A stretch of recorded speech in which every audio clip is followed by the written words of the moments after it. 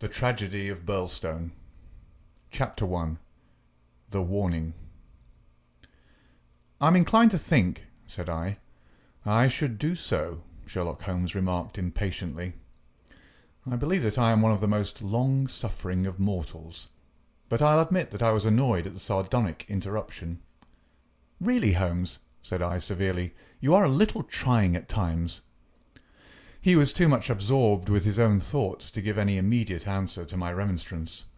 He leaned upon his hand, with his untasted breakfast before him, and he stared at the slip of paper which he had just drawn from its envelope. Then he took the envelope itself, held it up to the light, and very carefully studied both the exterior and the flap. "It is Porlock's writing," said he thoughtfully. "I can hardly doubt that it is Porlock's writing, though I have seen it only twice before. The Greek E, with a peculiar top flourish, is distinctive. But if it is Porlock, then it must be something of the very first importance." He was speaking to himself rather than to me, but my vexation disappeared in the interest which the words awakened. "Who then is Porlock?" I asked. "Porlock, Watson, is a nom de plume, a mere identification mark. But behind it lies a shifty and evasive personality. In a former letter he frankly informed me that the name was not his own, and defied me ever to trace him among the teeming millions of this great city. Porlock is important, not for himself, but for the great man with whom he is in touch. Picture to yourself the pilot-fish with the shark, the jackal with the lion. Anything that is insignificant in companionship with that is formidable. Not only formidable, Watson, but sinister. In the highest degree sinister. That is where he comes within my purview. You have heard me speak of Professor Moriarty? The famous scientific criminal, as famous among crooks as— "My blushes, Watson," Holmes murmured in a deprecating voice. "I was about to say, as he is unknown to the public." "A touch, a distinct touch," cried Holmes. "You are developing a certain unexpected vein of porky humour, Watson, against which I must learn to guard myself. But in calling Moriarty a criminal you are uttering a libel in the eyes of the law, and there lie the glory and the wonder of it. The greatest schemer of all time, the organizer of every devilry, the controlling brain of the underworld, a brain which might have made or marred the destiny of nations. That's the man. But so aloof is he from general suspicion, so immune from criticism, so admirable in his management and self-effacement, that for those very words that you have uttered he could hale you to a court and emerge you with your heart's pension as a solation for his wounded character. Is he not the celebrated author of The Dynamics of an Asteroid, a book which ascends to such rarefied heights of pure mathematics that it is said that there was no man in the scientific press capable of criticizing it? Is this a man to traduce? Foul-mouthed doctor and slandered professor? Such would be your respective roles. That's genius, Watson, but if I am spared by lesser men, our day will surely come." "May I be there to see!" I exclaimed devoutly. "But you were speaking of this man Porlock." "Ah, yes. The so-called Porlock is a link in the chain some little way from its great attachment. Porlock is not quite a sound link, between ourselves. He is the only flaw in that chain so far as I have been able to test it." "But no chain is stronger than its weakest link." "Exactly, my dear Watson. Hence the extreme importance of Porlock." Led on by some rudimentary aspirations towards right, and encouraged by the judicious stimulation of an occasional £10 note sent to him by devious methods, he has once or twice given me advance information which has been of value, that highest value which anticipates and prevents rather than avenges crime. I cannot doubt that, if we had the cipher, we should find that this communication is of the nature that I indicate. Again Holmes flattened out the paper upon his unused plate. I rose, and, leaning over him, stared down at the curious inscription which ran as follows: 534 C2 13 127 36 31 4 17 21 41 Douglas 109 293 5 37 Burlstone 26 Burlstone 9 47 171. What do you make of it, Holmes? It is obviously an attempt to convey secret information. But what is the use of a cipher message without the cipher? In this instance, none at all. Why do you say "in this instance"? Because there are many ciphers which I would read as easily as I do the Apocrypha of the Agony column. Such crude devices amuse the intelligence without fatiguing it. But this is different. It is clearly a reference to the words in a page of some book. Until I am told which page and which book, I am powerless. But why Douglas and Burlstone? Clearly because those are words which were not contained in the page in question. Then why has he not indicated the book?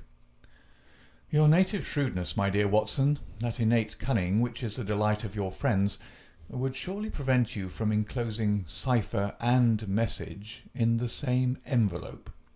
Should it miscarry, you are undone. As it is, both have to go wrong before any harm comes from it. Our second post is now overdue, and I shall be surprised if it does not bring us either a further letter of explanation, or, as is more probable, the very volume to which these figures refer. Holmes's calculation was fulfilled within a very few minutes by the appearance of Billy the page, with the very letter which we were expecting.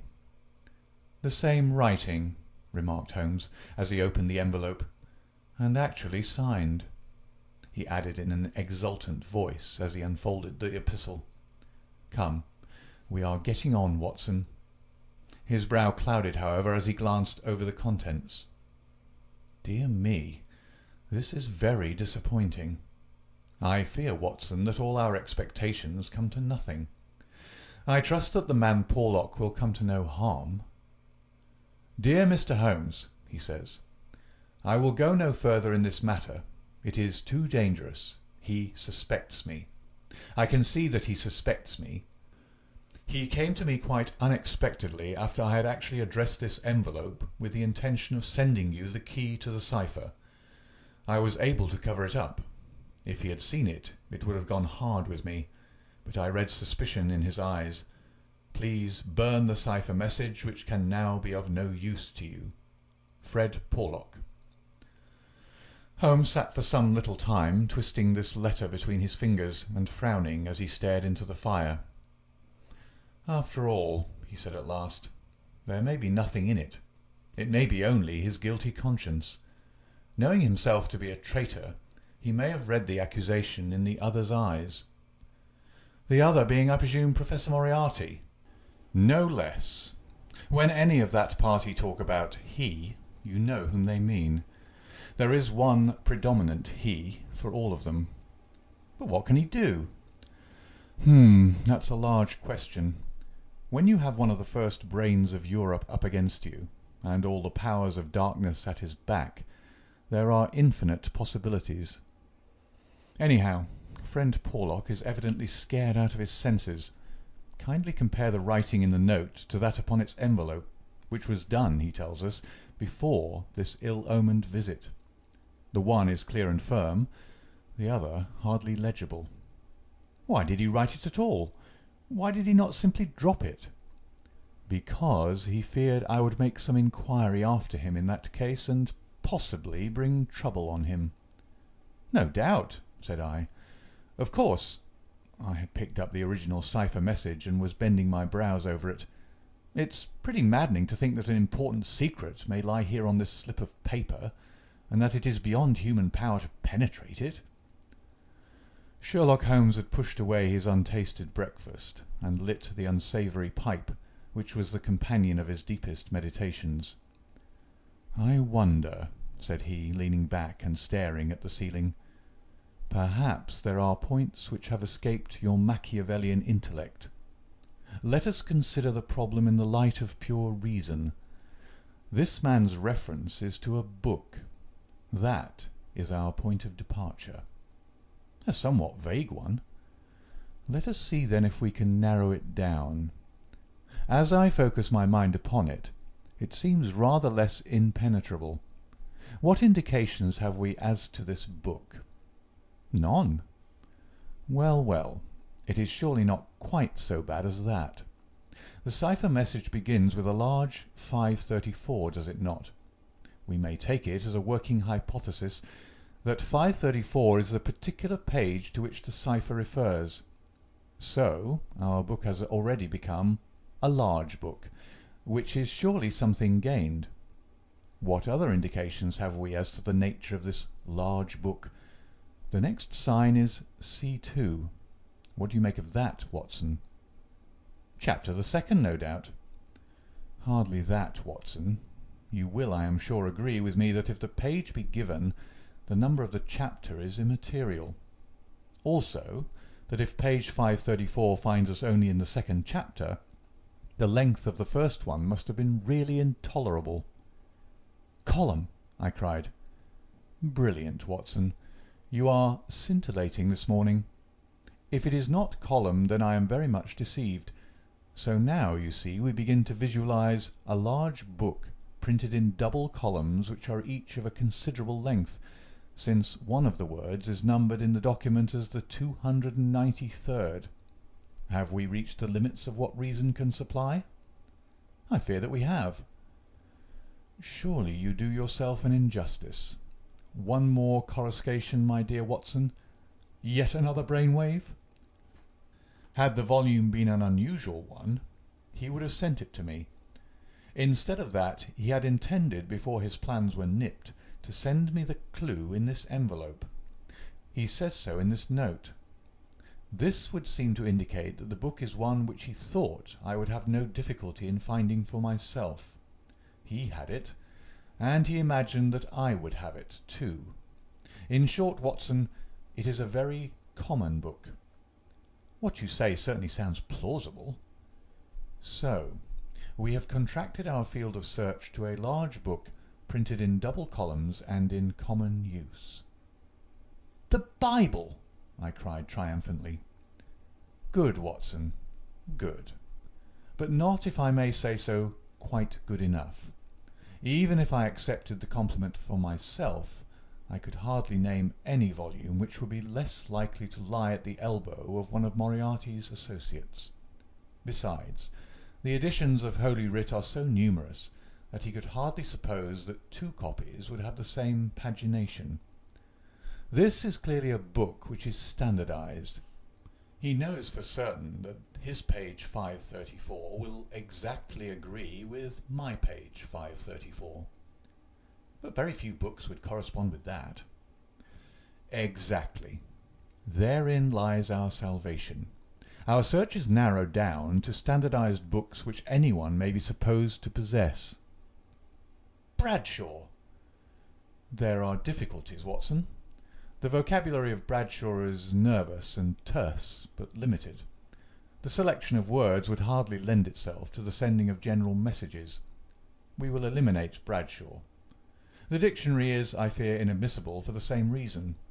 What, then, is left? An almanac. Excellent, Watson. I am very much mistaken if you have not touched the spot. An almanac. Let us consider the claims of Whitaker's almanac. It is in common use. It has the requisite number of pages. It is in double column. Though reserved in its earlier vocabulary, it becomes, if I remember right, quite garrulous towards the end. He picked the volume from his desk. Here is page 534, column 2, a substantial block of print dealing, I perceive, with the trade and resources of British India. Jot down the words, Watson. Number 13 is Mahratta. Not, I fear, a very auspicious beginning. Number 127 is government, which at least makes sense, though somewhat irrelevant to ourselves and Professor Moriarty. Now, let us try again. What does the Mahratta government do? Alas, the next word is pig's bristles. We are undone, my good Watson. It is finished. He had spoken in jesting vein, but the twitching of his bushy eyebrows bespoke his disappointment and irritation. I sat helpless and unhappy, staring into the fire. A long silence was broken by a sudden exclamation from Holmes, who dashed at a cupboard from which he emerged with a second yellow-covered volume in his hand. "We pay the price, Watson, for being too up-to-date," he cried. "We are before our time and suffer the usual penalties. Being the 7th of January, we have very properly laid in the new almanac. It is more than likely that Porlock took his message from the old one. No doubt he would have told us so had his letter of explanation been written. Now, let us see what page 534 has in store for us.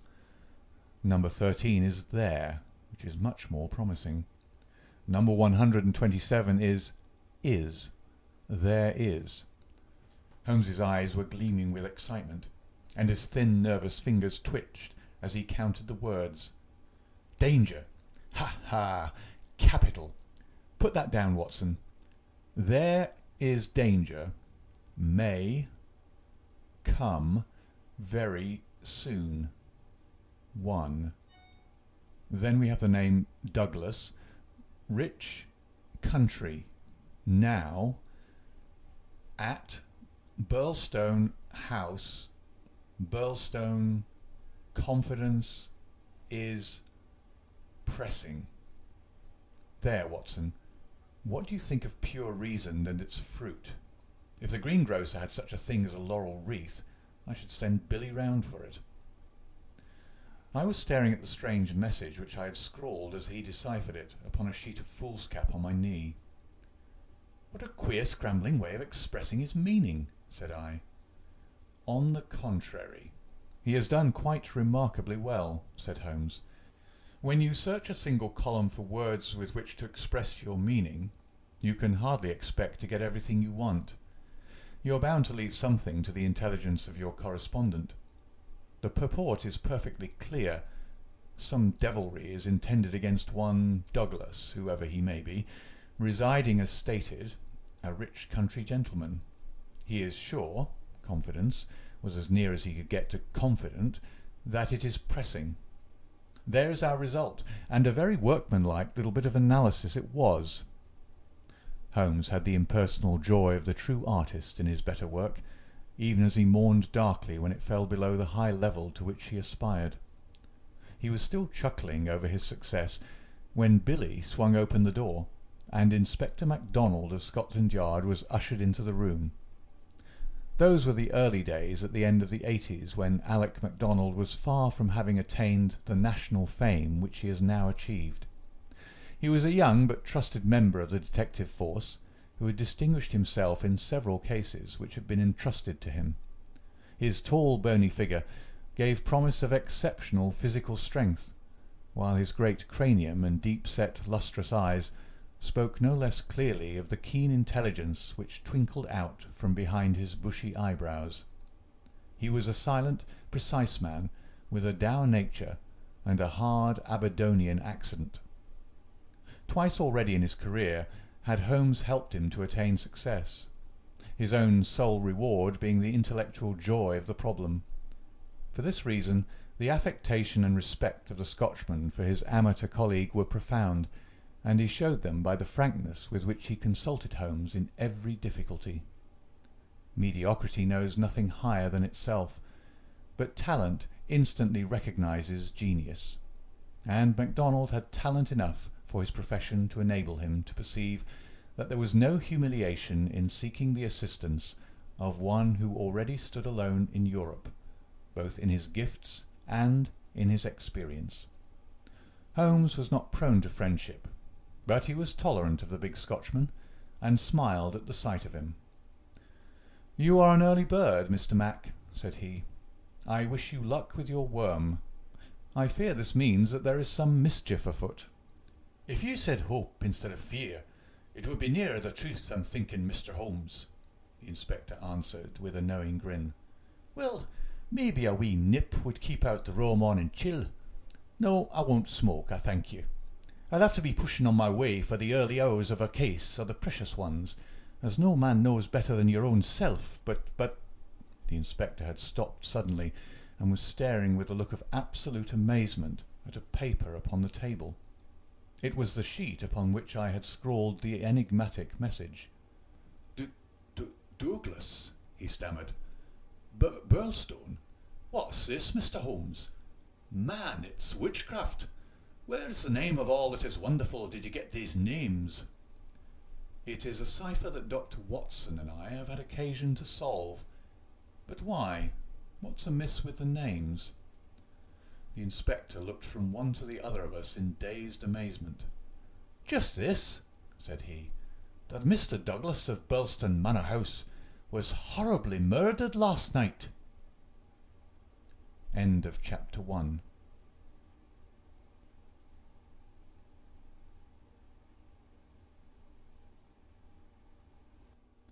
Chapter 2. Sherlock Holmes Discourses. It was one of those dramatic moments for which my friend existed. It would be an overstatement to say that he was shocked or even excited by the amazing announcement. Without having a tinge of cruelty in his singular composition, he was undoubtedly callous from long overstimulation.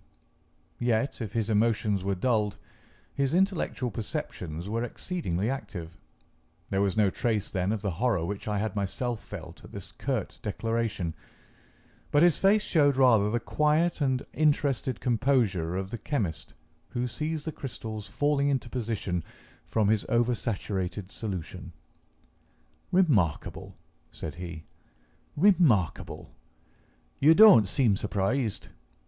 "Interested, Mr. Mac, but hardly surprised. Why should I be surprised? I receive an anonymous communication from a quarter which I know to be important, warning me that danger threatens a certain person. Within an hour I learn that this danger has actually materialized, and that the person is dead. I am interested, but as you observe, I am not surprised." In a few short sentences he explained to the inspector the facts about the letter and the cipher. MacDonald sat with his chin on his hands, and his great sandy eyebrows bunched into a yellow tangle. "I was going down to Burlstone this morning," said he. "I'd come to ask you if you cared to come with me, you and your friend here, but from what you say, we might perhaps be doing better work in London." "I rather think not," said Holmes. "Hang it all, Mr. Holmes," cried the inspector, "the papers will be full of the Burlstone mystery in a day or two. But where's the mystery if there's a man in London who prophesied the crime before ever it occurred? We've only to lay our hands on that man, and the rest will follow." "No doubt, Mr. Mac. But how do you propose to lay your hands on the so-called Porlock?" MacDonald turned over the letter which Holmes had handed him. "Posted in Camberwell. That doesn't help us much. Name, you say, is assumed. Not much to go on, certainly. Didn't you say that you sent him money?" "Twice." "And how?" "In notes to Camberwell post office."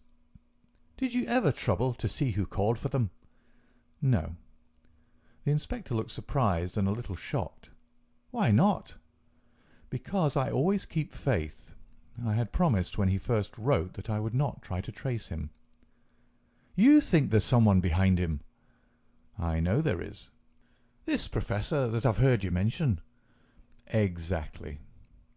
Inspector MacDonald smiled, and his eyelid quivered as he glanced towards me. "I won't conceal from you, Mr. Holmes, that we think in the C.I.D. that you have a wee bit of a bee in your bonnet over this professor. I made some inquiries myself about the matter. He seems to be a very respectable, learned and talented sort of man." "I'm glad you've got so far as to recognize the talent." "Man, you can't but recognize it after I heard your view. I made it my business to see him. I had a chat with him on eclipses. How the talk got that way I canna think, but he had out a reflector lantern and a globe, and he made it all clear in a minute. He lent me a book, but I don't mind saying that it was a bit above my head, though I had a good Aberdeen upbringing. He'd have made a grand minister with his thin face and grey hair and solemn-like way of talking. When he put his hand on my shoulder, As we were parting, it was like a father's blessing before you go out into the cold, cruel world." Holmes chuckled and rubbed his hands. "Great," he said. "Great. Tell me, friend MacDonald, this pleasing and touching interview was, I suppose, in the Professor's study?" "That's so." "A fine room, is it not?" "Very fine. Very handsome indeed, Mr. Holmes." "You sat in front of his writing desk?" "Just so." "Sun in your eyes, and his face in the shadow?" "Well, it was evening, but I mind that the lamp was turned on my face." "It would be. Did you happen to observe a picture over the Professor's head?" "I don't miss much, Mr. Holmes. Maybe I learned that from you. Yes, I saw the picture. A young woman with her head on her hands, peeping at you sideways." "That painting was by Jean-Baptiste Greuze." The inspector endeavoured to look interested. "Jean-Baptiste Greuze," Holmes continued, joining his fingertips and leaning well back in his chair, "was a French artist who flourished between the years 1750 and 1800. I allude, of course, to his working career. Modern criticism has more than endorsed the high opinion formed of him by his contemporaries." The inspector's eyes grew abstracted. "Hadn't we better—" he said. "We are doing so," Holmes interrupted. "All that I am saying has a very direct and vital bearing upon what you have called the Burlstone mystery. In fact, it may in a sense be called the very centre of it." MacDonald smiled feebly and looked appealingly to me. "Your thoughts move a bit too quick for me, Mr. Holmes. You leave out a link or two, and I can't get over the gap. What in the whole wide world can be the connection between this dead painting man and the affair at Burlstone?" "All knowledge comes useful to the detective," remarked Holmes. "Even the trivial fact that in the year 1865 a picture by Greuze entitled La Jeune Fille à l'Agneau fetched 1,200,000 francs, more than £40,000 at the Portalis sale, may start a train of reflection in your mind." It was clear that it did. The inspector looked honestly interested. "I may remind you," Holmes continued, "that the Professor's salary can be ascertained in several trustworthy books of reference. It is 700 a year." "And how could he buy—" "Quite so. How could he?" "Aye, that's remarkable," said the inspector thoughtfully. "Talk away, Mr. Holmes. I'm just loving it. It's fine." Holmes smiled. He was always warmed by genuine admiration, the characteristic of the real artist. "What about Burlstone?" he asked. "We've time yet," said the inspector, glancing at his watch. "I've a cab at the door, and it won't take us 20 minutes to Victoria.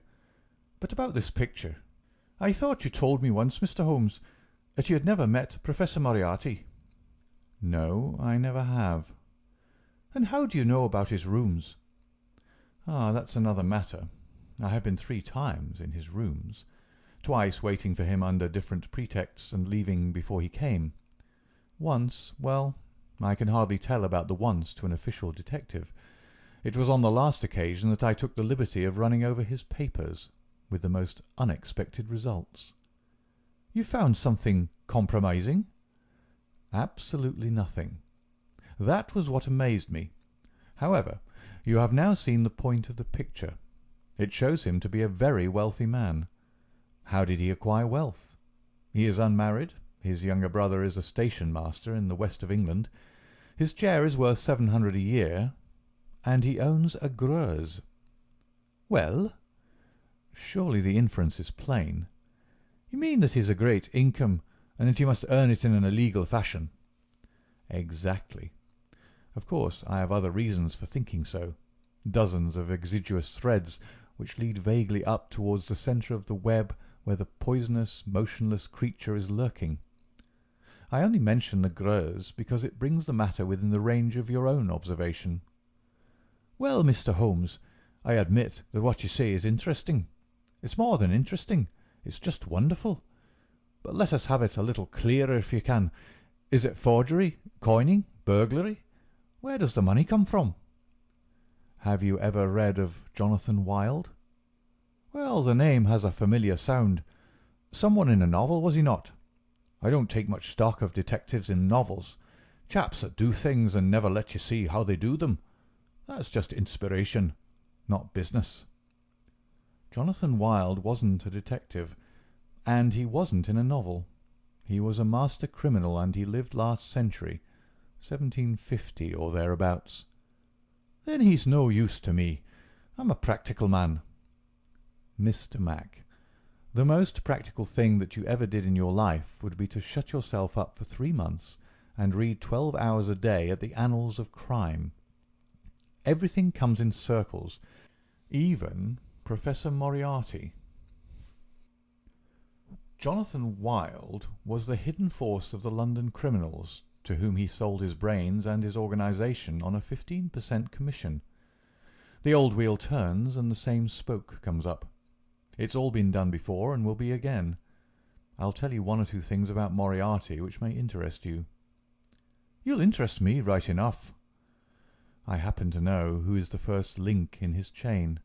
A chain with this Napoleon gone wrong at one end and 100 broken fighting men, pickpockets, blackmailers and card sharpers at the other, with every sort of crime in between. His chief of staff is Colonel Sebastian Moran, as aloof and guarded and inaccessible to the law as himself. What do you think he pays him? "I'd like to hear." 6,000 a year. That's paying for brains. You see, the American business principle. I learned that detail quite by chance. It's more than the Prime Minister gets. That gives you an idea of Moriarty's gains and of the scale on which he works. Another point, I made it my business to hunt down some of Moriarty's cheques lately. Just common innocent cheques that he pays his household bills with. They were drawn on 6 different banks. Does that make any impression on your mind? "Queer, certainly. But what do you gather from it?" That he wanted no gossip about his wealth. No single man should know what he had. I have no doubt that he has 20 banking accounts, the bulk of his fortune abroad in the Deutsche Bank or the Crédit Lyonnais, as likely as not. Sometime, when you have a year or two to spare, I commend to you the study of Professor Moriarty. Inspector MacDonald had grown steadily more impressed as the conversation proceeded. He had lost himself in his interest. Now his practical Scotch intelligence brought him back with a snap to the matter in hand. "He can keep, anyhow," said he. "You've got us sidetracked with your interesting anecdotes, Mr. Holmes. What really counts is your remark that there is some connection between the Professor and the crime. That you get from the warning received through the man Porlock. Can we, for our present practical needs, get any further than that?" We may form some conception as to the motives of the crime. It is, as I gather from your original remarks, an inexplicable, or at least an unexplained murder. Now, presuming that the source of the crime is as we suspect it to be, there might be 2 different motives. In the first place, I may tell you that Moriarty rules with a rod of iron over his people. His discipline is tremendous. There is only one punishment in his code. It is death. Now, we might suppose that this murdered man, this Douglas, whose approaching fate was known by one of the arch-criminal's subordinates, had in some way betrayed the chief. His punishment followed, and would be known to all, if only to put the fear of death into them. "Well, that is one suggestion, Mr. Holmes." The other is that it has been engineered by Moriarty in the ordinary course of business. Was there any robbery? "I have not heard." If so, it would of course be against the first hypothesis and in favour of the second. Moriarty may have been engaged to engineer it on a promise of part spoils, or he may have been paid so much down to manage it. Either is possible, but whichever it may be, or if it's some third combination, it is down at Burleston that we must seek the solution. I know our man too well to suppose that he has left anything up here which may lead us to him. "Then to Burlstone we must go," cried MacDonald, jumping from his chair. "My word, it's later than I thought. I can give you gentlemen 5 minutes for preparation, and that is all." "And ample for us both," said Holmes, as he sprang up and hastened to change from his dressing gown to his coat. "While we are on our way, Mr. Mac, I will ask you to be good enough to tell me all about it." All about it proved to be disappointingly little, and yet there was enough to assure us that the case before us might well be worthy of the expert's closest attention. He brightened and rubbed his thin hands together as he listened to the meagre but remarkable details. A long series of sterile weeks lay behind us, and here at last there was a fitting object for those remarkable powers which, like all special gifts, become irksome to their owner when they are not in use, that razor brain blunted and rusted with inaction. Sherlock Holmes's eyes glistened, his pale cheeks took a warmer hue, and his whole eager face shone with an inward light when the call for work reached him. Leaning forward in the cab, he listened intently to MacDonald's short sketch of the problem which awaited us in Sussex. The inspector was himself dependent, as he explained to us, upon a scribbled account forwarded to him by the milk train in the early hours of the morning. White Mason, the local officer, was a personal friend, and hence MacDonald had been notified much more promptly than is usual at Scotland Yard when provincials need their assistance. It is a very cold scent upon which the metropolitan expert is generally asked to run. "Dear Inspector MacDonald," said the letter which he read to us, "official requisition for your services is in separate envelope. This is for your private eye. Wire me what train in the morning you can get for Burlstone, and I will meet it, or have it met if I am too occupied. This case is a snorter. Don't waste a moment in getting started. If you can bring Mr. Holmes, please do so, for he will find something after his own heart. We would think the whole had been fixed up for theatrical effect if there wasn't a dead man in the middle of it. My word, it is a snorter." "Your friend seems to be no fool," remarked Holmes. "No, sir. White Mason is a very live man, if I'm any judge." "Well, have you anything more?" "Only that he'll give us every detail when we meet." "Then how did you get at Mr. Douglas and the fact that he had been horribly murdered?" "That was in the enclosed official report. It didn't say horrible. That's not a recognized official term. It gave the name John Douglas. It mentioned that his injuries had been in the head from the discharge of a shotgun. It also mentioned the hour of the alarm, which was close on to midnight last night. It added that the case was undoubtedly one of murder, but that no arrest had been made, and that the case was one which presented some very perplexing and extraordinary features. That's absolutely all we have at present, Mr. Holmes." "Then, with your permission, we will leave it at that, Mr. Mac." The temptation to form premature theories upon insufficient data is the bane of our profession.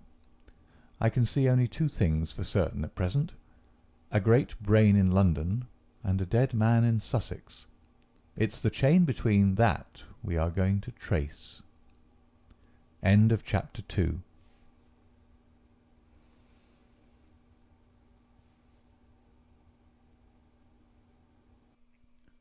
Chapter 3. The Tragedy of Burlstone.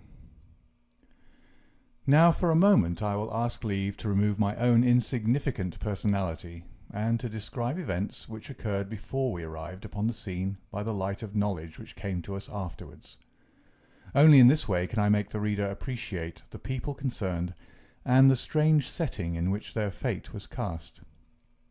The village of Burlstone is a small and very ancient cluster of half-timbered cottages on the northern border of the county of Sussex. For centuries it had remained unchanged, but within the last few years its picturesque appearance and situation have attracted a number of well-to-do residents, whose villas peep out from the woods around. These woods are locally supposed to be the extreme fringe of the great Weald Forest, which thins away until it reaches the northern chalk downs. A number of small shops have come into being to meet the wants of the increased population, so there seems some prospect that Burlstone may soon grow from an ancient village into a modern town. It is the centre for a considerable area of country, since Tunbridge Wells, the nearest place of importance, is 10 or 12 miles to the eastward, over the borders of Kent. About half a mile from the town, standing in an old park famous for its huge beech trees, is the ancient manor house of Birlstone. Part of this venerable building dates back to the time of the First Crusade, when Hugo de Capus built a fortalice in the centre of the estate, which had been granted to him by the Red King. This was destroyed by fire in 1543, and some of its smoke-blackened cornerstones were used when, in Jacobean times, a brick country house rose upon the ruins of the feudal castle. The manor house, with its many gables and its small diamond-paned windows, was still much as the builder had left it in the early 17th century. Of the double moats which had guarded its more warlike predecessor, the outer had been allowed to dry up, and served the humble function of a kitchen garden. The inner one was still there, and lay 40 feet in breadth, though now only a few feet in depth round the whole house. A small stream fed it, and continued beyond it, so that the sheet of water, though turbid, was never ditch-like or unhealthy. The ground-floor windows were within a foot of the surface of the water. The only approach to the house was over a drawbridge, the chains and windlass of which had long been rusted and broken.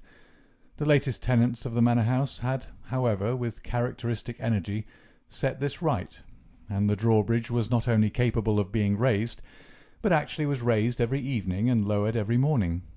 By thus renewing the custom of the old feudal days, the manor house was converted into an island during the night, a fact which had very direct bearing upon the mystery which was soon to engage the attention of all England. The house had been untenanted for some years, and was threatening to moulder into a picturesque decay when the Douglases took possession of it. This family consisted of only 2 individuals, John Douglas and his wife.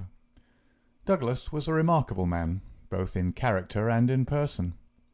In age he may have been about 50, with a strong-jawed, rugged face, a grizzling moustache, peculiarly keen grey eyes, and a wiry, vigorous figure which had lost nothing of the strength and activity of youth.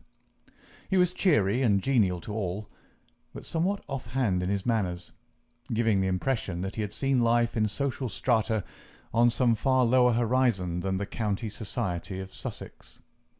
Yet, though looked at with some curiosity and reserve by his more cultivated neighbours, he soon acquired a great popularity among the villagers, subscribing handsomely to all local objects, and attending their smoking concerts and other functions, where, having a remarkably rich tenor voice, he was always ready to oblige with an excellent song.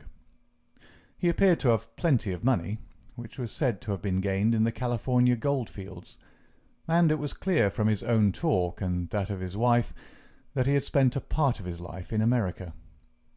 The good impression which had been produced by his generosity and by his democratic manners was increased by a reputation gained for utter indifference to danger.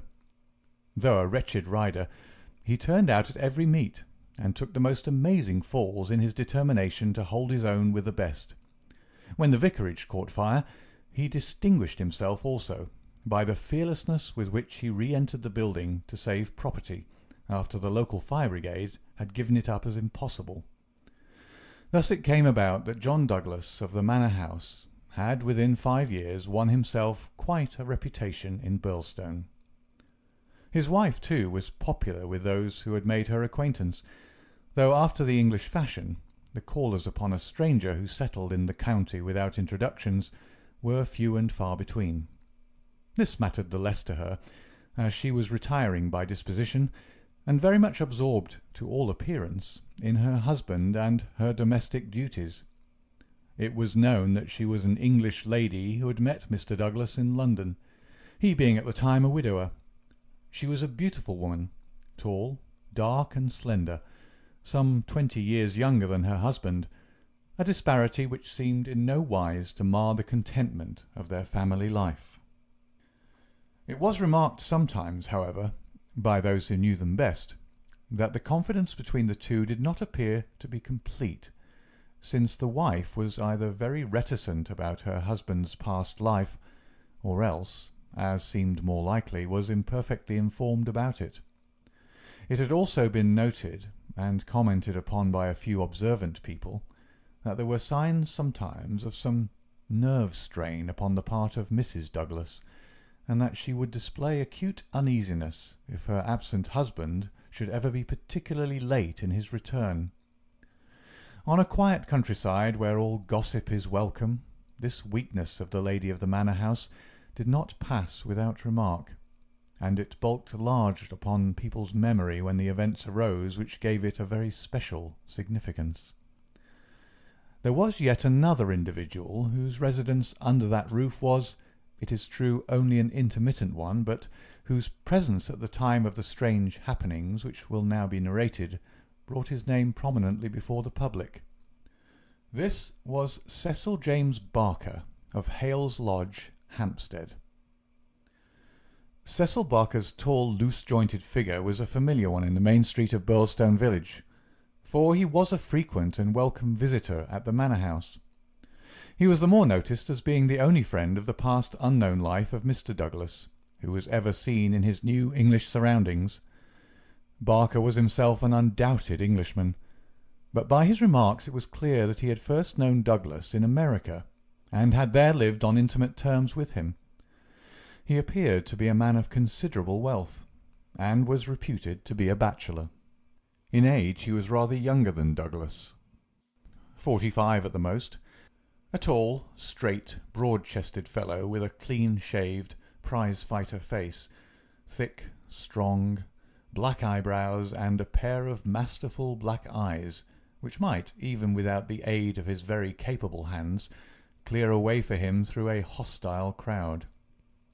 He neither rode nor shot, but spent his days in wandering around the old village with his pipe in his mouth, or in driving with his host, or in his absence with his hostess, over the beautiful countryside. "An easy-going, free-handed gentleman," said Ames the butler, "but my word, I had rather not be the man that crossed him." He was cordial and intimate with Douglas, and he was no less friendly with his wife, a friendship which more than once seemed to cause some irritation to the husband, so that even the servants were able to perceive his annoyance. Such was the third person, who was one of the family when the catastrophe occurred.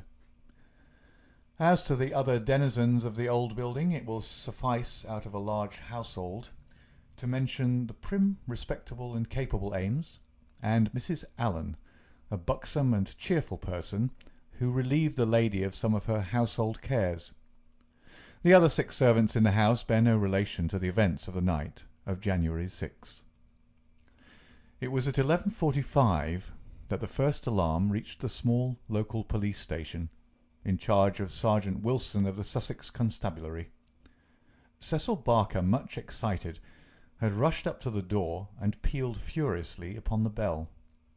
A terrible tragedy had occurred at the manor house, and John Douglas had been murdered. That was the breathless burden of his message. He had hurried back to the house, followed within a few minutes by the police sergeant, who arrived at the scene of the crime a little after 12 o'clock, after taking prompt steps to warn the county authorities that something serious was afoot. On reaching the manor house, the sergeant had found the drawbridge down, the windows lighted up, and the whole household in a state of wild confusion and alarm. The white-faced servants were huddling together in the hall, with the frightened butler wringing his hands in the doorway. Only Cecil Barker seemed to be master of himself and his emotions. He had opened the door which was nearest to the entrance, and he had beckoned to the sergeant to follow him. At that moment there arrived Dr. Wood, a brisk and capable general practitioner from the village. The 3 men entered the fatal room together, while the horror-stricken butler followed at their heels, closing the door behind him to shut out the terrible scene from the maidservants. The dead man lay on his back, sprawling with outstretched limbs in the centre of the room. He was clad only in a pink dressing-gown which covered his night-clothes. There were carpet-slippers on his bare feet. The doctor knelt beside him and held down the hand-lamp which had stood on the table. One glance at the victim was enough to show the healer that his presence could be dispensed with. The man had been horribly injured.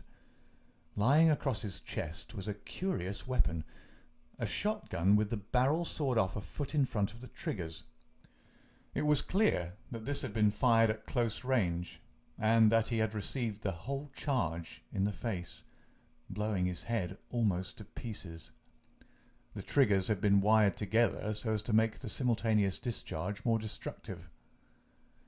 The country policemen were unnerved and troubled by the tremendous responsibility which had come so suddenly upon them. "We will touch nothing until my superiors arrive," he said in a hushed voice, staring in horror at the dreadful head. "Nothing has been touched up to now," said Cecil Barker. "I'll answer for that. You see it all exactly as I found it." "When was that?" The sergeant had drawn out his notebook. "It was just 11:30. I had not begun to undress, and I was sitting by the fire in my bedroom when I heard the report. It was not very loud. It seemed to be muffled. I rushed down. I don't suppose it was 30 seconds before I was in the room." "Was the door open?" "Yes, it was open. Poor Douglas was lying as you see him. His bedroom candle was burning on the table.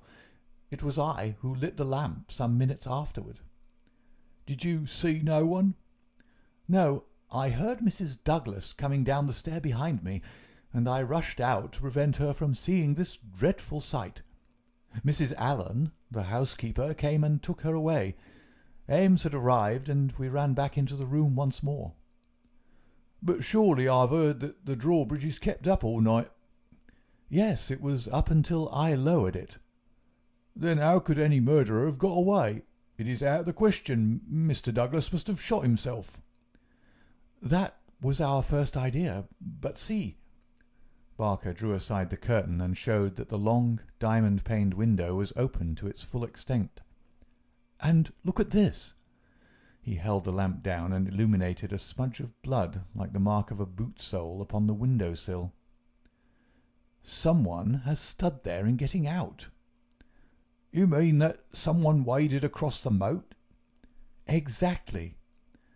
"Then if you were in the room within half a minute of the crime, he must have been in the water at that very moment." "I have not a doubt of it. I wish to heaven that I had rushed to the window, but the curtain screened it, as you can see, and so it never occurred to me. Then I heard the step of Mrs. Douglas, and I could not let her enter the room. It would have been too horrible." "Horrible enough," said the doctor, looking at the shattered head and the terrible marks which surrounded it. "I've never seen such injuries since the Burlstone railway smash." "But I say," remarked the police sergeant, whose slow, bucolic common sense was still pondering the open window, "it's all very well you saying that a man escaped by wading this moat, but why I ask you is, how did he ever get into the house at all if the bridge was up?" "Ah, that's the question," said Barker. "At what o'clock was it raised?" "It was nearly 6 o'clock," said Ames, the butler. "I've heard," said the sergeant, "that it was usually raised at sunset. That would be near 4:30 than 6 at this time of year." "Mrs. Douglas had visitors to tea," said Ames. "I couldn't raise it until they went. Then I wound it up myself." "Then it comes to this," said the sergeant. "If anyone came from outside, if they did, they must have got in across the bridge before 6 and been in the hiding ever since, until Mr. Douglas came into the room after 11. "That is so. Mr. Douglas went round the house every night, the last thing before he turned in to see that the lights were right. That brought him in here. The man was waiting and shot him. Then he got away through the window and left his gun behind him. That's how I read it, for nothing else will fit the facts." The sergeant picked up a card which lay beside the dead man on the floor. The initials V.V. and under them the number 341 were rudely scrawled in ink upon it. "What's this?" he asked, holding it up. Barker looked at it with curiosity. "I never noticed it before," he said. "The murderer must have left it behind him." "V.V. 341. I can make no sense of that." The sergeant kept turning it over in his big fingers. "What's V.V.? Somebody's initials, maybe. What have you got there, Dr. Wood?" It was a good-sized hammer which had been lying on the rug in front of the fireplace, a substantial workmanlike hammer. Cecil Barker pointed to a box of brass-headed nails upon the mantelpiece. "Mr. Douglas was altering the pictures yesterday," he said. "I saw him myself, standing upon that chair and fixing the big picture above it. That accounts for the hammer." "We'd best put it back on the rug where we found it," said the sergeant, scratching his puzzled head in his perplexity. "You'll want the best brains in the force to get to the bottom of this thing. It'll be a London job before it's finished." He raised the hand lamp and walked slowly round the room. "Hello!" he cried excitedly, drawing the window curtain to one side. "What o'clock were these curtains drawn?" "When the lamps were lit," said the butler. "It will be shortly after 4. "Someone had been hiding here, sure enough." He held down the light, and the marks of muddy boots were very visible in the corner. "I'm bound to say this bears out your theory, Mr. Barker.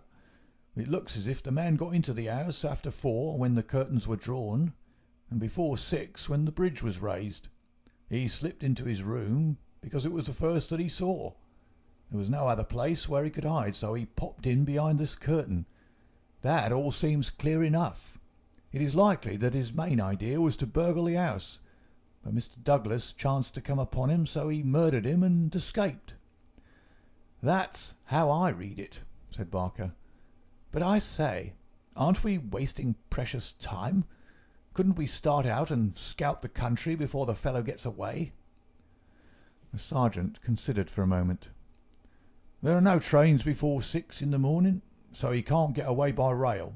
If he goes by road with his legs all dripping, it's odds that someone will notice him. Anyhow, I can't leave here myself until I'm relieved, but I think none of you should go until we see more clearly how we all stand." The doctor had taken the lamp and was narrowly scrutinizing the body. "What's this mark?" he asked. "Could this have any connection with the crime?" The dead man's right arm was thrust out from his dressing gown and exposed as high as the elbow. About halfway up the forearm was a curious brown design, a triangle inside a circle, standing out in vivid relief upon the lard-coloured skin. "It's not tattooed," said the doctor, peering through his glasses. "I never saw anything like it. The man has been branded at some time, as they brand cattle. What is the meaning of this?" "I don't profess to know the meaning of it," said Cecil Barker, "but I have seen the mark on Douglas many times this last 10 years." "And so have I," said the butler. "Many a time when the master has rolled up his sleeves I have noticed that very mark. I've often wondered what it could be." "Then it has nothing to do with the crime anyhow," said the sergeant. "But it's a rum thing all the same. Everything about this case is rum. Well, what is it now?"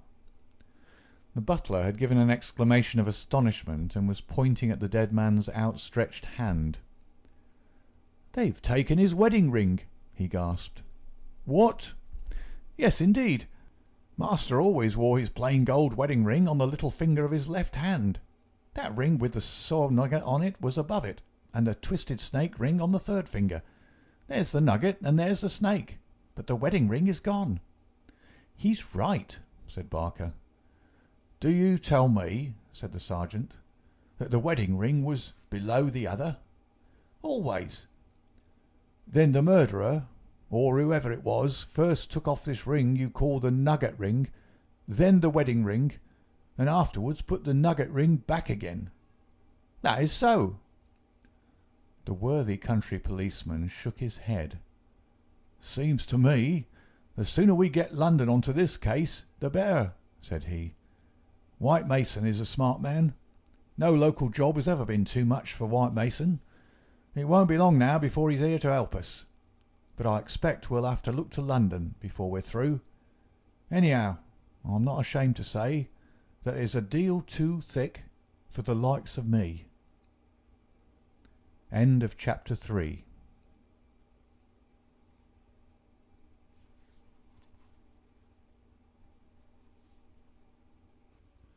Chapter 4. Darkness. At 3 in the morning, The chief Sussex detective, obeying the urgent call from Sergeant Wilson of Burleston, arrived from headquarters in a light dog-cart behind a breathless trotter.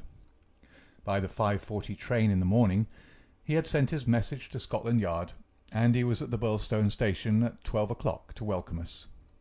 White Mason was a quiet, comfortable-looking person in a loose tweed suit, with a clean-shaved, ruddy face, a stoutish body, and powerful, bandy legs, adorned with gaiters, looking like a small farmer, a retired gamekeeper, or anything upon earth except a very favourable specimen of the provincial criminal officer.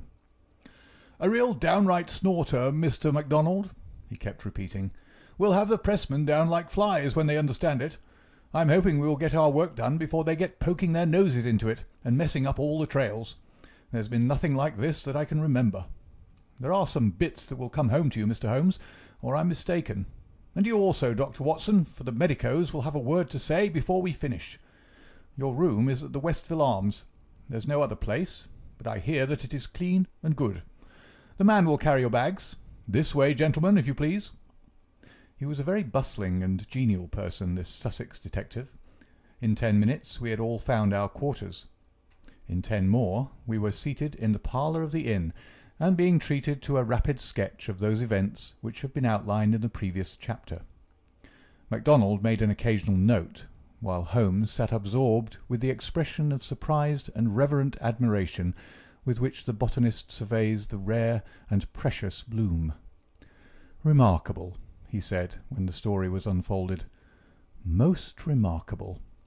I can hardly recall any case where the features have been more peculiar." "I thought you would say so, Mr. Holmes," said White Mason in great delight. "We're well up with the times in Sussex. I've told you now how matters were up to the time when I took over from Sergeant Wilson between 3 and 4 this morning. My word, I made the old mare go, but I need not have been in such a hurry as it turned out, for there was nothing immediate that I could do. Sergeant Wilson had all the facts. I checked them and considered them, and maybe added a few of my own." "What were they?" asked Holmes eagerly. "Well, I first had the hammer examined. There was Dr. Wood there to help me. We found no signs of violence upon it. I was hoping that if Mr. Douglas defended himself with the hammer, he might have left his mark upon the murderer before he dropped it on the mat. But there was no stain." "That, of course, proves nothing at all," remarked Inspector MacDonald. "There has been many a hammer murder, and no trace on the hammer." "Quite so. It doesn't prove it wasn't used. But there might have been stains, and that would have helped us. As a matter of fact, there were none. Then I examined the gun. They were buckshot cartridges, and, as Sergeant Wilson pointed out, the triggers were wired together so that if you pulled on the hinder one, both barrels were discharged. Whoever fixed that up had made up his mind that he was going to take no chances of missing his man. The sword gun was not more than 2 feet long. One could carry it easily under one's coat. There was no complete maker's name, but the printed letters P.E.N. were on the fluting between the barrels, and the rest of the name had been cut off by the saw.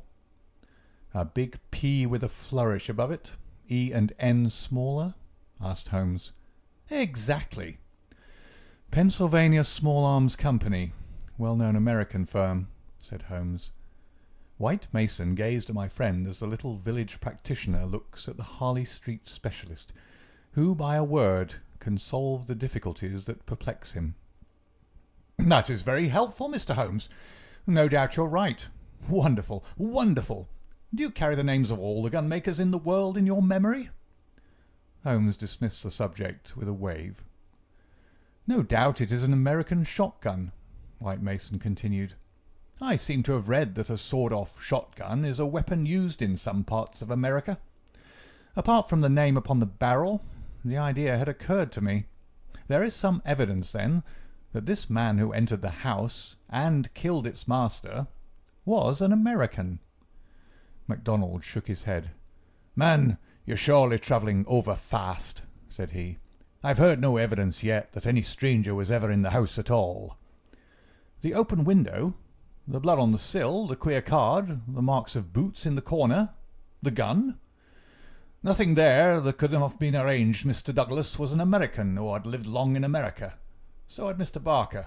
You don't need to import an American from outside in order to account for American doings. Ames, the butler. What about him? Is he reliable? 10 years with Sir Charles Chandos, as solid as a rock. He's been with Douglas ever since he took the manor house 5 years ago. He's never seen a gun of this sort in the house. The gun was made to conceal. That's why the barrels were sawed. It would fit into any box. How could he swear there was no such gun in the house? Well, anyhow, he had never seen one. MacDonald shook his obstinate Scotch head. I'm not convinced yet that there was ever anyone in the house, said he. I'm asking you to consider. His accent became more Aberdonian as he lost himself in his argument. I'm asking you to consider what it involves if you suppose that his gun is ever brought into the house, and that all these strange things were done by a person from outside. Oh, man, it's just inconceivable. It's clean against common sense. I put it to you, Mr. Holmes, judging it by what we've heard. Well, state your case, Mr. Mac, said Holmes in his most judicial style. The man is not a burglar, supposing that he ever existed. The ring business and the card point to premeditated murder for some private reason. Very good. Here's a man who slips into a house with the deliberate intention of committing murder. He knows, if he knows anything, that he'll have a difficulty in making his escape, as the house is surrounded with water. What weapon would he choose? You'd say the most silent in the world. Then he would hope, when the deed was done, to slip quickly from the window, to wade the moat, and to get away at his leisure. That's understandable. But is it understandable that he should go out of his way to bring with him the most noisy weapon he could select, knowing well that it will fetch every human being in the house to the spot as quick as he could run, and that it is all odds that he'll be seen before he can go across the moat? Is that credible, Mr. Holmes? Well, you put the case strongly, my friend replied thoughtfully. It certainly needs a good deal of justification. May I ask, Mr. White Mason, whether you examined the farther side of the moat at once to see if there were any signs of the man having climbed out from the water? There were no signs, Mr. Holmes, but it is a stone ledge, and one could hardly expect them. No tracks or marks? None. Ha! Would there be any objection, Mr. White Mason, to our going down to the house at once? There may possibly be some small point which might be suggestive. I was going to propose it, Mr. Holmes, but I thought it well to put you in touch with all the facts before we go. I suppose if anything should strike you— White Mason looked doubtfully at the amateur. I have worked with Mr. Holmes before, said Inspector MacDonald. He plays the game. My own idea of the game, at any rate, said Holmes with a smile. I go into a case to help the ends of justice and the work of the police. If I have ever separated myself from the official force, it is because they have first separated themselves from me. I have no wish ever to score at their expense. At the same time, Mr. White Mason, I claim the right to work in my own way and give my results at my own time, complete rather than in stages. I'm sure we are honoured by your presence, and to show you all we know, said White Mason cordially. Come along, Dr. Watson, and when the time comes we'll all hope for a place in your book. We walked down the quaint village street, with a row of pollarded elms on each side of it. Just beyond were two ancient stone pillars, weather-stained and lichen-blotched, bearing upon their summits a shapeless something which had once been the rampant lion of Capus of Burlstone. A short walk along the winding drive, with such sward and oaks around it as one only sees in rural England, then a sudden turn, and the long, low Jacobean house of dingy, liver-coloured brick lay before us, with an old-fashioned garden of cut yews on each side of it. As we approached it, there was the wooden drawbridge, and the beautiful broad moat, as still and luminous as quicksilver in the cold winter sunshine. 3 centuries had flowed past the old manor house, centuries of births and of homecomings, of country dances, and of the meetings of fox hunters. Strange that now in its old age this dark business should have cast its shadow upon the venerable walls. And yet those strange peaked roofs and quaint overhung gables were a fitting covering to grim and terrible intrigue. As I looked at the deep-set windows and the long sweep of the dull-coloured water-lapped front, I felt that no more fitting scene could be set for such a tragedy. "That's the window," said White Mason. "That one on the immediate right of the drawbridge. It's open just as it was found last night." "It looks rather narrow for a man to pass." "Well, it wasn't a fat man, anyhow. We don't need your deductions, Mr. Holmes, to tell us that. But you or I could squeeze through all right." Holmes walked to the edge of the moat and looked across. Then he examined the stone ledge and the grass border beyond it. "I've had a good look, Mr. Holmes," said White Mason. "There's nothing there, no sign that anyone has landed. But why should he leave any sign?" "Exactly. Why should he? Is the water always turbid?" "Generally about this colour. The stream brings down the clay." "How deep is it?" "About 2 feet at each side and 3 in the middle." "So we can put aside all idea of the man having been drowned in crossing." "No, a child could not be drowned in it." We walked across the drawbridge and were admitted by a quaint, gnarled, dried-up person who was the butler Ames. The poor old fellow was white and quivering from the shock. The village sergeant, a tall, formal, melancholy man, still held his vigil in the room of fate. The doctor had departed. "Anything fresh, Sergeant Wilson?" asked White Mason. "No, sir." "Then you can go home. You've had enough. We can send for you if we want you. The butler had better wait outside. Tell him to warn Mr. Cecil Barker, Mrs. Douglas, and the housekeeper that we may want a word with them presently. Now, gentlemen, perhaps you'll allow me to give you the views I've formed first, and then you'll be able to arrive at your own." He impressed me, this country specialist. He had a solid grip of fact and a cool, clear, common-sense brain, which should take him some way in his profession. Holmes listened to him intently, with no sign of that impatience which the official exponent too often produced. "Is it suicide or is it murder? That's our first question, gentlemen, is it not? If it was suicide, then we have to believe that this man began by taking off his wedding ring and concealing it, that he then came down here in his dressing-gown, trampled mud into a corner behind the curtain in order to give the idea someone had waited for him, opened the window, put blood on the—" "We can surely dismiss that," said MacDonald. "So I think. Suicide is out of the question. Then a murder has been done. What we have to determine is whether it was done by someone outside or inside the house."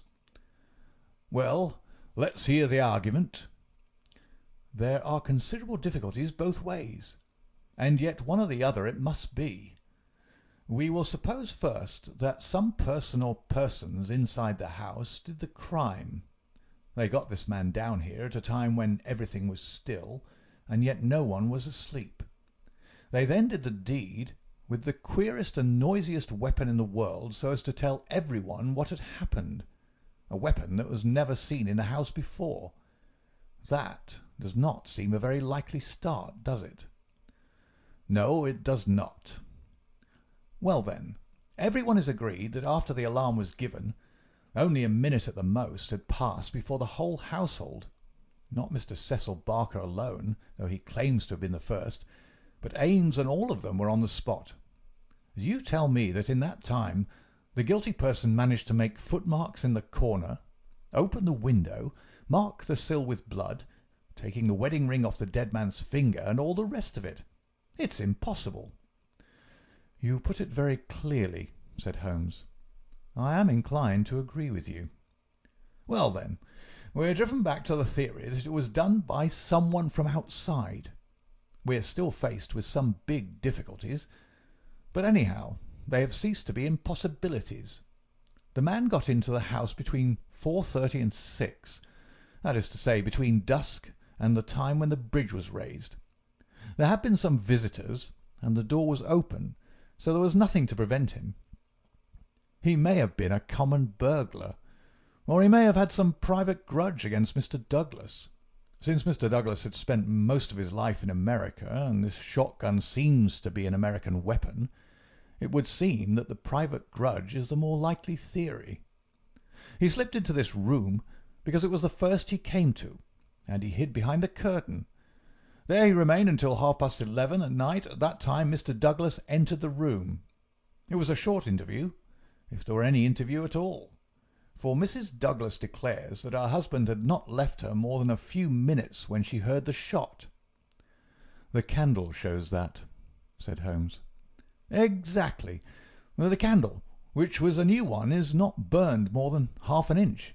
He must have placed it on the table before he was attacked. Otherwise, of course, it would have fallen when he fell. This shows that he was not attacked the instant that he entered the room. When Mr. Barker arrived, the candle was lit and the lamp was out."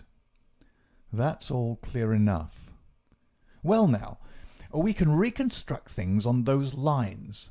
Mr. Douglas enters the room. He puts down the candle. A man appears from behind the curtain. He's armed with this gun.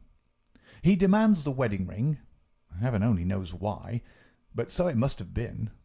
Mr. Douglas gave it up. Then, either in cold blood or in the course of a struggle, Douglas may have gripped the hammer that was found upon the mat. He shot Douglas in this horrible way. He dropped his gun, and also, it would seem, this queer card, VV 341, whatever that may mean, and he made his escape through the window and across the moat at the very moment when Cecil Barker was discovering the crime. How's that, Mr. Holmes?" "Very interesting, but just a little unconvincing." "Man, it would be absolute nonsense if it wasn't that anything else is even worse," cried MacDonald. "Somebody killed the man, and whoever it was, I could clearly prove to you that he should have done it some other way. What does he mean by allowing his retreat to be cut off like that? What does he mean by using a shotgun when silence was his one chance of escape? Come, Mr. Holmes, it's up to you to give us a lead, since you say Mr. White Mason's theory is unconvincing." Holmes had sat intently observant during this long discussion, missing no word that was said, with his keen eyes darting to right and to left, and his forehead wrinkled with speculation. "I should like a few more facts before I get so far as a theory, Mr. Mac," said he, kneeling down beside the body. "Dear me, these injuries are really appalling. Can we have the butler in for a moment? Ames, I understand that you have often seen this very unusual mark, a branded triangle inside a circle, upon Mr. Douglas's forearm."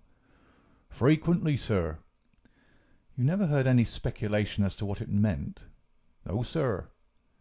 "It must have caused great pain when it was inflicted. It is undoubtedly a burn. Now, I observe, Ames, that there is a small piece of plaster at the angle of Mr. Douglas's jaw. Did you observe that in life?" "Yes, sir. He cut himself in shaving yesterday morning." "Did you ever know him to cut himself in shaving before?" "Not for a very long time, sir." "Suggestive," said Holmes. "It may, of course, be a mere coincidence, or it may point to some nervousness which would indicate that he had reason to apprehend danger. Had you noticed anything unusual in his conduct yesterday, Ames?" "It struck me, sir, that he was a little restless and excited, sir." "Ha! The attack may not have been entirely unexpected. We do seem to make a little progress, do we not? Perhaps you would rather do the questioning, Mr. Mac?" "No, Mr. Holmes. It's in better hands than mine." "Well, then, we will pass to this card, VV 341. It is rough cardboard. Have you any of the sort in this house?" "I don't think so." Holmes walked across to the desk and dabbed a little ink from each bottle onto the blotting paper. "It was not printed in this room," he said. "This is black ink, and the other purplish. It was done by a thick pen, and these are fine. No, it was done elsewhere, I should say.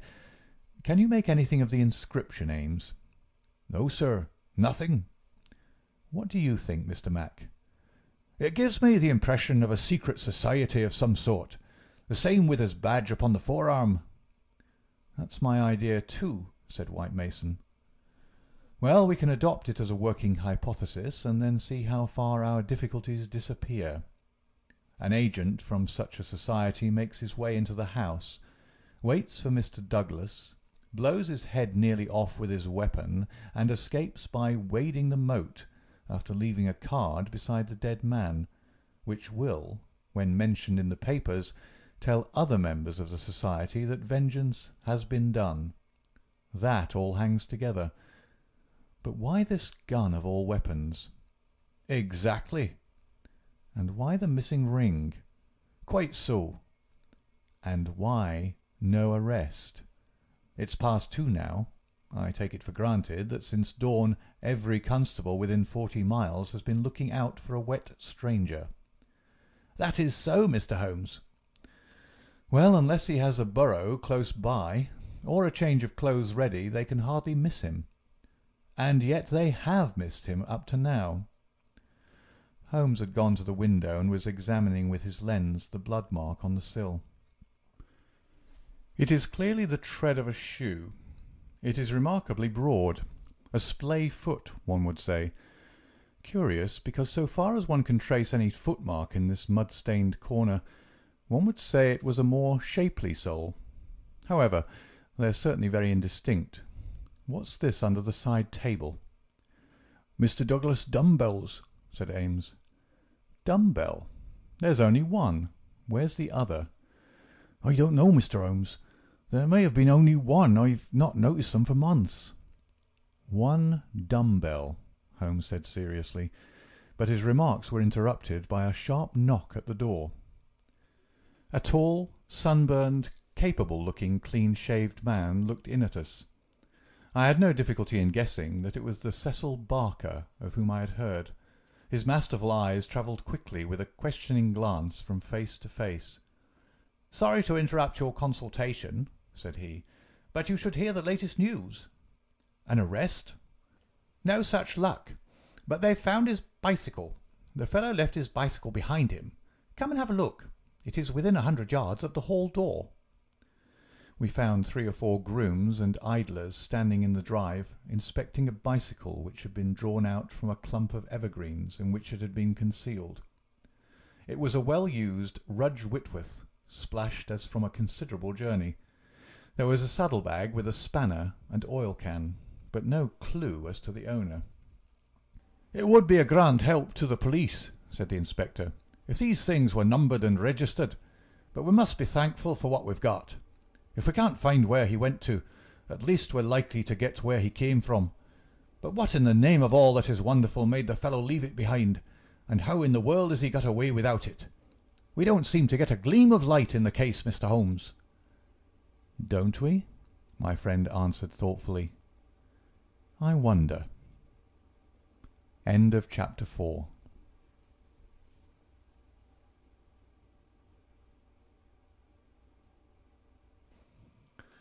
Chapter 5. The People of the Drama. "Have you seen all you want of the study?" asked White Mason as we re-entered the house. "For the time," said the inspector, and Holmes nodded.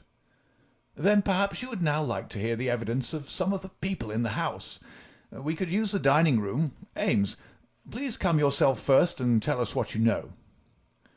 The butler's account was a simple and a clear one, and he gave a convincing impression of sincerity. He had been engaged 5 years before, when Douglas first came to Birlstone. He understood that Mr. Douglas was a rich gentleman who had made his money in America. He had been a kind and considerate employer, not quite what Ames was used to, perhaps, but one can't have everything. He never saw any signs of apprehension in Mr. Douglas. On the contrary, he was the most fearless man he had ever known. He ordered the drawbridge to be pulled up every night, because it was the ancient custom of the old house, and he liked to keep the old ways up. Mr. Douglas seldom went to London or left the village, but on the day before the crime he had been shopping at Tunbridge Wells. He, Ames, had observed some restlessness and excitement on the part of Mr. Douglas that day, for he had seemed impatient and irritable, which was unusual with him. He had not gone to bed that night, but was in the pantry at the back of the house, putting away the silver, when he heard the bell ring violently. He heard no shot, but it was hardly possible he would, as the pantry and kitchens were at the very back of the house, and there were several closed doors and a long passage between. The housekeeper had come out of her room, attracted by the violent ringing of the bell. They had gone to the front of the house together. As they reached the bottom of the stairs, he had seen Mrs. Douglas coming down it. No, she was not hurrying it. It did not seem to him that she was particularly agitated. Just as she reached the bottom of the stair, Mr. Barker had rushed out of the study. He had stopped Mrs. Douglas and begged her to go back. "For God's sake, go back to your room!" he cried. "Poor Jack is dead. You can do nothing. For God's sake, go back!" After some persuasion upon the stairs, Mrs. Douglas had gone back. She did not scream. She made no outcry whatever. Mrs. Allen, the housekeeper, had taken her upstairs and stayed with her in the bedroom. Ames and Mr. Barker had then returned to the study, where they had found everything exactly as the police had seen it. The candle was not lit at that time, but the lamp was burning. They had looked out of the window, but the night was very dark, and nothing could be seen or heard.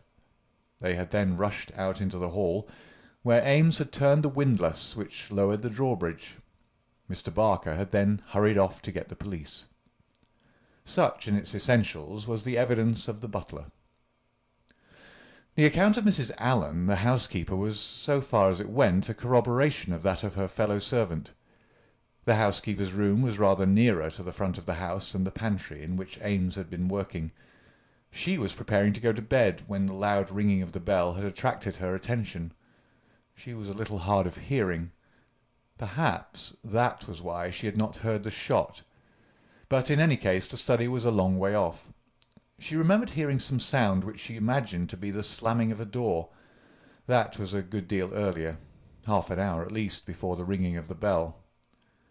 When Mr. Ames ran to the front, she went with him. She saw Mr. Barker, very pale and excited, come out of the study. He intercepted Mrs. Douglas, who was coming down the stairs. He entreated her to go back, and she answered him, but what she said could not be heard. "Take her up! Stay with her!" he had said to Mrs. Allen. She had therefore taken her to the bedroom and endeavoured to soothe her. She was greatly excited, trembling all over, but made no other attempt to go downstairs. She just sat in her dressing-gown by her bedroom fire, with her head sunk in her hands. Mrs. Allen stayed with her most of the night. As to the other servants, they had all gone to bed, and the alarm did not reach them until just before the police arrived. They slept at the extreme back of the house, and could not possibly have heard anything. So far the housekeeper could add nothing on cross-examination save lamentations and expressions of amazement. Cecil Barker succeeded Mrs. Allen as a witness. As to the occurrences of the night before, he had very little to add to what he had already told the police. Personally, he was convinced that the murderer had escaped by the window. The bloodstain was conclusive, in his opinion, on that point. Besides, as the bridge was up, there was no other possible way of escaping. He could not explain what had become of the assassin, or why he had not taken his bicycle, if it were indeed his. He could not possibly have been drowned in the moat, which was at no place more than 3 feet deep. In his own mind he had a very definite theory about the murder. Douglas was a reticent man, and there were some chapters in his life of which he never spoke. He had emigrated to America when he was a very young man.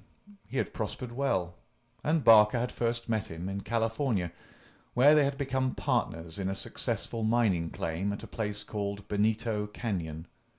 They had done very well, but Douglas had suddenly sold out and started for England. He was a widower at that time. Barker had afterwards realized his money and come to live in London. Thus they had renewed their friendship.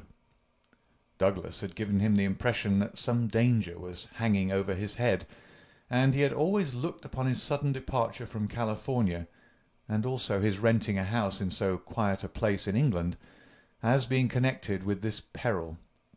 He imagined that some secret society, some implacable organisation was on Douglas's track, which would never rest until it killed him.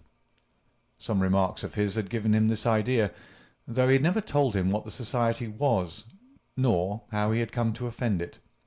He could only suppose that the legend upon the placard had some reference to this secret society. "How long were you with Douglas in California?" asked Inspector MacDonald. 5 years altogether. You was a bachelor, you say? A widower. Have you ever heard where his first wife came from?" "No, I remember his saying that she was of German extraction, and I have seen her portrait. She was a very beautiful woman. She died of typhoid the year before I met him." "You don't associate his past with any particular part of America?" "I have heard him talk of Chicago. He knew that city well and had worked there. I have heard him talk of the coal and iron districts. He had travelled a good deal in his time." "Was he a politician? Had this secret society to do with politics?" "No, he cared nothing about politics." "You have no reason to think it was criminal?" "On the contrary, I never met a straighter man in my life." "Was there anything curious about his life in California?" "He liked best to stay and to work at our claim in the mountains. He would never go where other men were if he could help it. That's why I first thought that someone was after him.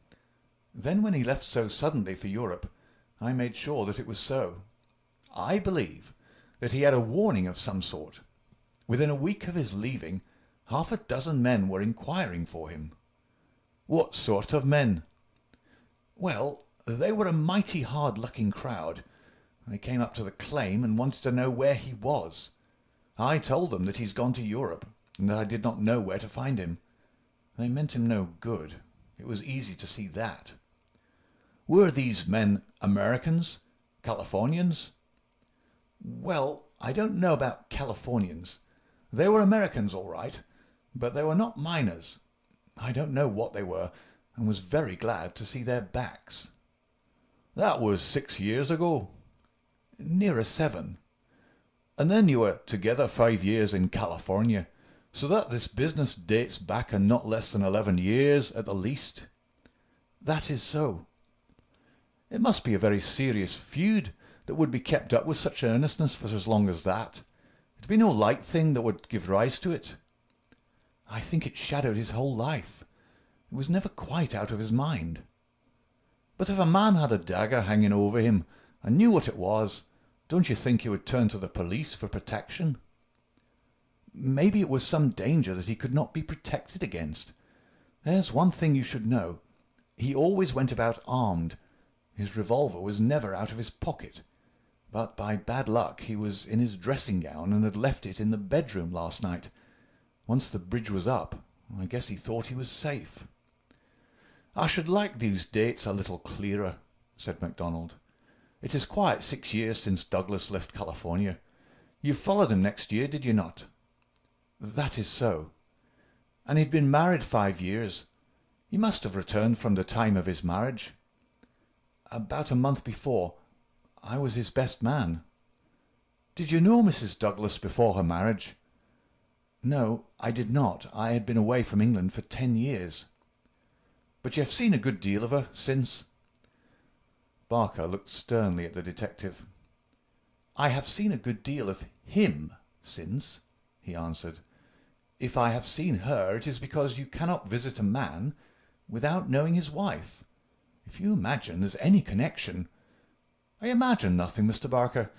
I'm bound to make every inquiry which can bear upon the case, but I mean no offence." "Some inquiries are offensive," Barker answered angrily. "It's only the facts that we want. 'Tis in your interest and everyone's interest that they should be cleared up. Did Mr. Douglas entirely approve your friendship with his wife?" Barker grew paler, and his great strong hands were clasped convulsively together. "You have no right to ask such questions," he cried. "What has this to do with the matter you're investigating?" "I must repeat the question." "Well, I refuse to answer." You can refuse to answer, but you must be aware that your refusal is in itself an answer, for you would not refuse if you had nothing to conceal." Barker stood for a moment, with his face set grimly and his strong black eyebrows drawn low in intense thought.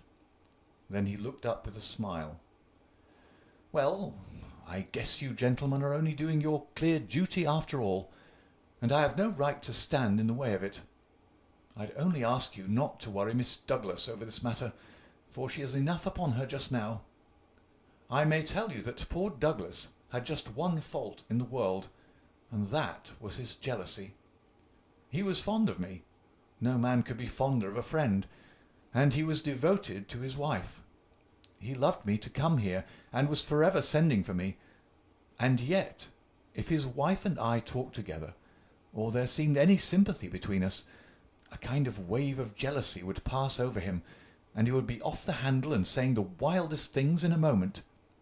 More than once I've sworn off coming for that reason, and then he would write me with such penitent, imploring letters that I just had to. But you can take it from me, gentlemen, if it was my last word, that no man ever had a more loving, faithful wife, and I can say also no friend could be more loyal than I." It was spoken with fervour and feeling, and yet Inspector MacDonald could not dismiss the subject. "You are aware," said he, "that the dead man's wedding ring has been taken from his fingers?" "So it appears," said Barker. "What do you mean by 'appears'? You know it as a fact." The man seemed confused and undecided. "When I said 'appears,' I meant that it was conceivable that he had himself taken off the ring." "The mere fact that the ring should be absent, whoever may have removed it, would suggest to anyone's mind, would it not, that the marriage and the tragedy were connected?" Barker shrugged his broad shoulders. "I can't profess to say what it means," he answered, "but if you mean to hint that it could reflect in any way upon this lady's honour—" His eyes blazed for an instant, and then with an evident effort he got a grip upon his own emotions. "Well, you are on the wrong track, that's all." "I don't know that I've anything else to ask you at present," said MacDonald coldly. "There was one small point," remarked Sherlock Holmes. "When you entered the room there was only a candle lighted on the table, was there not?" "Yes, that was so." "By its light you saw that some terrible incident had occurred?" "Exactly." "You at once rang for help?" "Yes." "And it arrived very speedily?" "Within a minute or two." "And yet when they arrived they found that the candle was out and that the lamp had been lighted. That seems very remarkable." Again Barker showed some signs of indecision. "I don't see that it was remarkable, Mr. Holmes," he answered after a pause. "The candle threw a very bad light. My first thought was to get a better one. My lamp was on the table, so I lit it." "And blew out the candle?" "Exactly." Holmes asked no further question, and Barker, with a deliberate look from one to the other of us, which had, as it seemed to me, something of defiance in it, turned and left the room. Inspector MacDonald had sent up a note to the effect that he would wait upon Mrs. Douglas in her room, but she had replied that she would meet us in the dining-room. She entered now, a tall and beautiful woman of 30, reserved and self-possessed to a remarkable degree, very different from the tragic and distracted figure I had pictured. It is true that her face was pale and drawn, like that of one who had endured a great shock, but her manner was composed, and the finely moulded hand which she rested upon the edge of the table was as steady as my own. Her sad appealing eyes travelled from one to the other of us with a curiously inquisitive expression. That questioning gaze transformed itself suddenly into abrupt speech. "Have you found anything out yet?" she asked. Was it my imagination that there was an undertone of fear rather than of hope in the question? "We have taken every possible step, Mrs. Douglas," said the inspector. "You may rest assured that nothing will be neglected." "Spare no money," she said in a dead even tone. "It is my desire that every possible effort should be made. Perhaps you can tell us something which may throw some light upon the matter. I fear not, but all I know is at your service. We've heard from Mr. Cecil Barker that you did not actually see, that you were never in the room where the tragedy occurred. No, he turned me back upon the stairs. He begged me to return to my room. Quite so. You had heard the shot, and you had at once come down. I put on my dressing gown, and then came down. How long was it after hearing the shot that you were stopped on the stair by Mr. Barker? It may have been a couple of minutes. It is so hard to reckon time at such a moment. He implored me not to go on. He assured me that I could do nothing. Then Mrs. Allen, the housekeeper, led me upstairs again. It was all like some dreadful dream. Can you give us any idea how long your husband had been downstairs before you heard the shot? No, I cannot say. He went from his dressing room, and I did not hear him go. He did the round of the house every night, for he was nervous of fire. It is the only thing that I have ever known him nervous of. That is just the point which I want to come to, Mrs. Douglas. You have known your husband only in England, have you not?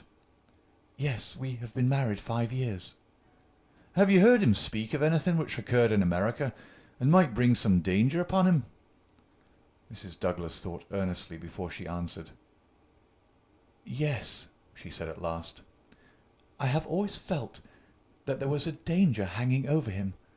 He refused to discuss it with me. It was not from want of confidence in me.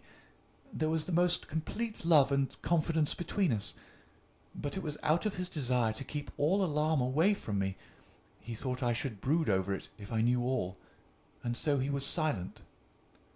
How did you know it, then? Mrs. Douglas' face lit with a quick smile. Can a husband ever carry about a secret all his life, and a woman who loves him have no suspicion of it? I knew it by his refusal to talk about some episodes in his American life. I knew it by certain precautions he took. I knew it by certain words he let fall. I knew it by the way he looked at unexpected strangers. I was perfectly certain that he had some powerful enemies, that he believed they were on his track, and that he was always on his guard against them. I was so sure of it that for years I have been terrified if ever he came home later than was expected. Might I ask, asked Holmes, what the words were which attracted your attention? The Valley of Fear, the lady answered. That was an expression he had used when I questioned him. I have been in the Valley of Fear. I am not out of it yet. Are we never to get out of the Valley of Fear? I have asked him, when I've seen him more serious than usual. Sometimes I think that we never shall, he has answered. Surely you asked him what he meant by the Valley of Fear? I did, but his face would become very grave, and he would shake his head. It is bad enough that one of us should have been in its shadow, he said. Please God, it shall never fall upon you. It was some real valley in which he had lived, and in which something terrible had occurred to him. Of that I am certain. But I can tell you no more. And he never mentioned any names? Yes. He was delirious with fever once when he had his hunting accident 3 years ago. Then I remember that there was a name that came continually to his lips. He spoke it with anger and a sort of horror. McGinty was the name. Bodymaster McGinty. I asked him when he recovered who Bodymaster McGinty was, and whose body he was master of. Never of mine, thank God, he answered with a laugh, and that was all I could get from him. But there is a connection between Bodymaster McGinty and the Valley of Fear. There is one other point, said Inspector MacDonald. You met Mr. Douglas in a boarding-house in London, did you not, and became engaged to him there? Was there any romance, anything secret or mysterious about the wedding? There was romance. There is always romance. There was nothing mysterious. He had no rival? No, I was quite free. You have heard, no doubt, that his wedding ring has been taken. Does that suggest anything to you? Suppose that some enemy of his old life had tracked him down and committed his crime. What possible reason could he have for taking his wedding ring? For an instant I could have sworn that the faintest shadow of a smile flickered over the woman's lips. "I really can't tell," she answered. "It is certainly a most extraordinary thing." "Well, we'll not detain you any longer, and we're sorry to have put you to this trouble at such a time," said the inspector. "There are some other points, no doubt, but we can refer to you as they arise." She arose, and I was again conscious of that quick, questioning glance with which she had just surveyed us. "What impression has my evidence made upon you?" The question might as well have been spoken. Then with a bow she swept from the room. "She's a beautiful woman, a very beautiful woman," said MacDonald thoughtfully, after the door had closed behind her. "This man Barker has certainly been down here a good deal. He's a man who might be attractive to a woman. He admits that the dead man was jealous, and maybe he knew best himself what cause he had for jealousy. Then there's that wedding ring. You can't get past that. The man who tears a wedding ring off a dead man's... What do you say to that, Mr. Holmes?" My friend had sat with his head upon his hands, sunk in the deepest thought. Now he rose and rang the bell. "Ames," he said, when the butler entered, "where is Mr. Cecil Barker now?" "I'll see, sir." He came back in a moment to say that Barker was in the garden. "Can you remember, Ames, what Mr. Barker had on his feet last night when they joined him in the study?" "Yes, Mr. Holmes. He had a pair of bedroom slippers. I brought him his boots when he went for the police." "Where are the slippers now?" "They're still under the chair in the hall." "Very good, Ames. It is, of course, important for us to know which tracks may be Mr. Barker's and which from outside." "Yes, sir. I may say that I noticed that the slippers were stained with blood. So indeed were my own." "That is natural enough, considering the condition of the room. Very good, Ames. We will ring if we want you." A few minutes later we were in the study. Holmes had brought with him the carpet slippers from the hall. As Ames had observed, the soles of both were dark with blood. "Strange," murmured Holmes as he stood in the light of the window and examined them minutely. "Very strange indeed." Stooping with one of his quick feline pounces, he placed a slipper upon the blood mark on the sill. It exactly corresponded. He smiled in silence at his colleagues. The inspector was transfigured with excitement. His native accent rattled like a stick upon railings. "Man," he cried, "there's not a doubt of it. Barker has just marked the window himself. It's a good deal broader than any boot mark. I mind you said it was a splay foot, and here's the explanation. But what's the game, Mr. Holmes? What's the game?" "Aye, what's the game?" my friend repeated thoughtfully. White Mason chuckled and rubbed his fat hands together in his professional satisfaction. "I said it was a snorter," he cried, "and a real snorter it is." End of chapter 5.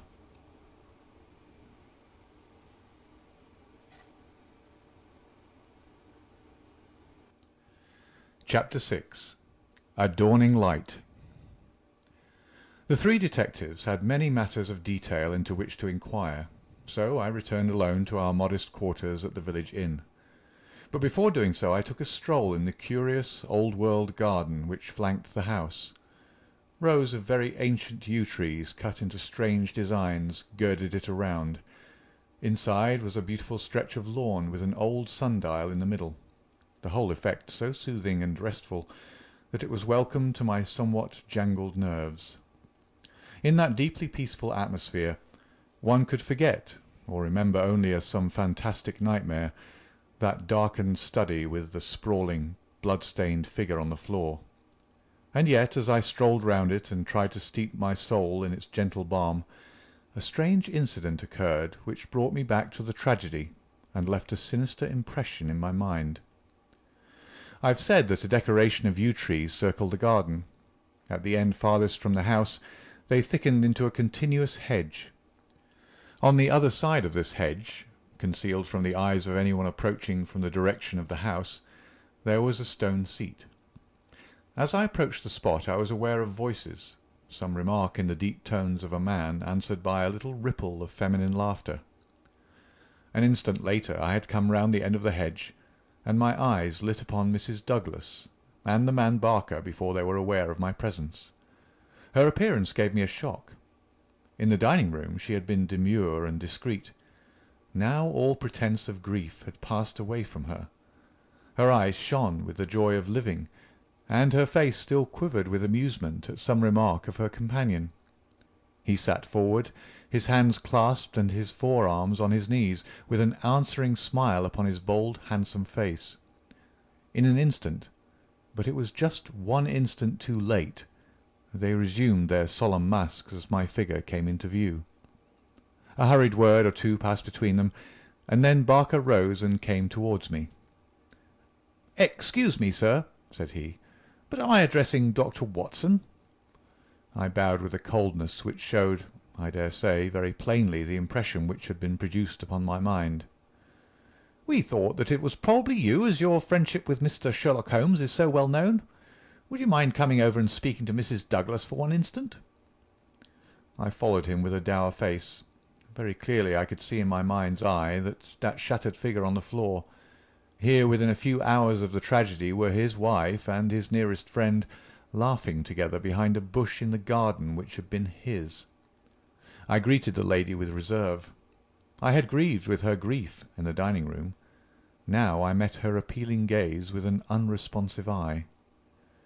"I fear that you think me callous and hard-hearted," said she. I shrugged my shoulders. "It is no business of mine," said I. "Perhaps some day you will do me justice, if you only realized—" "There's no need why Dr. Watson should realize," said Barker quickly. "As he has himself said, it is no possible business of his." "Exactly," said I, "and so I will beg leave to resume my walk." "One moment, Dr. Watson," cried the woman in a pleading voice. "There is one question which you can answer with more authority than anyone else in the world, and it may make a very great difference to me. You know Mr. Holmes and his relations with the police better than anyone else can. Supposing that a matter were brought confidentially to his knowledge, is it absolutely necessary that he should pass it on to the detectives?"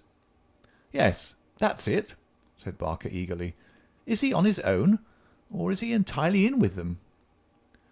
"I really don't know that I should be justified in discussing that point." "I beg, I implore that you will, Dr. Watson.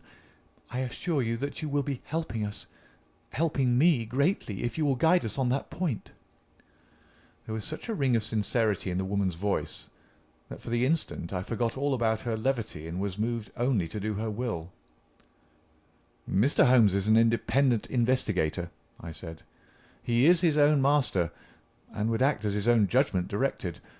At the same time he would naturally feel loyalty towards the officials who were working on the same case, and he would not conceal from them anything which would help them in bringing a criminal to justice. Beyond this I can say nothing, and I would refer you to Mr. Holmes himself if you wanted fuller information." So saying, I raised my hat and went upon my way, leaving them still seated behind that concealing hedge. I looked back as I rounded the far end of it, and saw that they were still talking very earnestly together, and as they were gazing after me it was clear that it was our interview that was the subject of their debate. "I wish none of their confidences," said Holmes when I reported to him what had occurred.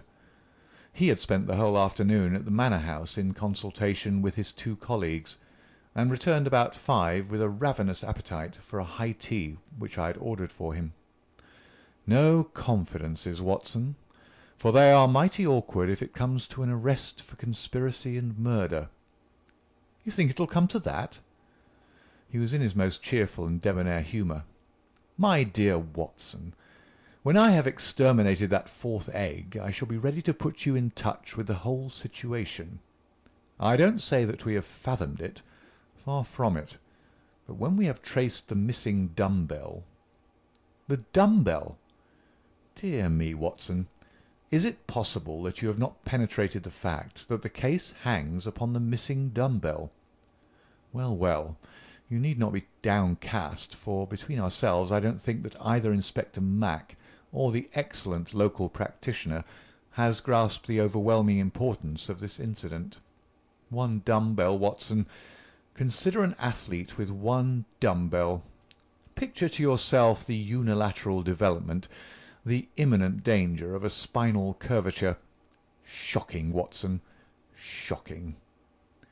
He sat with his mouth full of toast and his eyes sparkling with mischief, watching my intellectual entanglement. The mere sight of his excellent appetite was an assurance of success, for I had very clear recollections of days and nights without a thought of food, when his baffled mind had chafed before some problem, while his thin, eager features became more attenuated with the asceticism of complete mental concentration. Finally, he lit his pipe, and sitting in the ingle nook of the old village inn, he talked slowly and at random about his case, rather as one who thinks aloud than as one who makes a considered statement. A lie, Watson. A great, big, thumping, obtrusive, uncompromising lie. That's what meets us on the threshold. There is our starting point.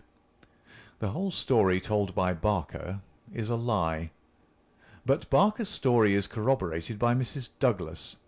Therefore, she is lying also. They are both lying, and in a conspiracy. So now we have the clear problem. Why are they lying? And what is the truth which they are trying so hard to conceal? Let us try, Watson, you and I, if we can get behind the lie and reconstruct the truth. How do I know that they are lying? Because it is a clumsy fabrication which simply could not be true. Consider. According to the story given to us, the assassin had less than a minute after the murder had been committed to take that ring, which was under another ring, from the dead man's finger, to replace the other ring, a thing which he would surely never have done, and to put that singular card beside his victim. I say that this was obviously impossible. You may argue, but I have too much respect for your judgment, Watson, to think that you will do so, that the ring may have been taken before the man was killed. The fact that the candle had been lit only a short time shows that there had been no lengthy interview. Was Douglas, from what we hear of his fearless character, a man who would be likely to give up his wedding ring at such short notice? Or could we conceive of his giving it up at all? No, no, Watson. The assassin was alone with the dead man for some time with the lamp lit. Of that I have no doubt at all. But the gunshot was apparently the cause of death. Therefore, the shot must have been fired some time earlier than we are told. But there could be no mistake about such a matter as that. We are in the presence, therefore, of a deliberate conspiracy upon the part of the two people who heard the gunshot, of the man Barker, and of the woman Douglas. When on the top of this I am able to show that the blood mark on the windowsill was deliberately placed there by Barker, in order to give a false clue to the police, you will admit that the case grows dark against him. Now, we have to ask ourselves at what hour the murder actually did occur. Up to 10:30, the servants were moving about the house, so it was certainly not before that time. At 11:15 they had all gone to their rooms with the exception of Ames, who was in the pantry. I have been trying some experiments after you left us this afternoon, and I find that no noise which MacDonald can make in the study can penetrate to me in the pantry when the doors are all shut. It is otherwise, however, from the housekeeper's room. It is not so far down the corridor, and from it I could vaguely hear a voice when it was very loudly raised. The sound from a shotgun is to some extent muffled when the discharge is at very close range, as it undoubtedly was in this instance. It would not be very loud, and yet in the silence of the night it should have easily penetrated to Mrs. Allen's room. She is, as she has told us, somewhat deaf, but none the less she mentioned in her evidence that she did hear something like a door slamming half an hour before the alarm was given. Half an hour before the alarm was given would be 11:15. I have no doubt that what she heard was the report of the gun, and that this was the real instant of the murder. If this is so, we have now to determine what Barker and Mrs. Douglas, presuming that they are not the actual murderers, could have been doing from 11:15, when the sound of the shot brought them down, until 11:15, when they rang the bell and summoned the servants. What were they doing, and why did they not instantly give the alarm? That is the question which faces us, and when it has been answered we shall surely have gone some way to solve our problem. "I'm convinced myself," said I, "that there's an understanding between those two people. She must be a heartless creature to sit laughing at some jest within a few hours of her husband's murder." "Exactly. She does not shine as a wife even in her own account of what occurred. I am not a whole-souled admirer of womankind, as you are aware, Watson, but my experience of life has taught me that there are few wives, having any regard for their husbands, who would let any man's spoken word stand between them and that husband's dead body. Should I ever marry, Watson, I should hope to inspire my wife with some feeling which would prevent her from being walked off by a housekeeper when my corpse was lying within a few yards of her. It was badly stage-managed, for even the rawest investigators must be struck by the absence of the usual feminine ululation. If there had been nothing else, this incident alone would have suggested a prearranged conspiracy to my mind." "You think then definitely that Barker and Mrs. Douglas are guilty of the murder?" "There is an appalling directness about your questions, Watson," said Holmes, shaking his pipe at me. "They come at me like bullets. If you put it that Mrs. Douglas and Barker know the truth about the murder, and are conspiring to conceal it, then I can give you a whole-souled answer. I am sure they do. But your more deadly proposition is not so clear. Let us for a moment consider the difficulties which stand in the way. We will suppose that this couple are united by the bonds of a guilty love, and that they have determined to get rid of the man who stands between them. It is a large supposition, for discreet inquiry among servants and others has failed to corroborate it in any way. On the contrary, there is a good deal of evidence that the Douglases were very attached to each other." "That, I am sure, cannot be true," said I, thinking of the beautiful smiling face in the garden. "Well, at least they gave that impression. However, we will suppose that they are an extraordinarily astute couple, who deceive everyone upon this point, and conspire to murder the husband. He happens to be a man over whose head some danger hangs." "We've only their word for that." Holmes looked thoughtful. "I see, Watson. You are sketching out a theory by which everything they say from the beginning is false. According to your idea, there was never any hidden menace, or secret society, or valley of fear, or boss Mac-somebody, or anything else. Well, that is a good sweeping generalization. Let us see what that brings to us. They invent this theory to account for the crime. They then play up to the idea by leaving this bicycle in the park as proof of the existence of some outsider. The stain on the window-sill conveys the same idea. So does the card on the body, which might have been prepared in the house. That all fits into your hypothesis, Watson. But now we come on the nasty, angular, uncompromising bits which won't slip into their places. Why a cut-off shotgun of all weapons, and an American one at that? How could they be so sure that the sound of it would not bring someone on to them? It's a mere chance, is it, that Mrs. Allen did not start out to inquire for the slamming door? Why did your guilty couple do all this, Watson?" "I confess I can't explain it."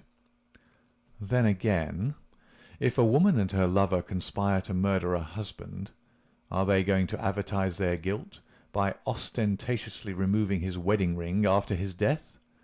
Does that strike you as very probable, Watson?" "No, it doesn't." "And once again, if the thought of leaving a bicycle concealed outside had occurred to you, would it really have seemed worth doing when the dullest detective would naturally say this is an obvious blind, as the bicycle is the first thing which the fugitive needed in order to make his escape. I can conceive of no explanation. And yet there should be no combination of events for which the wit of man cannot conceive an explanation. Simply as a mental exercise, without any assertion that it is true, let me indicate a possible line of thought. It is, I admit, mere imagination, but how often is imagination the mother of truth? We'll suppose that there was a guilty secret, a really shameful secret, in the life of this man Douglas. This leads to his murder by someone who is, we will suppose, an avenger, someone from outside. This avenger, for some reason, which I confess I am still at a loss to explain, took the dead man's wedding ring. The vendetta might conceivably date back to the man's first marriage, and the ring be taken for some such reason. Before this avenger got away, Barker and the wife had reached the room. The assassin convinced them that any attempt to arrest him would lead to the publication of some hideous scandal. They were converted to this idea, and preferred to let him go. For this purpose they probably lowered the bridge, which can be done quite noiselessly, and then raised it again. He made his escape, and for some reason thought that he could do so more safely on foot than on the bicycle. He therefore left his machine where it would not be discovered until he had got safely away. So far we are within the bounds of possibility, are we not? "Well, it's possible, no doubt," said I with some reserve. "We have to remember, Watson, that whatever occurred is certainly something very extraordinary. Well now, to continue our supposititious case, the couple, not necessarily a guilty couple, realize after the murderer is gone that they have placed themselves in a position in which it may be difficult for them to prove that they did not themselves either do the deed or connive at it. They rapidly and rather clumsily met the situation. The mark was put by Barker's blood-stained slipper upon the window-sill to suggest how the fugitive got away. They obviously were the two who must have heard the sound of the gun, so they gave the alarm exactly as they would have done, but a good half-hour after the event. And how do you propose to prove all this? Well, if there was an outsider, he may be traced and taken. That would be the most effective of all proofs. But if not, well, the resources of science are far from being exhausted. I think that an evening alone in that study would help me much. An evening alone? I propose to go up there presently. I have arranged it with the estimable Ames, who is by no means whole-hearted about Barker. I shall sit in that room and see if its atmosphere brings me inspiration. I'm a believer in the genius loci. You smile, friend Watson. Well, we shall see. By the way, you have that big umbrella of yours, have you not? It is here. Well, I'll borrow that if I may. Certainly, but what a wretched weapon. If there's a danger... Nothing serious, my dear Watson, or I should certainly ask for your assistance. But I'll take the umbrella. At present I'm only awaiting the return of our colleagues from Tunbridge Wells, where they are at present engaged in trying for a likely owner of the bicycle.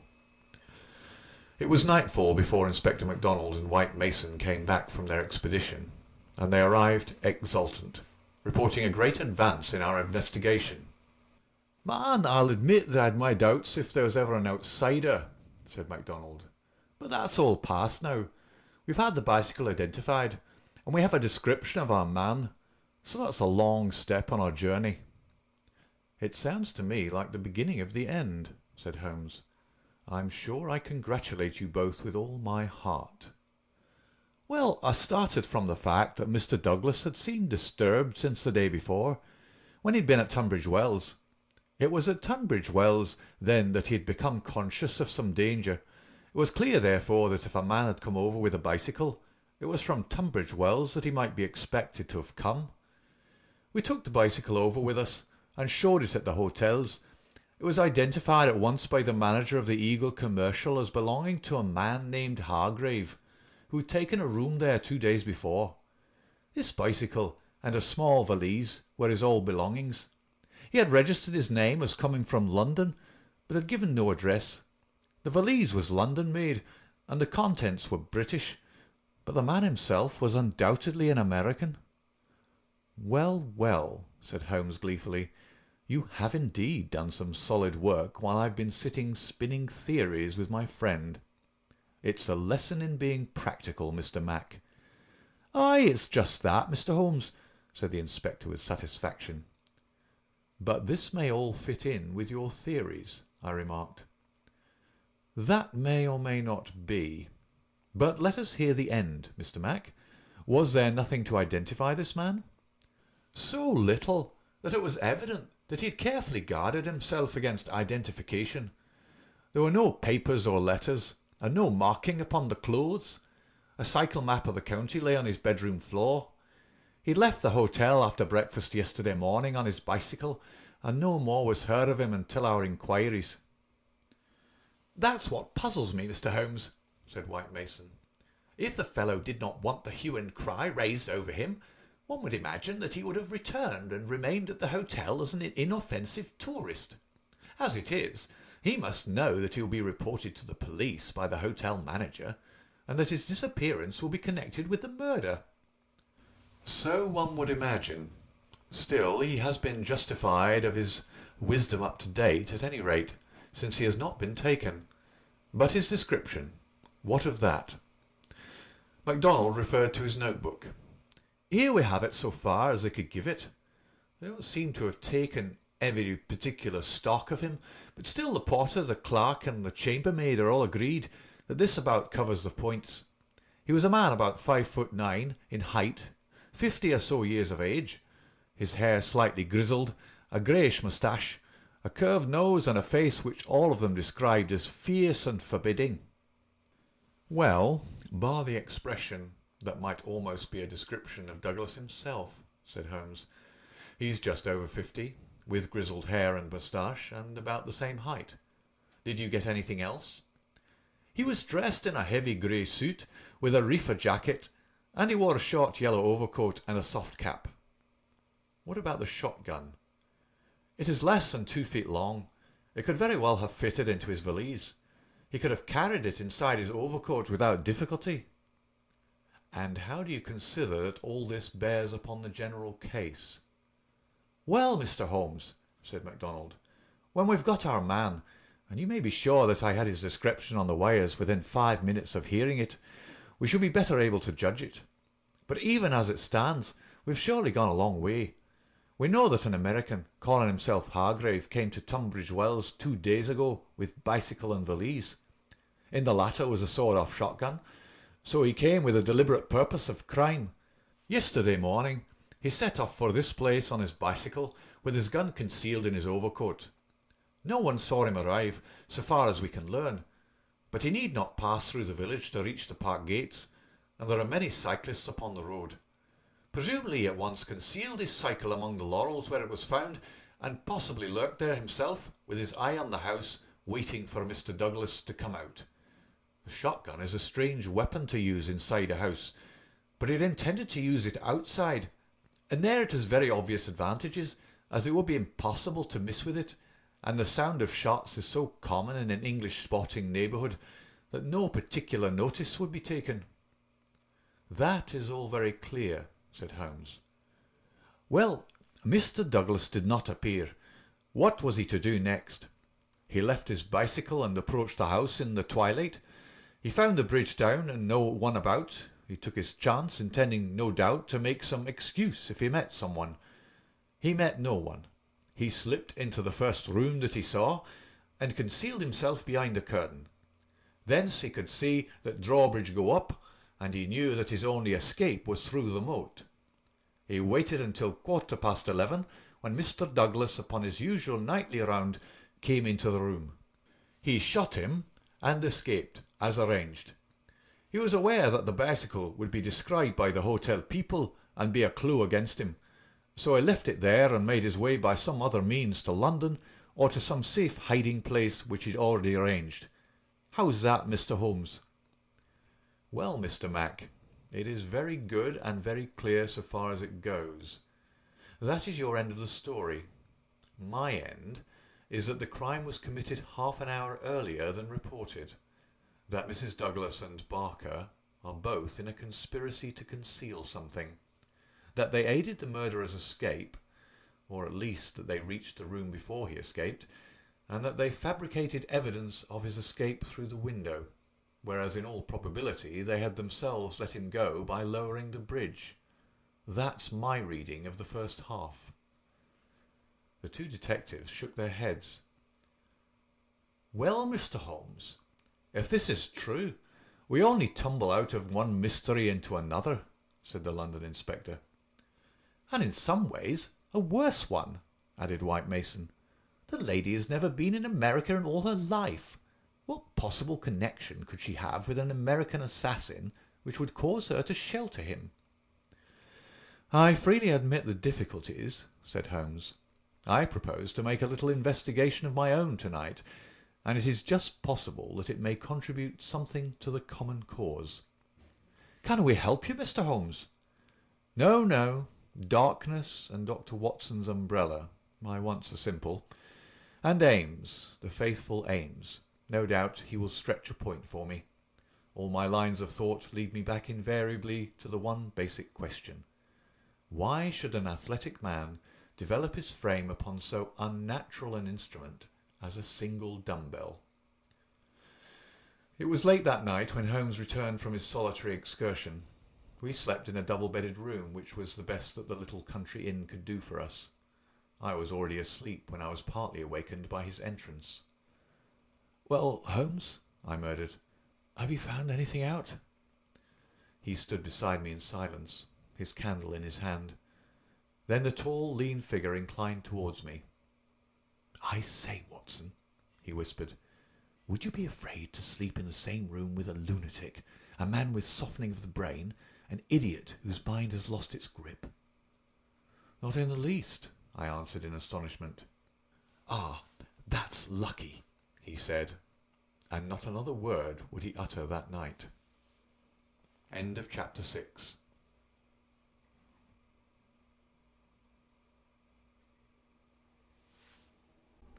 Chapter 7. The Solution. Next morning, after breakfast, we found Inspector MacDonald and White Mason seated in close consultation in the small parlour of the local police sergeant. On the table in front of them were piled a number of letters and telegrams, which they were carefully sorting and docketing. 3 had been placed on one side. "Still on the track of the elusive bicyclist?" Holmes asked cheerfully. "What is the latest news of the ruffian?" MacDonald pointed ruefully to his heap of correspondence. "He is at present reported from Leicester, Nottingham, Southampton, Derby, East Ham, Richmond, and 14 other places. In 3 of them, East Ham, Leicester, and Liverpool, there is a clear case against him, and he has actually been arrested. This country seems to be full of the fugitives with yellow coats." "Dear me," said Holmes sympathetically. "Now, Mr. Mac, and you, Mr. White Mason, I wish to give you a very earnest piece of advice. When I went into this case with you, I bargained, as you will no doubt remember, that I should not present you with half-proved theories, but that I should retain and work out my own ideas until I had satisfied myself that they were correct. For this reason, I am not at the present moment telling you all that is in my mind. On the other hand, I said that I would play the game fairly by you, and I do not think it is a fair game to allow you for one unnecessary moment to waste your energies upon a profitless task. Therefore I am here to advise you this morning, and my advice to you is summed up in 3 words. Abandon the case." MacDonald and White Mason stared in amazement at their celebrated colleague. "You consider it hopeless?" cried the inspector. "I consider your case to be hopeless. I do not consider that it is hopeless to arrive at the truth." "But this cyclist is not an invention. We have his description, his valise, his bicycle. The fellow must be somewhere. Why should we not get him?"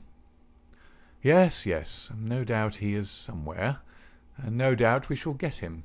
But I would not have you waste your energies in East Ham or Liverpool. I am sure that we can find some shorter cut to a result. You're holding something back. It's hardly fair of you, Mr. Holmes." The inspector was annoyed. "You know my methods of work, Mr. Mac, but I will hold it back for the shortest time possible. I only wish to verify my details in one way, which can very readily be done, and then I make my bow and return to London, leaving my results entirely at your service. I owe you too much to act otherwise, for in all my experience I cannot recall any more singular and interesting study." "This is clean beyond me, Mr. Holmes. We saw you when we returned from Tunbridge Wells last night, and you are in general agreement with our results. What has happened since then to give you a completely new idea of the case?" "Well, since you ask me, I spent, as I told you that I would, some hours last night at the Manor House." "Well, what happened?" I can only give you a very general answer to that for the moment. By the way, I have been reading a short but clear and interesting account of the old building, purchasable at the modest sum of 1 penny from the local tobacconist. Here Holmes drew a small tract, embellished with a rude engraving of the ancient manor house, from his waistcoat pocket. "It immensely adds to the zest of an investigation, my dear Mr. Mac, when one is in conscious sympathy with the historical atmosphere of one's surroundings. Don't look so impatient, for I assure you that even so bald an account as this raises some sort of picture of the past in one's mind. Permit me to give you an example. Erected in the 5th year of the reign of James I, and standing upon the site of a much older building, the Manor House of Burleston presents one of the finest surviving examples of the moated Jacobean residence." "You're making fools of us, Mr. Holmes." "Tut, tut, Mr. Mac. The first sign of temper I have detected in you. Well, I won't read it verbatim, since you feel so strongly upon the subject, but when I tell you that there is some account of the taking of the place by a parliamentary colonel in 1644, of the concealment of Charles for several days in the course of the Civil War, and finally of a visit there by the 2nd George, you will admit that there are various associations of interest connected with this ancient house." "I don't doubt it, Mr. Holmes, but that is no business of ours." "Is it not? Is it not? Breadth of view, my dear Mr. Mac, is one of the essentials of our profession.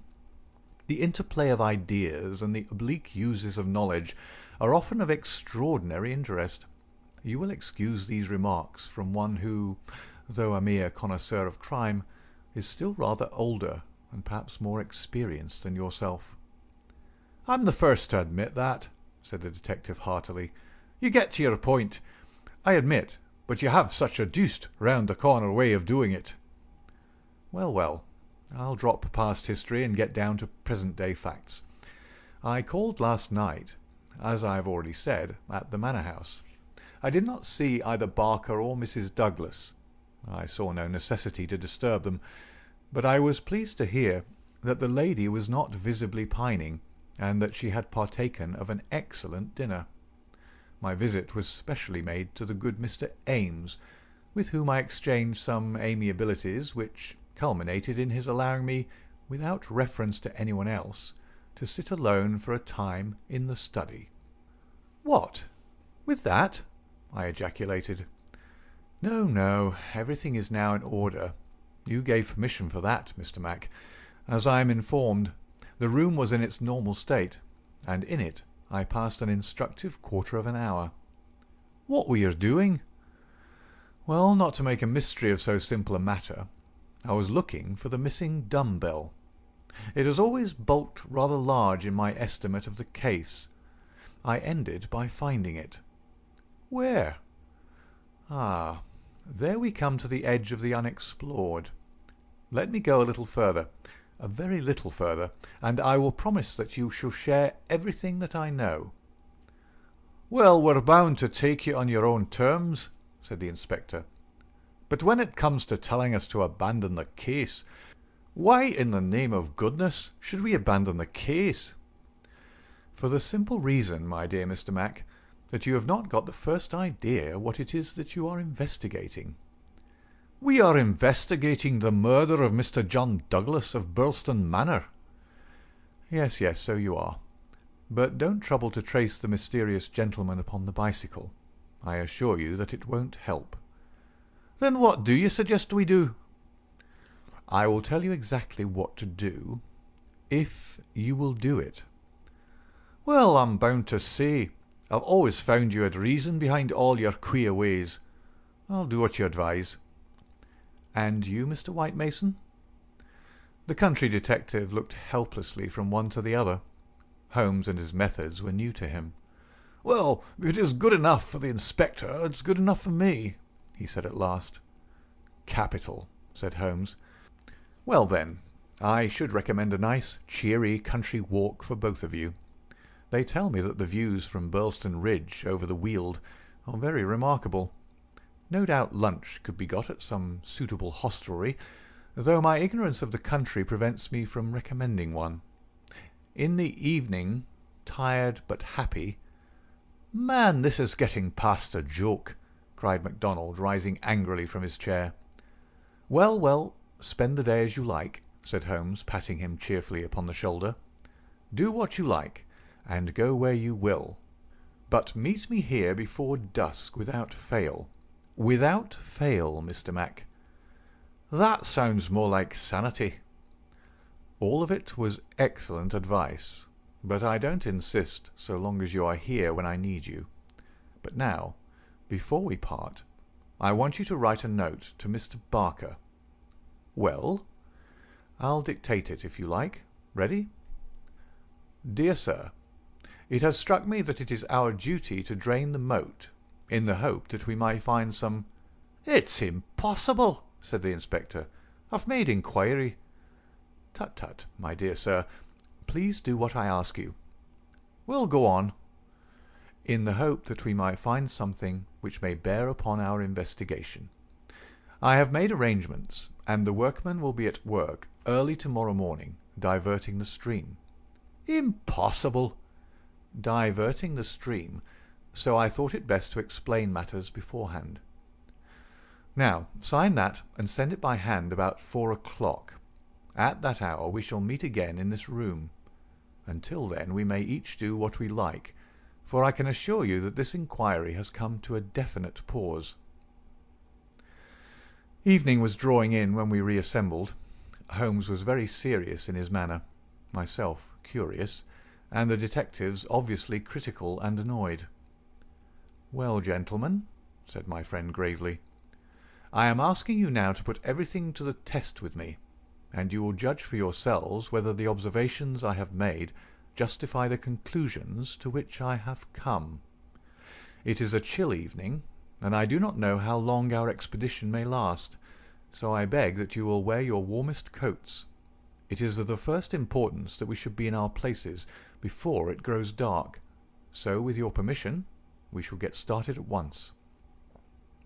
We passed along the outer bounds of the Manor House Park until we came to a place where there was a gap in the rails which fenced it.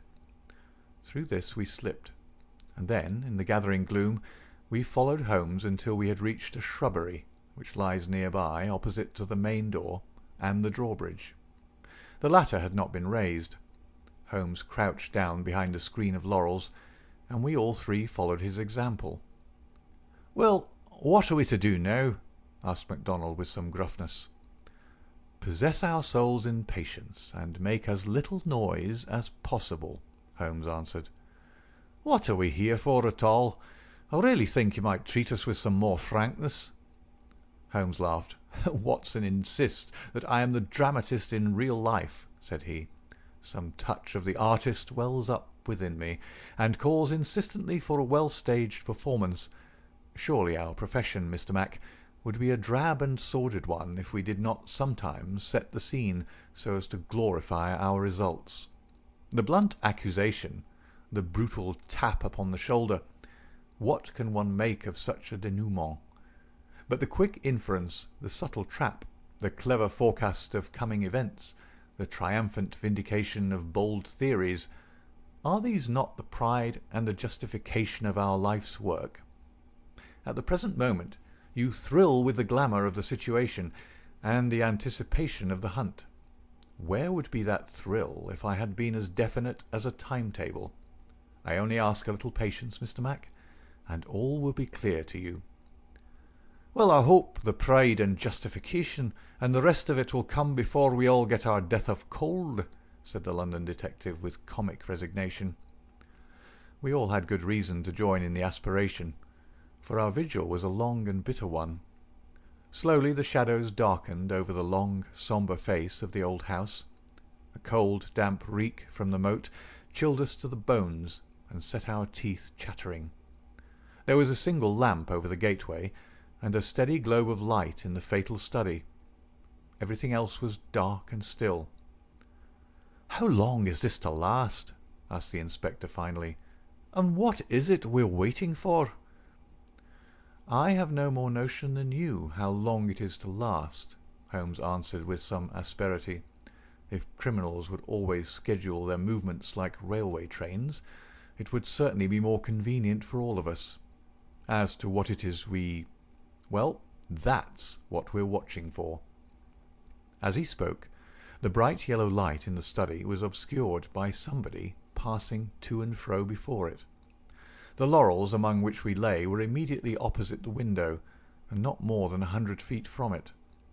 Presently it was thrown open with a whining of hinges, and we could dimly see the dark outline of a man's head and shoulders looking out into the gloom.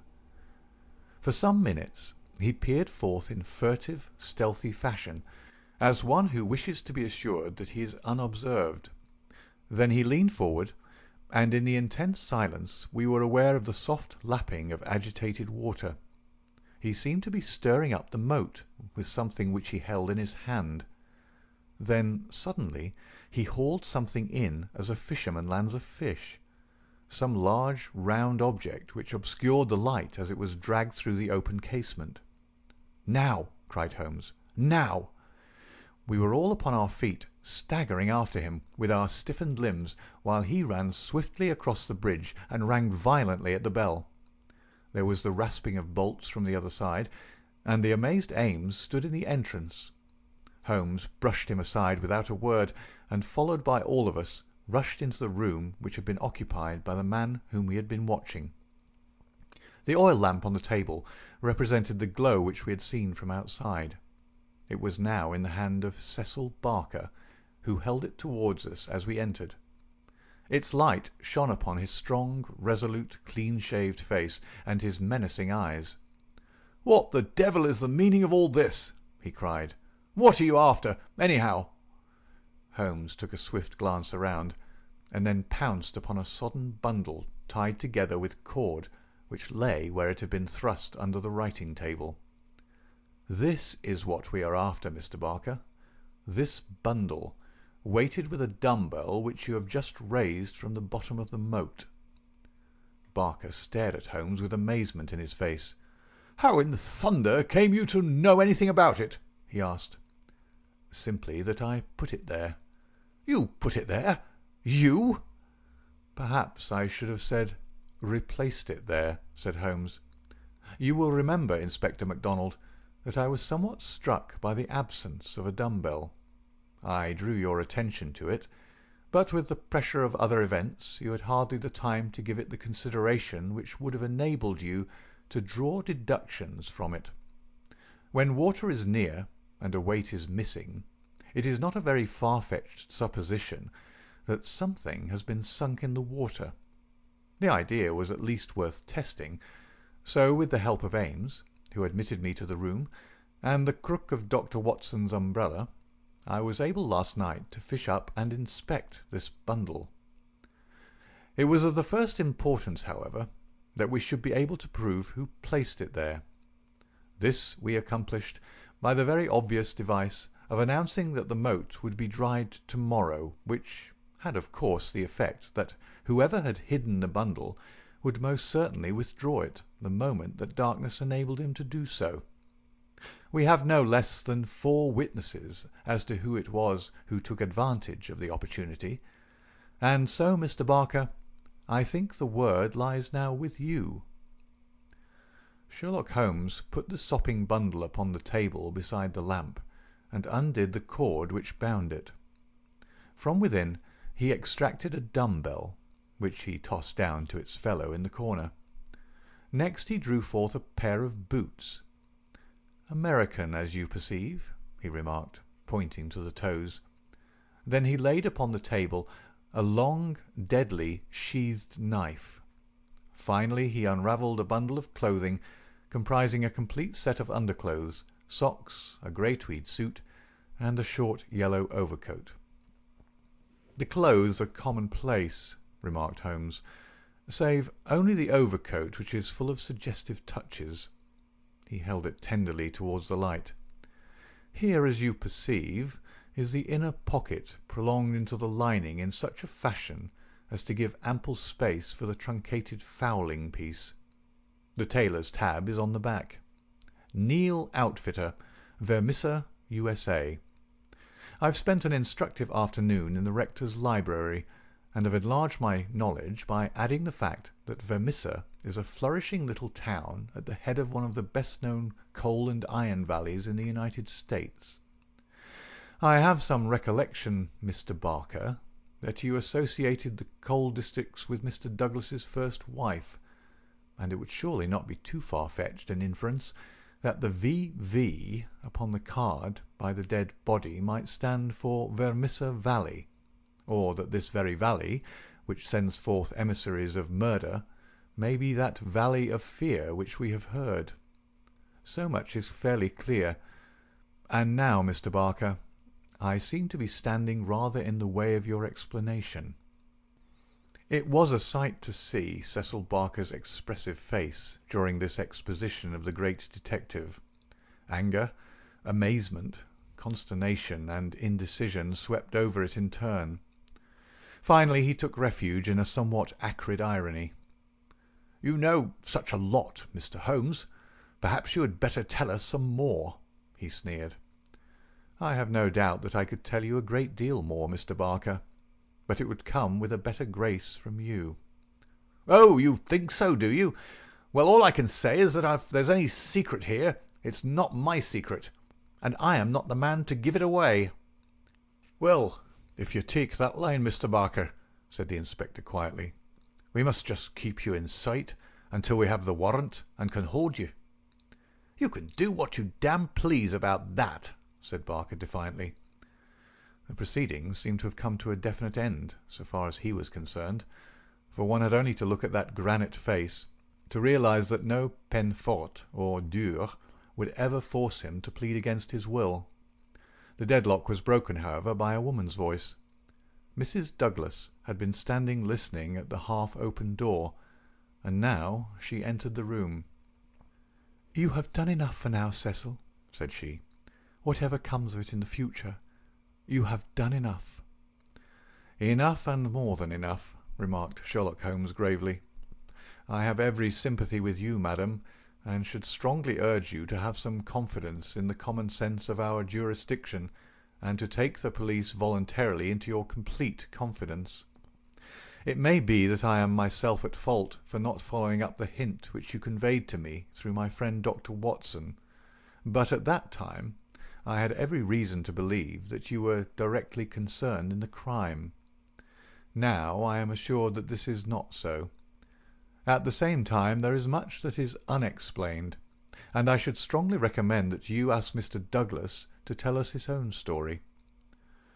Mrs. Douglas gave a cry of astonishment at Holmes's words. The detectives and I must have echoed it when we were aware of a man who seemed to have emerged from the wall, who advanced now from the gloom of the corner in which he had appeared. Mrs. Douglas turned, and in an instant her arms were round him.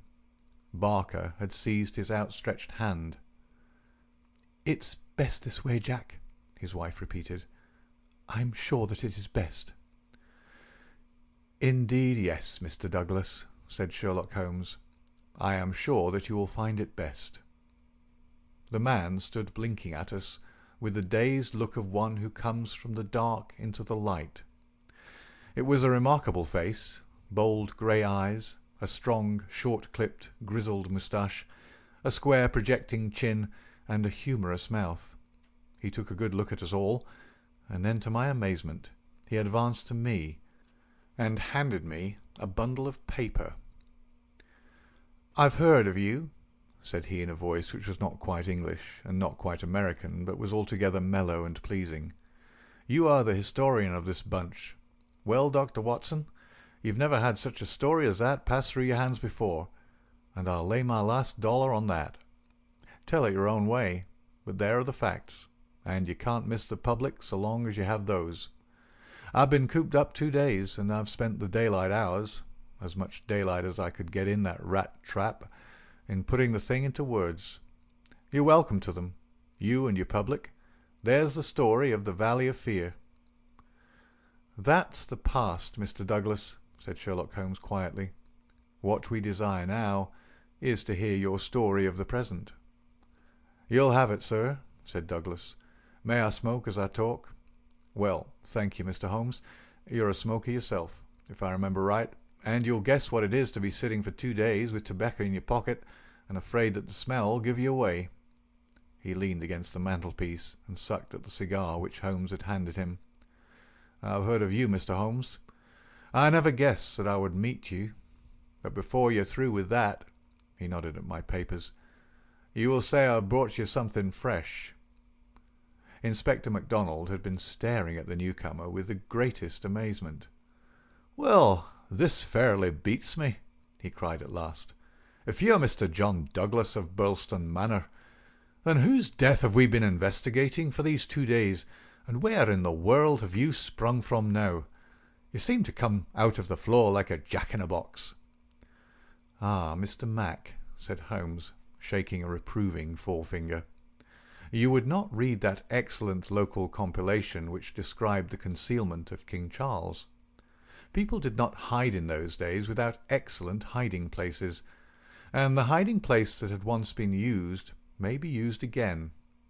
I had persuaded myself that we should find Mr. Douglas under this roof."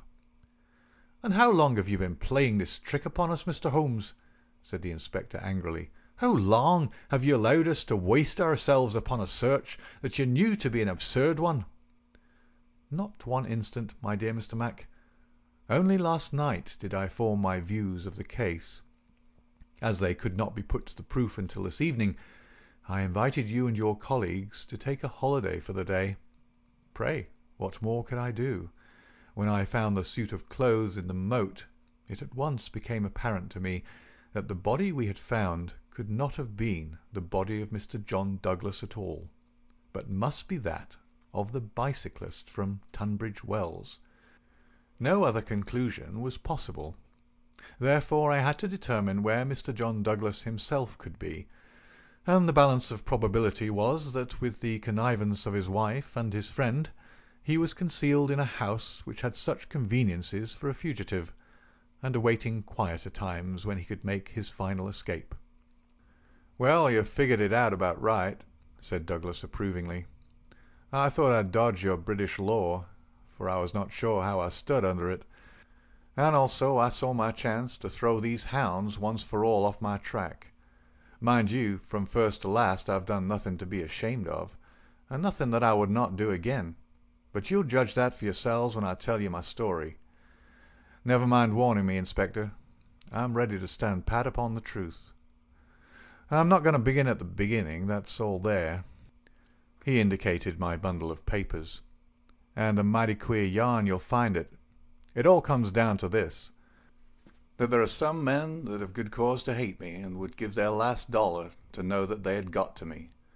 So long as I'm alive and they are alive, there is no safety in this world for me. They hunted me from Chicago to California, then they chased me out of America. But when I married and settled down in this quiet spot, I thought my last years were going to be peaceable. I never explained to my wife how things were. Why should I pull her into it? She would never have a quiet moment again, but would always be imagining trouble. I fancy she knew something, for I may have dropped a word here or a word there, but until yesterday, after you gentlemen had seen her, she never knew the rights of the matter. She told you all she knew, and so did Barker here, for on the night when this thing happened, there was mighty little time for explanations. She knows everything now, and I would have been a wiser man if I had told her sooner. But it was a hard question, dear." He took her hand for an instant in his own, and I acted for the best. "Well, gentlemen, the day before these happenings I was over in Tunbridge Wells, and I got a glimpse of a man in the street. It was only a glimpse, but I have a quick eye for these things, and I never doubted who it was.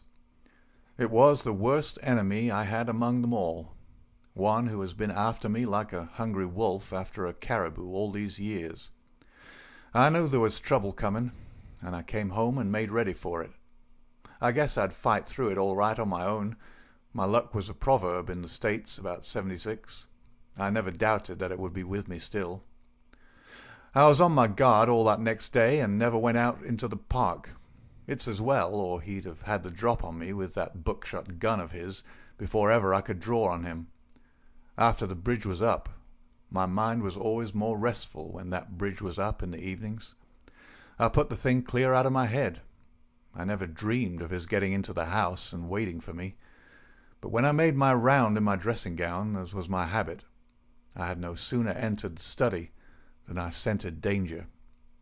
I guess when a man has had dangers in his life, and I've had more than most in my time, there is a kind of sixth sense that waves the red flag. I saw the signal clear enough, and yet I couldn't tell you why.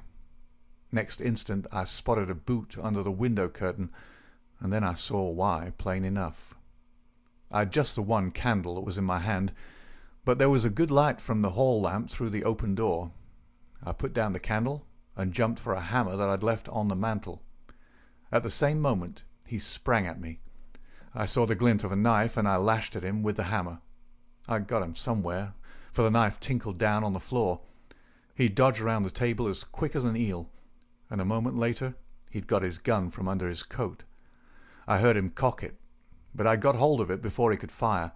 I had it by the barrel, and we wrestled for it all ends up for a minute or more. It was death to the man that lost his grip. He never lost his grip, but he got it butt downward for a moment too long. Maybe it was I that pulled the trigger. Maybe we just jolted it off between us. Anyhow, he got both barrels in the face, and there I was, staring down at all that was left of Ted Baldwin. I'd recognized him in the township, and again when he sprang for me, but his own mother wouldn't recognize him as I saw him then. I'm used to rough work, but I fairly turned sick at the sight of him. I was hanging on the side of the table when Barker came hurrying down. I heard my wife coming, and I ran to the door and stopped her. It was no sight for a woman. I promised I'd come to her soon.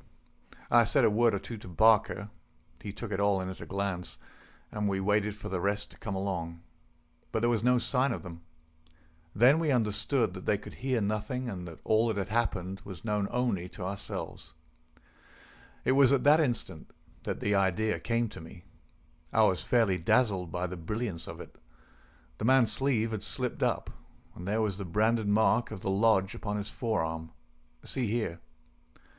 The man whom we had known as Douglas turned up his own coat and cuff to show a brown triangle within a circle, exactly like that which we'd seen upon the dead man. It was the sight of that which started me on it. I seemed to see it all clear at a glance. There were his height and hair and figure about the same as my own. No one could swear to his face, poor devil. I brought down this suit of clothes, and in a quarter of an hour Barker and I had put my dressing gown on him, and he lay as you found him. We tied all things into a bundle, and I weighted them with the only weight I could find, and put them through the window. The card he'd meant to lay upon my body was lying beside his own. My rings were put on his finger, but when it came to the wedding ring, he held out his muscular hand. You can see for yourselves that I had struck the limit. I have not moved it since the day I was married, and it would have taken a file to get it off. I don't know, anyhow, that I should have cared to part with it, but if I'd wanted to, I couldn't. So we just had to leave that detail to take care of itself. On the other hand, I brought a bit of plaster down and put it where I'm wearing one myself at this instant. You slipped up there, Mr. Holmes, clever as you are, for if you had chanced to take off that plaster, you'd have found no cut underneath it. Well, that was the situation. If I could lie low for a while and then get away, where I could be joined by my widow, we should have a chance at last of living in peace for the rest of our lives. These devils would give me no rest so long as I was above ground. But if they saw in the papers that Baldwin had got his man, there would be an end of all my troubles. I hadn't much time to make it all clear to Barker and to my wife, but they understood enough to be able to help me. I knew all about this hiding place, so did Ames, but it never entered his head to connect it with the matter. I retired into it, and it was up to Barker to do the rest. I guess you can fill in for yourselves what he did. He opened the window and made the mark on the sill, to give an idea of how the murderer escaped. It was a tall order, that, but as the bridge was up there was no other way. Then, when everything was fixed, he rang the bell for all he was worth. What happened afterward you know. And so, gentlemen, you can do what you please, but I've told you the truth and the whole truth, so help me God. What I ask you now is, how do I stand by the English law? There was a silence which was broken by Sherlock Holmes. The English law is in the main a just law. You'll get no worse than your deserts from that, Mr. Douglas. But I would ask you, how did this man know that you lived here, or how to get into your house, or where to hide to get you? I know nothing of this. Holmes's face was very white and grave. The story is not over yet, I fear, said he. You may find worse dangers than the English law, or even than your enemies from America. I see trouble before you, Mr. Douglas. You'll take my advice and still be on your guard. And now, my long-suffering readers, I'll ask you to come away with me for a time, far from the Sussex manor house of Burleston, and far also from the year of grace in which we made our eventful journey, which ended with the strange story of the man who had been known as John Douglas. I wish you to journey back some 20 years in time, and westward some thousands of miles in space, that I may lay before you a singular and terrible narrative, so singular and so terrible that you may find it hard to believe that even as I tell it, even so did it occur. Do not think that I intrude one story before another is finished. As you read on you will find that this is not so. And when I have detailed those distant events, and you have solved this mystery of the past, we shall meet once more in those rooms on Baker Street, where this, like so many other wonderful happenings, will find its end. End of Chapter 7 and Part 1 of The Valley of Fear.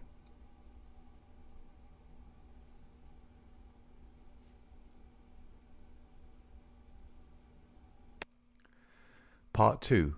The Scourers. Chapter 1. The Man. It was the 4th of February in the year 1875. It had been a severe winter, and the snow lay deep in the gorges of the Gilmerton Mountains. The steam ploughs had, however, kept the railroad open, and the evening train, which connects the long line of coal-mining and iron-working settlements, was slowly groaning its way up the steep gradients which led from Stagville on the plain to Vermissa, the central township which lies at the head of Vermissa Valley. From this point the track sweeps downward to Barton's Crossing, Helmdale, and the purely agricultural county of Merton. It was a single-track railroad, but at every siding, and they were numerous, long lines of trucks piled with coal and iron ore told of the hidden wealth which had brought a rude population and a bustling life to this most desolate corner of the United States of America. For desolate it was. Little could the first pioneer who had traversed it have ever imagined that the fairest prairies and the most lush water pastures were valueless compared to this gloomy land of black crag and tangled forest. Above the dark and often scarcely penetrable woods upon their flanks, the high, bare crowns of the mountains, white snow and jagged rock, towered upon each flank, leaving a long, winding, tortuous valley in the centre. Up this the little train was slowly crawling. The oil lamps had just been lit in the leading passenger car, a long, bare carriage, in which some 20 or 30 people were seated. The greater number of these were workmen returning from their day's toil in the lower part of the valley. At least a dozen, by their grimed faces and the safety lanterns which they carried, proclaimed themselves miners. These sat smoking in a group and conversed in low voices, glancing occasionally at two men on the opposite side of the car, whose uniforms and badges showed them to be policemen.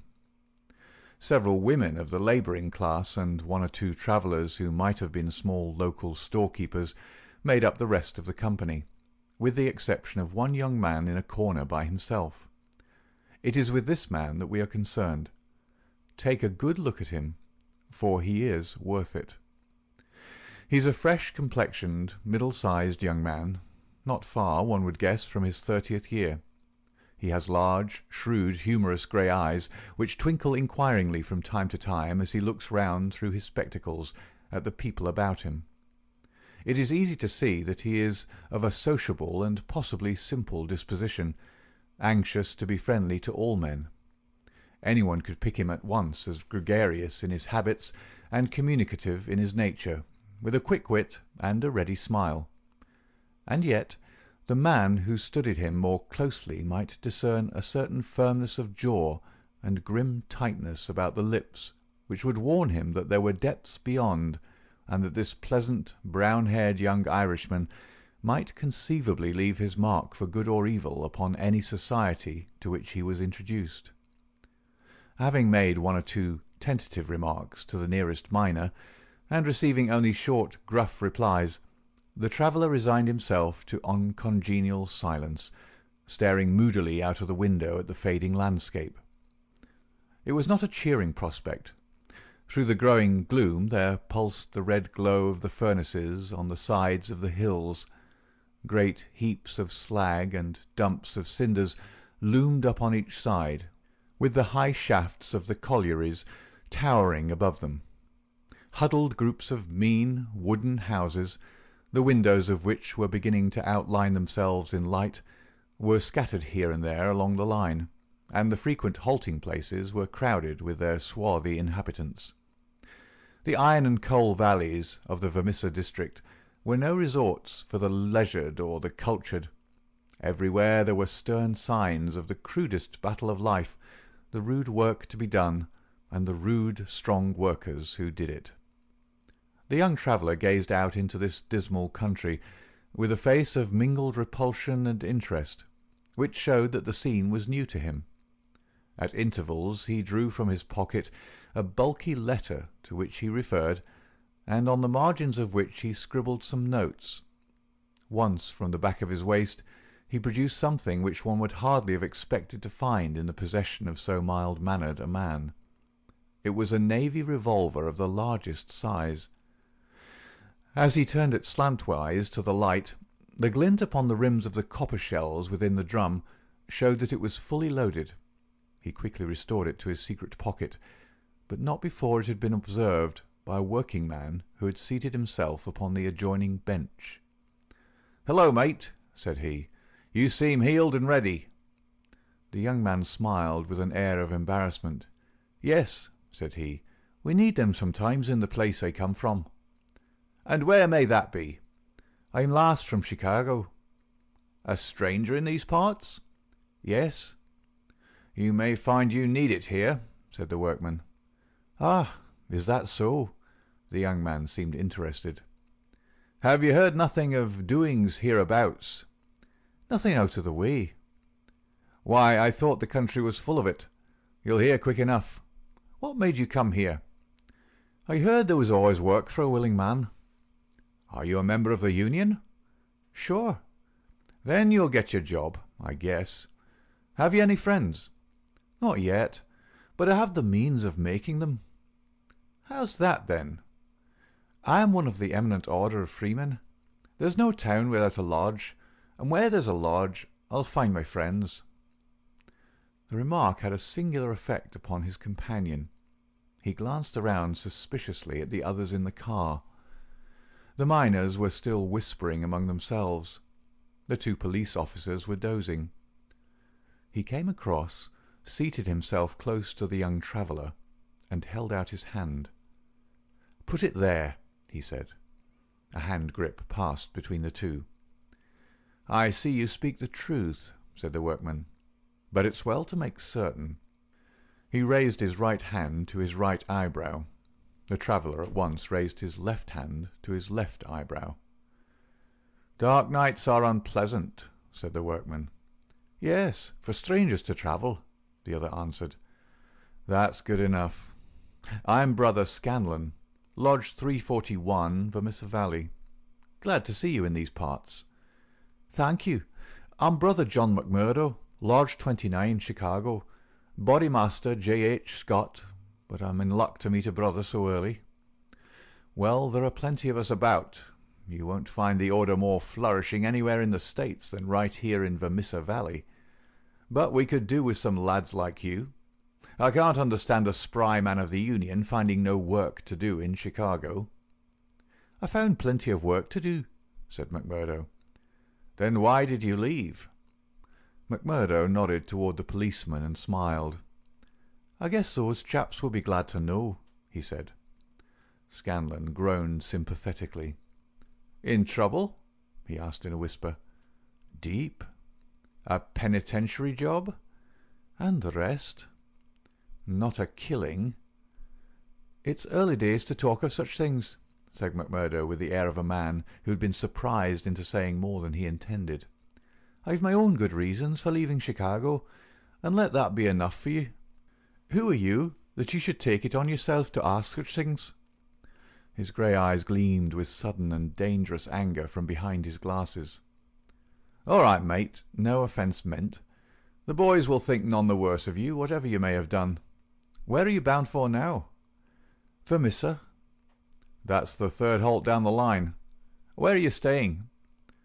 McMurdo took out an envelope and held it close to the murky oil lamp. Here is the address. Jacob Shafter, Sheridan Street. It's a boarding house that was recommended by a man I know in Chicago. Well, I don't know it, but Vermissa is out of my beat. I live at Hobson's Patch, and that's here where we're drawing up to now. But say, there's one bit of advice I'll give you before we part. If you're in trouble in Vermissa, go straight to the Union House and see Boss McGinty. He's the bodymaster of Vermissa Lodge, and nothing can happen in these parts unless Black Jack McGinty wants it. So long, mate. Maybe we'll meet in Lodge one of these evenings, but mind my words, if you're in trouble, go to Boss McGinty. Scanlon descended, and McMurdo was left once again to his thoughts. Night had now fallen, and the flames of the frequent furnaces were roaring and leaping in the darkness. Against their lurid background, dark figures were bending and straining, twisting and turning with the motion of winch or of windlass, to the rhythm of an eternal clank and roar. "I guess hell must look something like that," said a voice. McMurdo turned and saw that one of the policemen had shifted in his seat and was staring out into the fiery waste. "For that matter," said the other policeman, "I allow that hell must be something like that. If there are worse devils down yonder than some we could name, it's more than I'd expect. I guess you're new to this part, young man." "Well, what if I am?" McMurdo answered in a surly voice. "Just this, mister, that I should advise you to be careful in choosing your friends. I don't think I'd begin with Mike Scanlon or his gang if I were you." "What the hell is it to you? Who are my friends?" roared McMurdo in a voice which brought every head in the carriage round to witness the altercation. "Did I ask you for your advice, or did you think me such a sucker that I couldn't move without it? You speak when you're spoken to, and by the Lord you'd have to wait a long time if it was me." He thrust out his face and grinned at the patrolman like a snarling dog. The two policemen, heavy, good-natured men, were taken aback by the extraordinary vehemence with which their friendly advances had been rejected. "No offence, stranger," said one. "It was a warning for your own good, seeing that you are, by your own showing, new to the place." "I'm new to the place, but I'm not new to you and your kind," cried McMurdo in cold fury. "I guess you're the same in all places, shoving your advice in when nobody asks for it." "Maybe we'll see more of you before long," said one of the patrolmen with a grin. "You're a real hand-picked one, if I'm a judge." "I was thinking the same," remarked the other. "I guess we may meet again." "I'm not afraid of you, and don't you think it," cried McMurdo. "My name's Jack McMurdo. See, if you want me, you'll find me at Jacob's Shafters on Sheridan Street, Vermissa. So I'm not hiding from you, am I? Day or night, I dare to look the like of you in the face. Don't make any mistake about that." There was a murmur of sympathy and admiration from the miners at the dauntless demeanour of the newcomer, while the two policemen shrugged their shoulders and renewed a conversation between themselves. A few minutes later, the train ran into the ill-lit station, and there was a general clearing, for Vermissa was by far the largest town on the line. McMurdo picked up his leather gripsack and was about to start off into the darkness when one of the miners accosted him.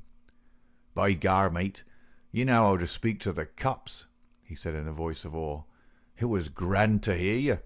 Let me carry your grip and show you the road. I'm passing Shafters on the way to my own shack." There was a chorus of friendly good nights from the other miners as they passed from the platform. Before ever he had set foot on it, McMurdo the turbulent had become a character in Vermissa. The country had been a place of terror, but the town was in its way even more depressing. Down that long valley there was at least a certain gloomy grandeur in the huge fires and the clouds of drifting smoke, while the strength and industry of man found fitting monuments in the hills which he had spilled by the side of his monstrous excavations. But the town showed a dead level of mean ugliness and squalor. The broad street was churned up by the traffic into a horrible rutted paste of muddy snow. The sidewalks were narrow and uneven. The numerous gas lamps served only to show more clearly a long line of wooden houses, each with its veranda facing the street, unkempt and dirty. As they approached the centre of the town, the scene was brightened by a row of well-lit stores, and even more by a cluster of saloons and gaming houses, in which the miners spent their hard-earned but generous wages. "That's the Union House," said the guide, pointing to one saloon which rose almost to the dignity of being a hotel. "Jack McGinty is the boss there." "What sort of man is he?" McMurdo asked. "What? Have you never heard of the boss?" "How could I have heard of him, when you know that I'm a stranger in these parts?"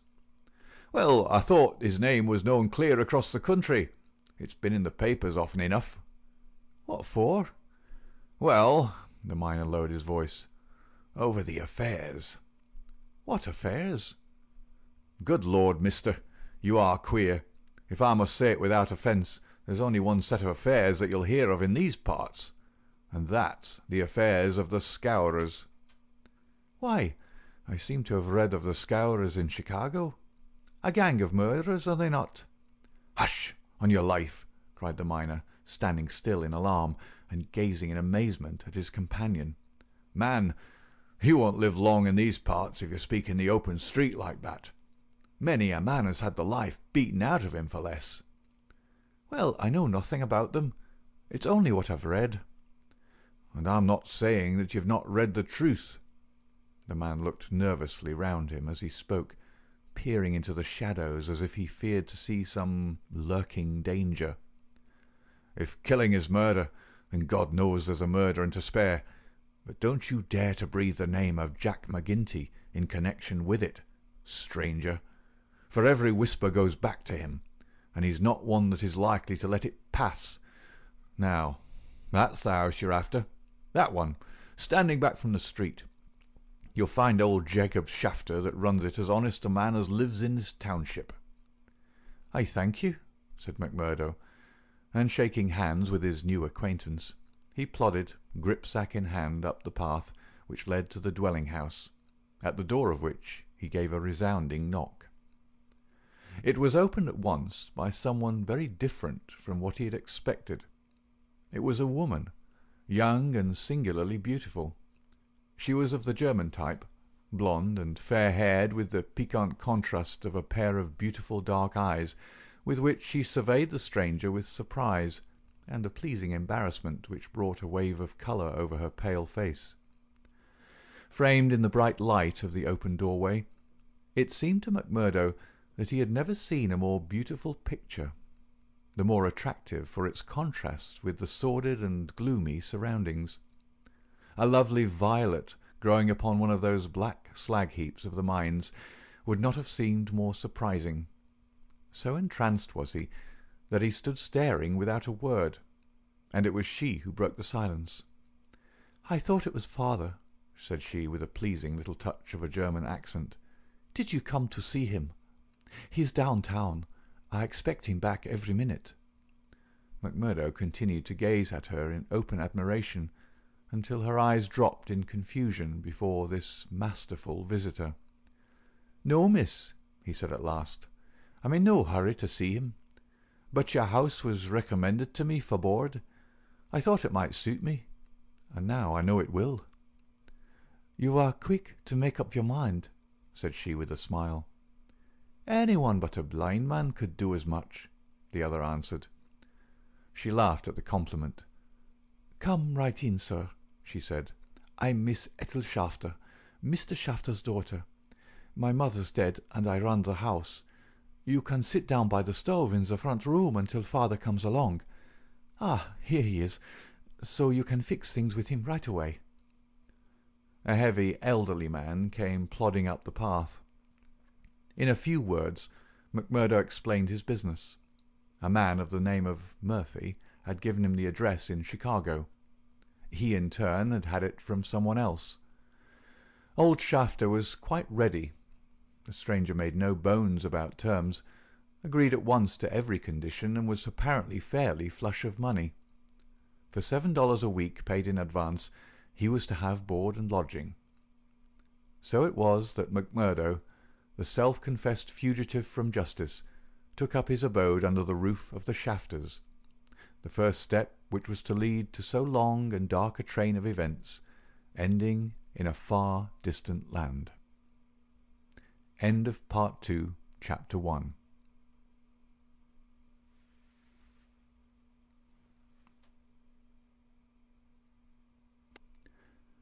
Chapter 2. The Bodymaster. Macmurdo was a man who made his mark quickly.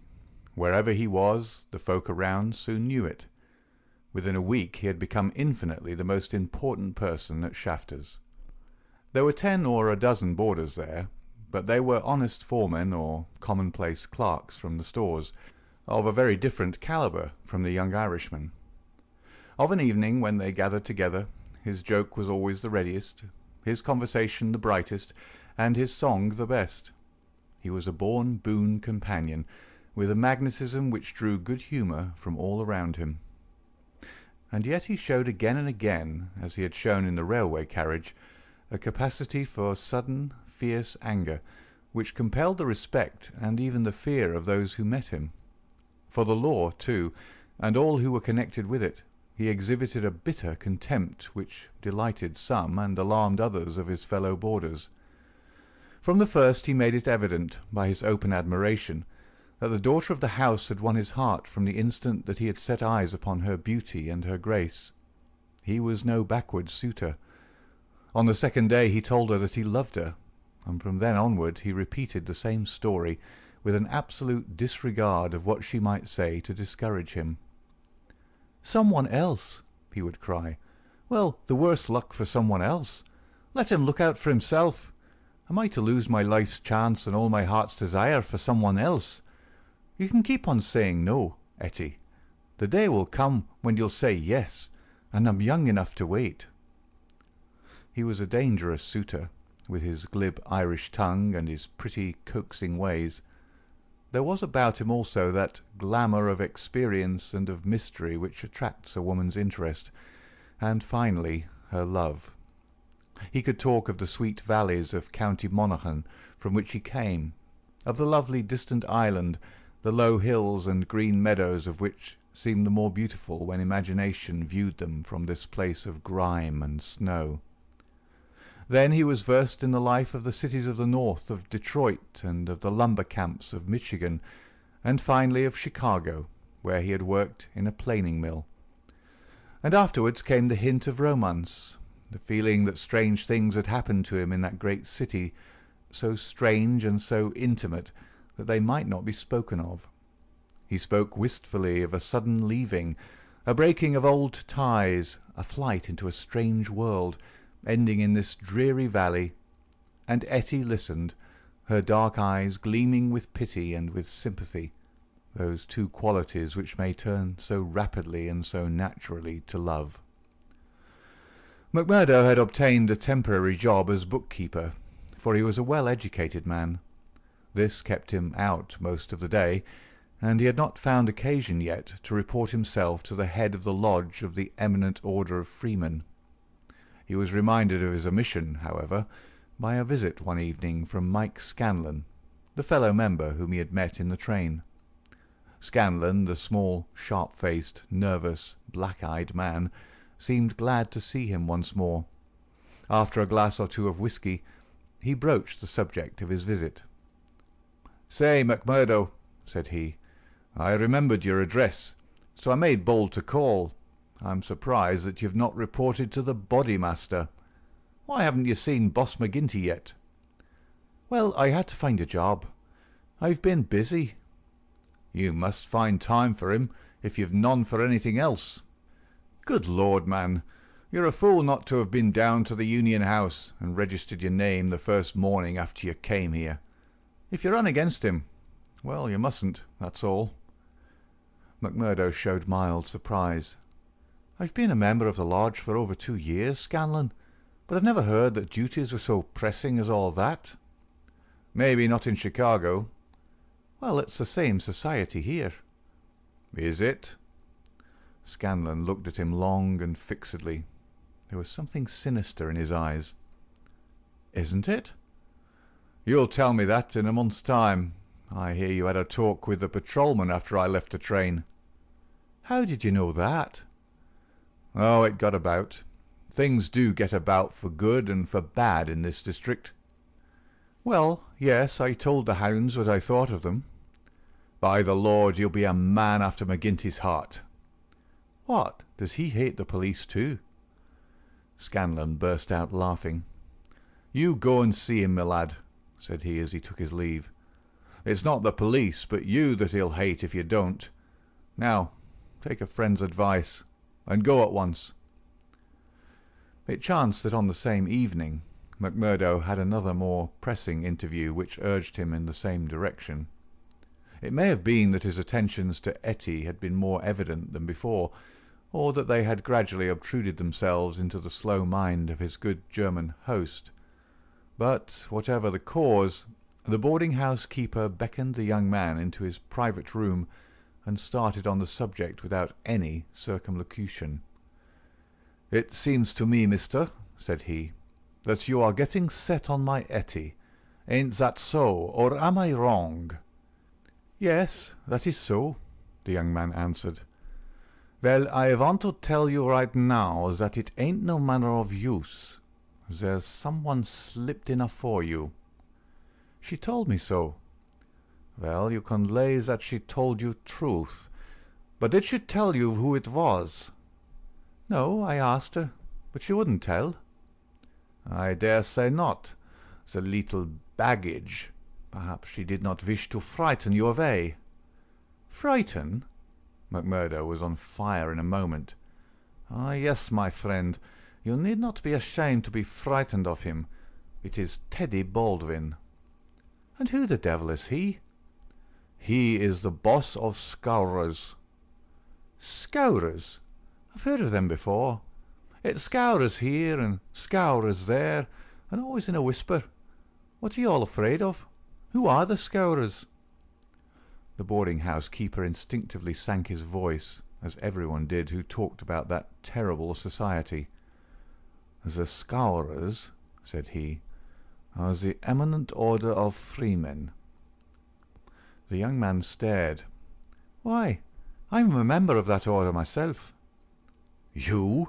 I would never have had you in my house if I'd known it. Not if you were to pay me $100 a week." "What's wrong with the order? It's for charity and good fellowship. The rules say so." Maybe in some places. Not here. What is it here? It's a murder society. That's what it is. McMurdo laughed incredulously. How can you prove that? He asked. Prove it? Are there not 50 murders to prove it? What about Milman and von Schorst and the Nicholson family and old Mr. Hyam and little Billy James and the others? Prove it? Is there a man or a woman in this valley that does not know it? See here, said McMurdo earnestly, I want you to take back what you said, or else make it good.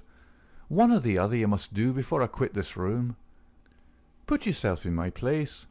Here I am, a stranger in the town. I belong to a society that I know only as an innocent one. You'll find it through the length and breadth of the States, but always as an innocent one. Now, when I'm counting upon joining it here, you tell me that it's the same as a murder society called the Scourers. I guess you owe me either an apology or else an explanation, Mr. Shafter. I can but tell you what the whole world knows, mister. The bosses of the one are the bosses of the other. If you offend the one, it is the other that will strike you. We have proved it too often. That's just gossip. I want proof, said McMurdo. If you live here long, you will get your proof. But I forget that you are yourself one of them. You will soon be as bad as the rest. But you will find other lodgings, mister. I cannot have you here. Is it not bad enough that one of these people come courting my Etty, and that I dare not turn him down, and that I should have another for my boarder? Yes, indeed, you shall not sleep here after tonight. McMurdo found himself under sentence of banishment, both from his comfortable quarters and from the girl whom he loved. He found her alone in the sitting-room that same evening, and he poured his troubles into her ear. "Sure your father is after giving me notice," he said. "It's little I would care if it was just my room, but indeed, Etty, though it's only a week that I've known you, you're the very breath of life to me, and I can't live without you." "Oh, hush, Mr. McMurdo, don't speak so," said the girl. "I've told you, have I not, that you're too late. There's another, and if I have not promised to marry him at once, at least I can promise no one else. Suppose I had been first, Etty, would have had a chance." The girl sank her face into her hands. "I wish to heaven that you had been first," she sobbed. McMurdo was down on his knees before her in an instant. "For God's sake, Etty, let it stand at that," he cried. "Will you ruin your life and my own for the sake of this promise? Follow your heart, acushla. 'Tis a safer guide than any promise before you knew what it was that you were saying." He had seized Etty's white hand between his own strong brown ones. "Say that you'll be mine, and we'll face it out together." "Not here." "Yes, here." "No, no, Jack." His arms were round her now. "It could not be here. Could you take me away?" A struggle passed for a moment over McMurdo's face, but it ended by setting like granite. "No, here," he said. "I'll hold you against the world, Etty, right here where we are." "Why should we not leave together?" "No, Etty, I can't leave here." "But why?" "I'd never hold my head up again if I felt that I'd been driven out. Besides, what is there to be afraid of? Are we not free folks in a free country? If you love me, and I you, who will dare to come between us?" "You don't know, Jack. You've been here too short a time. You don't know this Baldwin. You don't know how McGinty and his Cowrers—" "No, I don't know them, and I don't fear them, and I don't believe in them," said McMurdo. "I've lived among rough men, my darling, and instead of fearing them, it has always ended that they feared me. Always, Etty. It's mad on the face of it. If these men, as your father says, have done crime after crime in the valley, and if everyone knows them by name, how come is that none are brought to justice? You answer me that, Etty." "Because no witness dares to appear against them. He would not live a month if he did. Also because they have always their own men to swear that the accused one was far from the scene of the crime. But surely, Jack, you must have read all this. I had understood that every paper in the United States was writing about it." "Well, I've read something, it is true, but I thought it was a story. Maybe these men have some reason in what they do. Maybe they're wronged and have no other way to help themselves." "Oh, Jack, don't let me hear you speak of so. That is how he speaks, the other one." "Baldwin? "He speaks like that, does he? And that is why I loathe him so. Oh, Jack, how can I tell you the truth? I loathe him with all my heart, but I fear him also. I fear him for myself, but above all I fear him for my father. I know that some great sorrow would come upon us if I dared to say what I really felt. That is why I have put him off with half promises. It was in real truth our only hope. But if you would fly with me, Jack, we could take father with us and live forever far from the power of these wicked men." Again there was the struggle upon McMurdo's face, and again it set like granite. "No harm shall come to you, Etty, nor to your father either. As to wicked men, I expect you may find that I'm as bad as the worst of them before you're through." "No, no, Jack, I would trust you anywhere." McMurdo laughed bitterly. "Good Lord, how little you know of me! Your innocent soul, my darling, could not even guess what is passing in mine. But hello, who's the visitor?" The door had opened suddenly, and a young fellow came swaggering in with the air of one who is the master. He was a handsome, dashing young man of about the same age and build as McMurdo himself. Under his broad-brimmed black felt hat, which he had not troubled to remove, a handsome face with fierce, domineering eyes and a curved hawk-bill of a nose looked savagely at the pair who sat by the stove. Etty had jumped to her feet, full of confusion and alarm. "I'm glad to see you, Mr. Baldwin," said she. "You're earlier than I thought. Come and sit down." Baldwin stood with his hands on his hips, looking at McMurdo. "Who is this?" he asked curtly. "It's a friend of mine, Mr. Baldwin, a new boarder here, Mr. McMurdo. May I introduce you to Mr. Baldwin?" The young men nodded in surly fashion to each other. "Maybe Miss Etty has told you how it is with us," said Baldwin. "I don't understand that there was any relation between you." "Didn't you? Well, you can understand it now. You can take it from me that this young lady is mine, and you'll find it a very fine evening for a walk." "Thank you. I'm in no humour for a walk." "Aren't you?" The man's savage eyes were blazing with anger. "Maybe you're in a humour for a fight, Mr. Boarder." "That I am," cried McMurdo, springing to his feet. "You never said a more welcome word." "For God's sake, Jack! Oh, for God's sake, Jack!" cried poor distracted Etty. "Oh, Jack, Jack, he'll hurt you." "Oh, it's Jack, is it?" said Baldwin with an oath. "You've come to that already, have you?" "Oh, Ted, be reasonable, be kind. For my sake, Ted. If ever you loved me, be big-hearted and forgiving." "I think, Etty, that if you were to leave us alone, we could get this thing settled," said McMurdo quietly. "Or maybe, Mr. Baldwin, you'll take a turn down the street with me. It's a fine evening, and there's some open ground beyond the next block."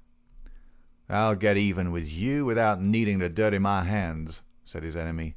"You'll wish you'd never set foot in this house before I'm through with you." "No time like the present," cried McMurdo. "I'll choose my own time, mister. You can leave the time to me. See here."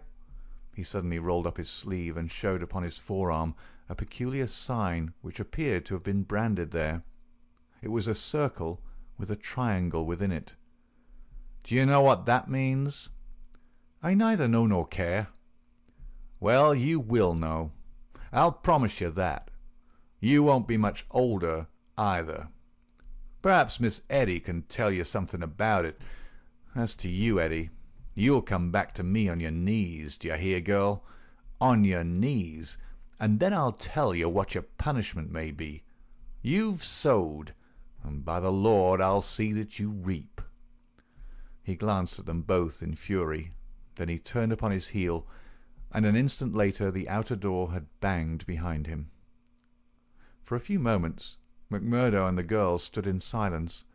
Then she threw her arms around him. "Oh, Jack, how brave you were! But it is no use. You must fly. Tonight, Jack, tonight. It's your only hope. He will have your life. I read it in his horrible eyes. What chance have you against a dozen of them, with Boss McGinty and all the power of the lodge behind them?" McMurdo disengaged her hands, kissed her, and gently pushed her back into a chair. "There, acushla, there. Don't be disturbed or fear for me. I'm a free man myself. I'm after telling your father about it. Maybe I am no better than the others, so don't make a saint of me. Perhaps you hate me too now that I've told you so much." "Hate you, Jack? While life lasts I could never do that. I've heard that there is no harm in being a freeman anywhere but here, so why should I think the worse of you for that? But if you are a freeman, Jack, why would you not go down and make a friend of Boss McGinty? Oh, hurry, Jack, hurry. Get your word in first, or the hounds will be on your trail." "I was thinking the same thing," said McMurdo. "I'll go right now and fix it. You can tell your father that I'll sleep here tonight and find some other quarters in the morning." The bar of McGinty's saloon was crowded as usual, for it was the favourite loafing place of all the rougher elements of the town. The man was popular, for he had a rough, jovial disposition which formed a mask, covering a great deal which lay behind it. But apart from this popularity, the fear in which he was held throughout the township, and indeed down the whole 30 miles of the valley and past the mountains on each side of it, was enough in itself to fill his bar, for none could afford to neglect his goodwill.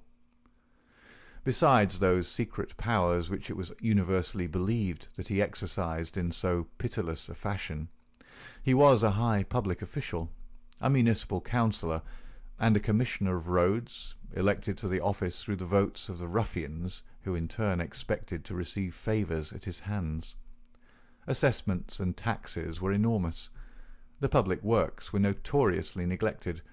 The accounts were slurred over by bribed auditors, and the decent citizen was terrorized into paying public blackmail, and holding his tongue lest some worse thing befall him.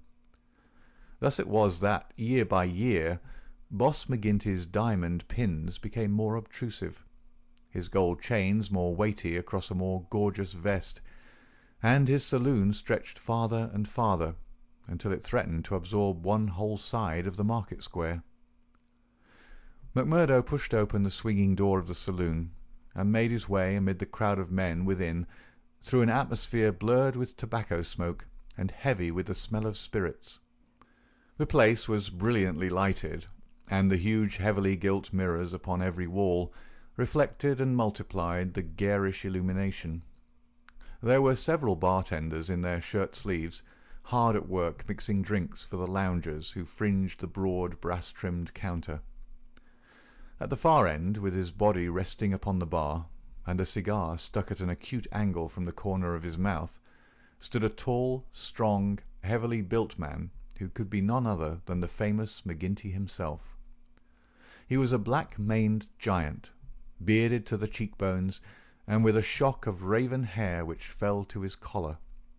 His complexion was as swarthy as that of an Italian, and his eyes were of a strange dead black, which, combined with a slight squint, gave them a particularly sinister appearance. All else in the man, his noble proportions, his fine features, and his frank bearing, fitted in with that jovial man-to-man manner which he affected. Here, one would say, is a bluff, honest fellow, whose heart would be sound, however rude his outspoken words might seem. It was only when those dead, dark eyes, deep and remorseless, were turned upon a man that he shrank within himself, feeling that he was face to face with an infinite possibility of latent evil, with a strength and courage and cunning behind it which made it 1,000 times more deadly. Having had a good look at this man, McMurdo elbowed his way forward with his usual careless audacity, and pushed himself through the little group of courtiers who were fawning upon the powerful boss, laughing uproariously at the smallest of his jokes. The young stranger's bold grey eyes looked back fearlessly through their glasses at the deadly black ones which turned sharply upon him. "Well, young man, I can't call your face to mind." "I'm new here, Mr. McGinty." "You are not so new that you can't give a gentleman his proper title." "He's Councillor McGinty, young man," said a voice from the group. "I'm sorry, Councillor. I'm strange to the ways of the place, but I was advised to see you." "Well, you see me. This is all there is. What do you think of me?" "Well, it's early days. If your heart is as big as your body, and your soul as fine as your face, then I'd ask for nothing better," said McMurdo. "By gar, you've got an Irish tongue in your head anyhow," cried the saloon-keeper, not quite certain whether to humour this audacious visitor or to stand upon his dignity. "So you are good enough to pass my appearance?" "Sure," said McMurdo.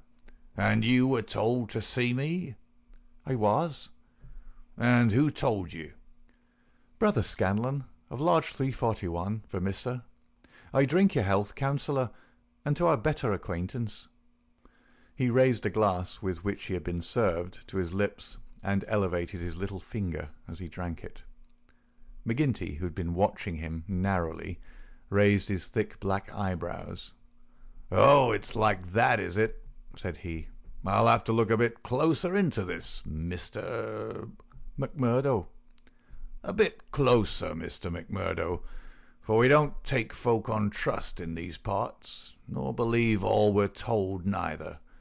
Come in here for a moment, behind the bar." There was a small room there, lined with barrels. McGinty carefully closed the door, and then seated himself on one of them, biting thoughtfully on his cigar and surveying his companion with those disquieting eyes. For a couple of minutes he sat in complete silence. McMurdo bore the inspection cheerfully, one hand in his coat pocket, the other twisting his brown moustache. Suddenly McGinty stooped and produced a wicked-looking revolver. "See here, my joker," said he. "If I thought you were playing any game on us, it would be short work for you." "This is a strange welcome," McMurdo answered with some dignity, "for the bodymaster of a lodge of freemen to give to a stranger brother." "Aye, but it's just the same that you've to prove," said McGinty, "and God help you if you fail. Where were you made?" "Lodge 29, Chicago." "When?" "June 24th, 1872. "What bodymaster?" "James H. Scott." "Who is your district ruler?" "Bartholomew Wilson." You seem glib enough in your tests. What are you doing here?" "Working, the same as you, but a poorer job." "You have your back answer quick enough?" "Yes, I was always quick of speech." "Are you quick of action?" "I have had that name among those that knew me best."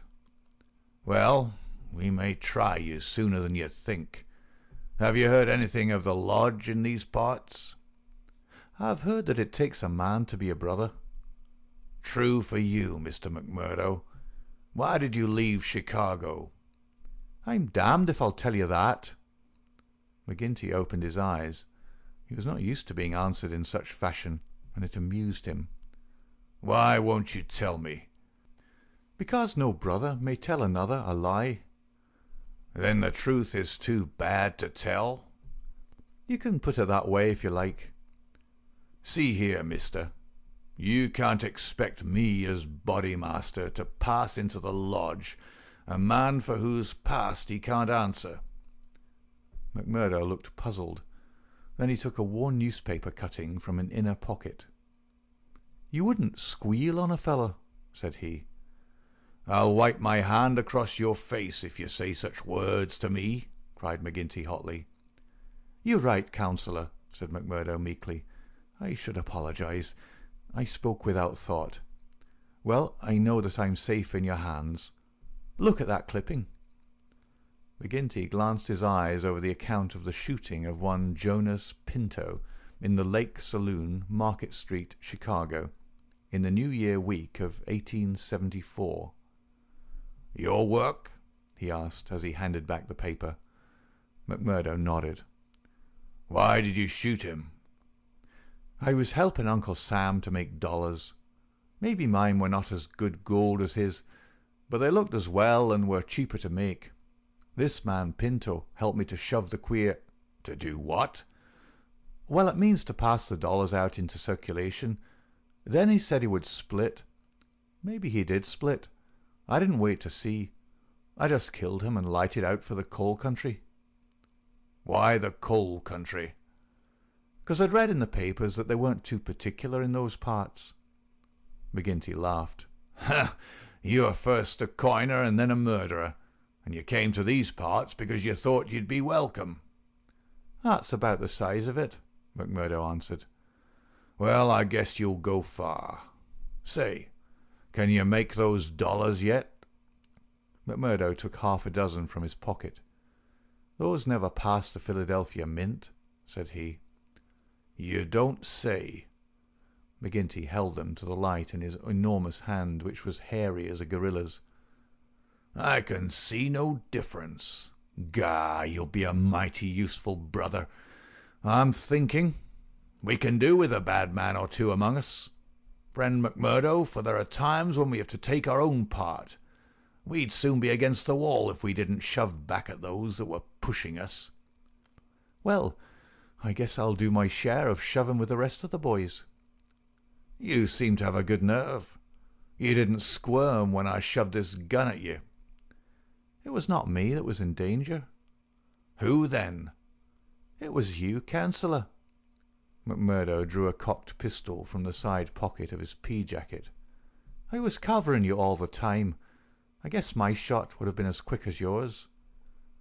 "By gar!" McGinty flushed an angry red and then burst into a roar of laughter. "Ha, ha, ha! Say, we've had no such holy terror come to hand this many a year. I reckon the lodge will learn to be proud of you. Well, what the hell do you want? And can't I speak alone with a gentleman for 5 minutes, but you must butt in on us?"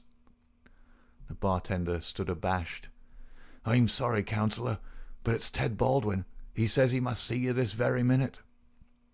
The message was unnecessary, for the set, cruel face of the man himself was looking over the servant's shoulder.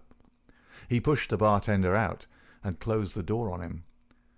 "So," said he with a furious glance at McMurdo, "you got here first, did you? I've a word to say to you, Councillor, about this man." "Then say it here and now before my face," cried McMurdo.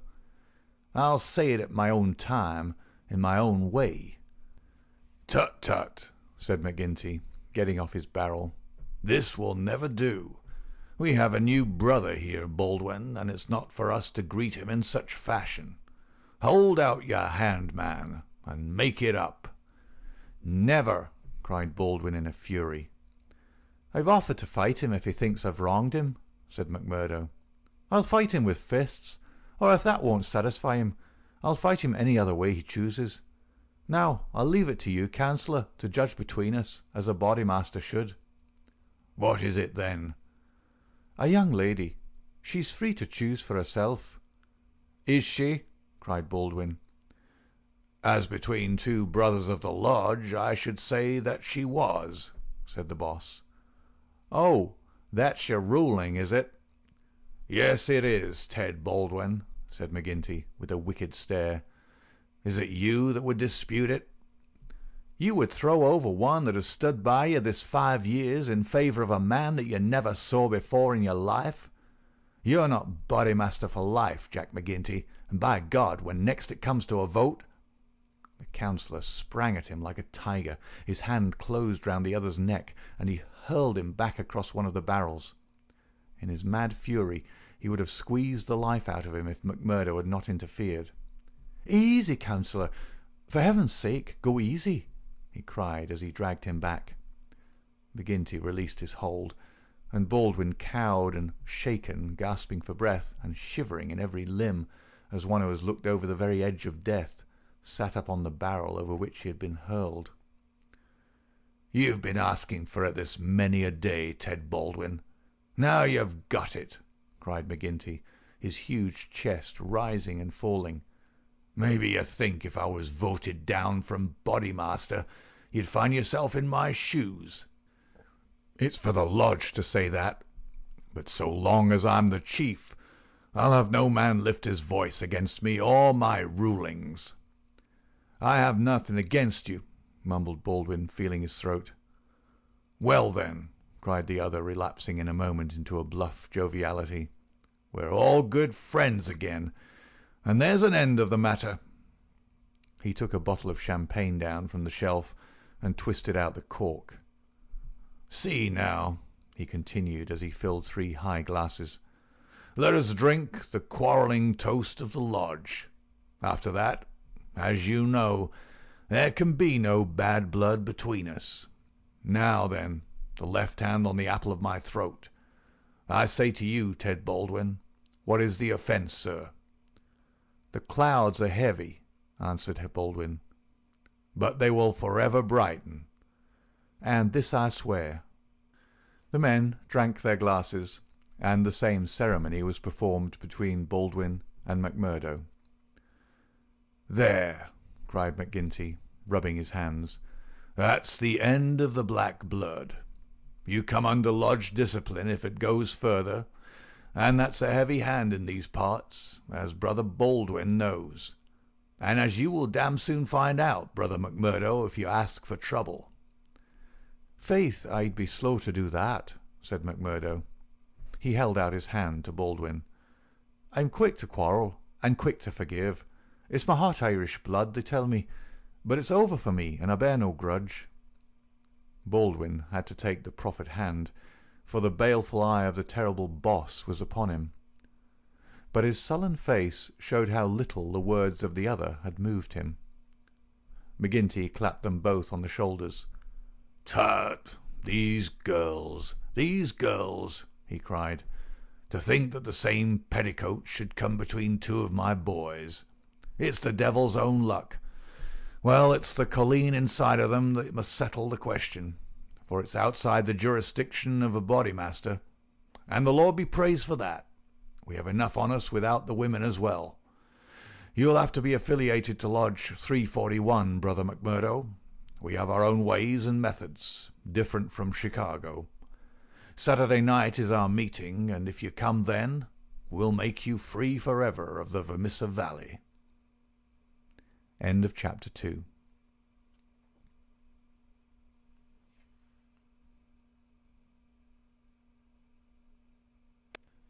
Chapter 3. Lodge 341, Vermissa.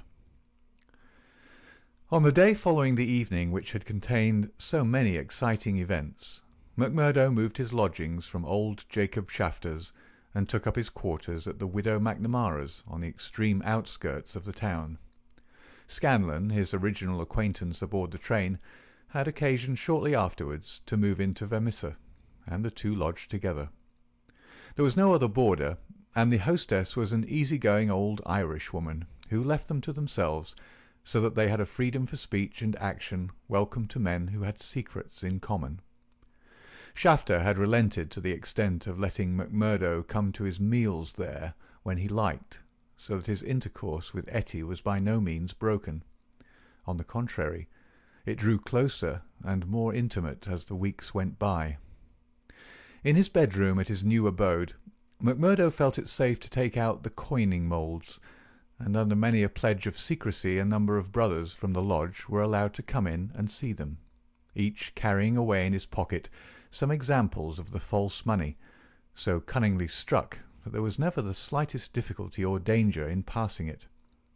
Why, with such a wonderful art at his command, McMurdo should condescend to work at all was a perpetual mystery to his companions, though he made it clear to anyone who asked him that if he lived without any visible means it would very quickly bring the police upon his track.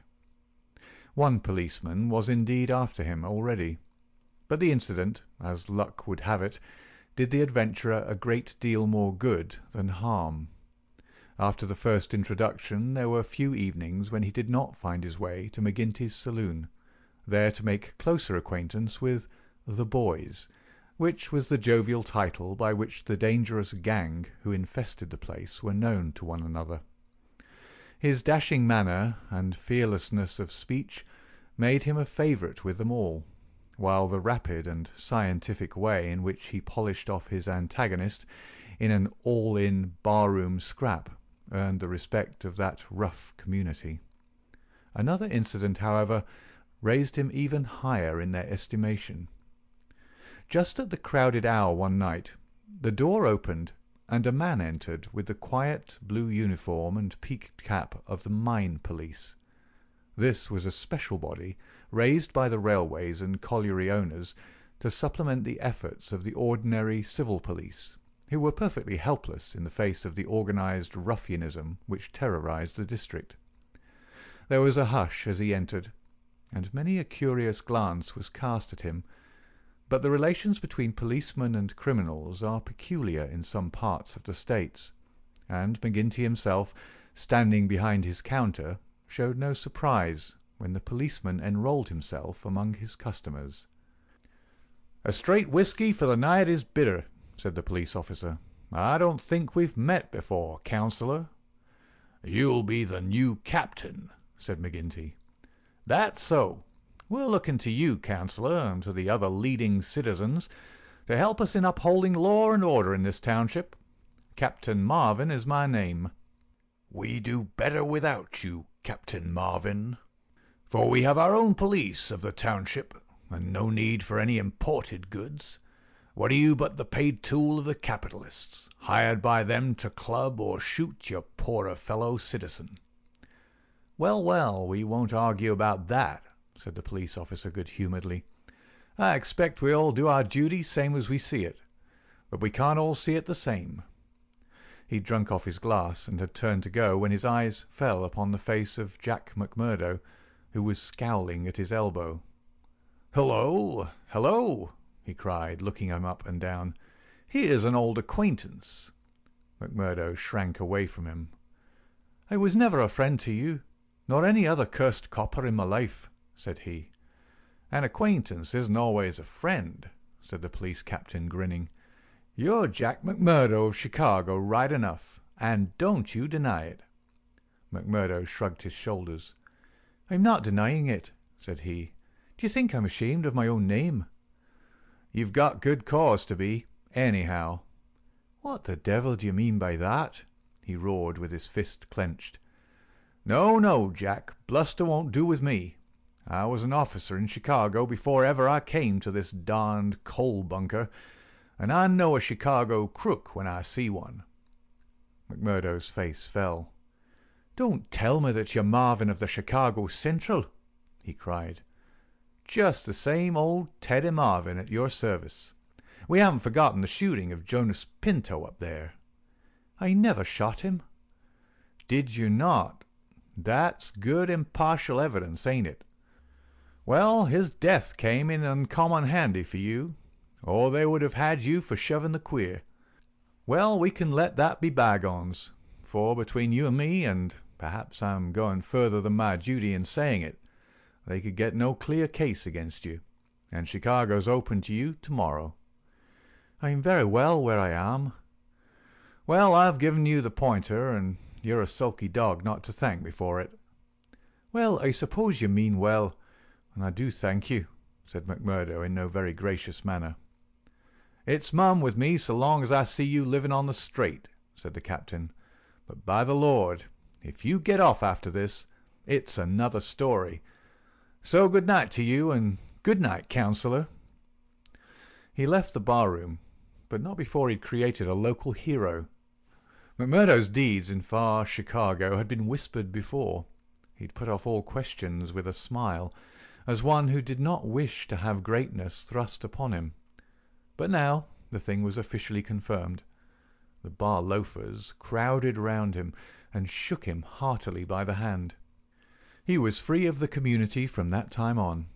He could drink hard and show little trace of it. But that evening, had his mate Scanlon not been at hand to lead him home, the fated hero would surely have spent his night under the bar. On a Saturday night, McMurdo was introduced to the lodge. He had thought to pass in without ceremony, as being an initiate of Chicago, but there were particular rites in Vermissa of which they were proud, and these had to be undergone by every postulant. The assembly met in a large room reserved for such purposes at the Union House.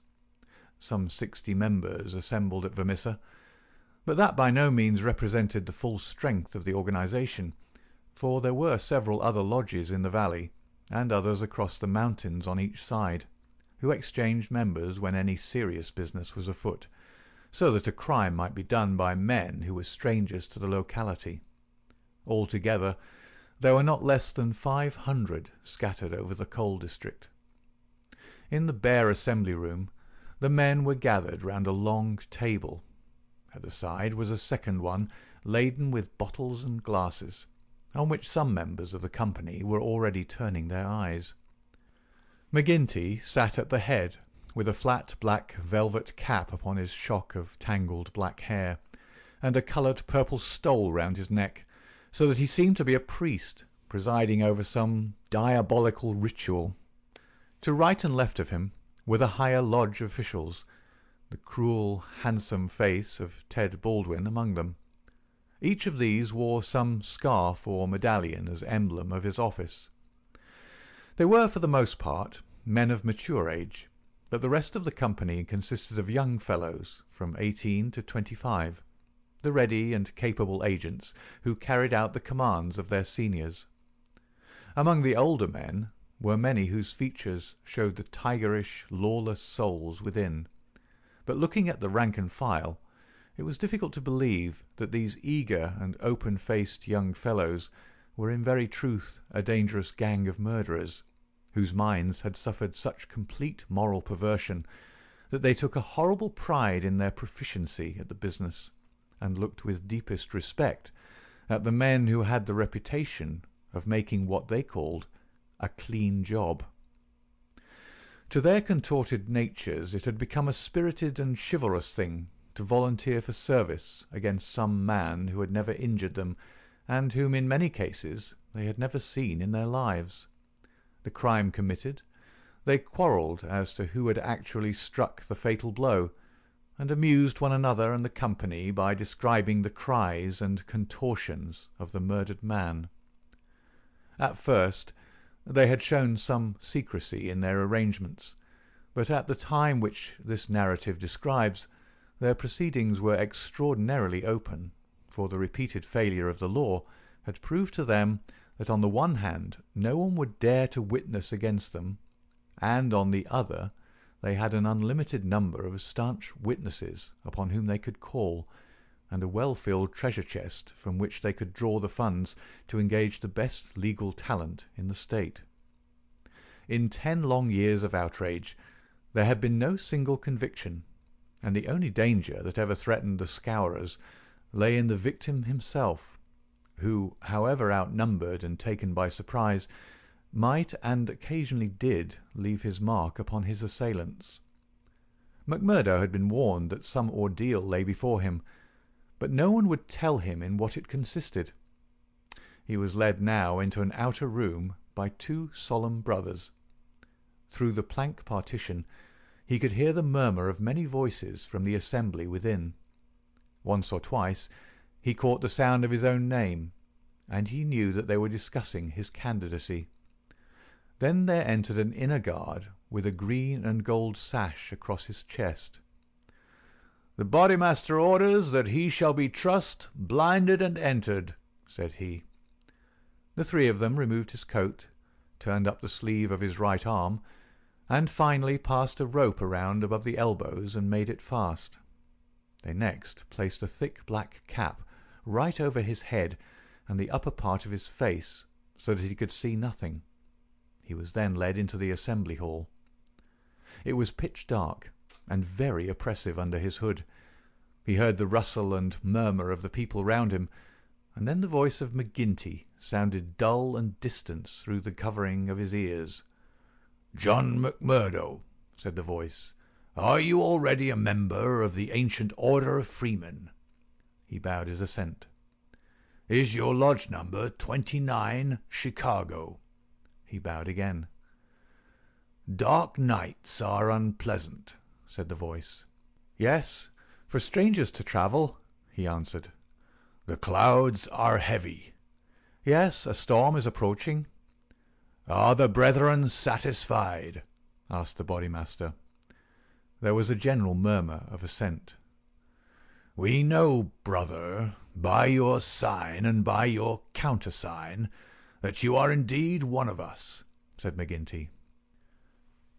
"We would have you know, however, that in this county and in other counties of these parts, we have certain rights, and also certain duties of our own which call for good men. Are you ready to be tested?" "I am." "Are you of stout heart?" "I am." "Take a stride forward to prove it." As the words were said, he felt two hard points in front of his eyes, pressing upon them, so that it appeared as if he could not move forward without a danger of losing them. None the less, he nerved himself to step resolutely out, and as he did so the pressure melted away. There was a low murmur of applause. "He is of a stout heart," said the voice. "Can you bear pain?"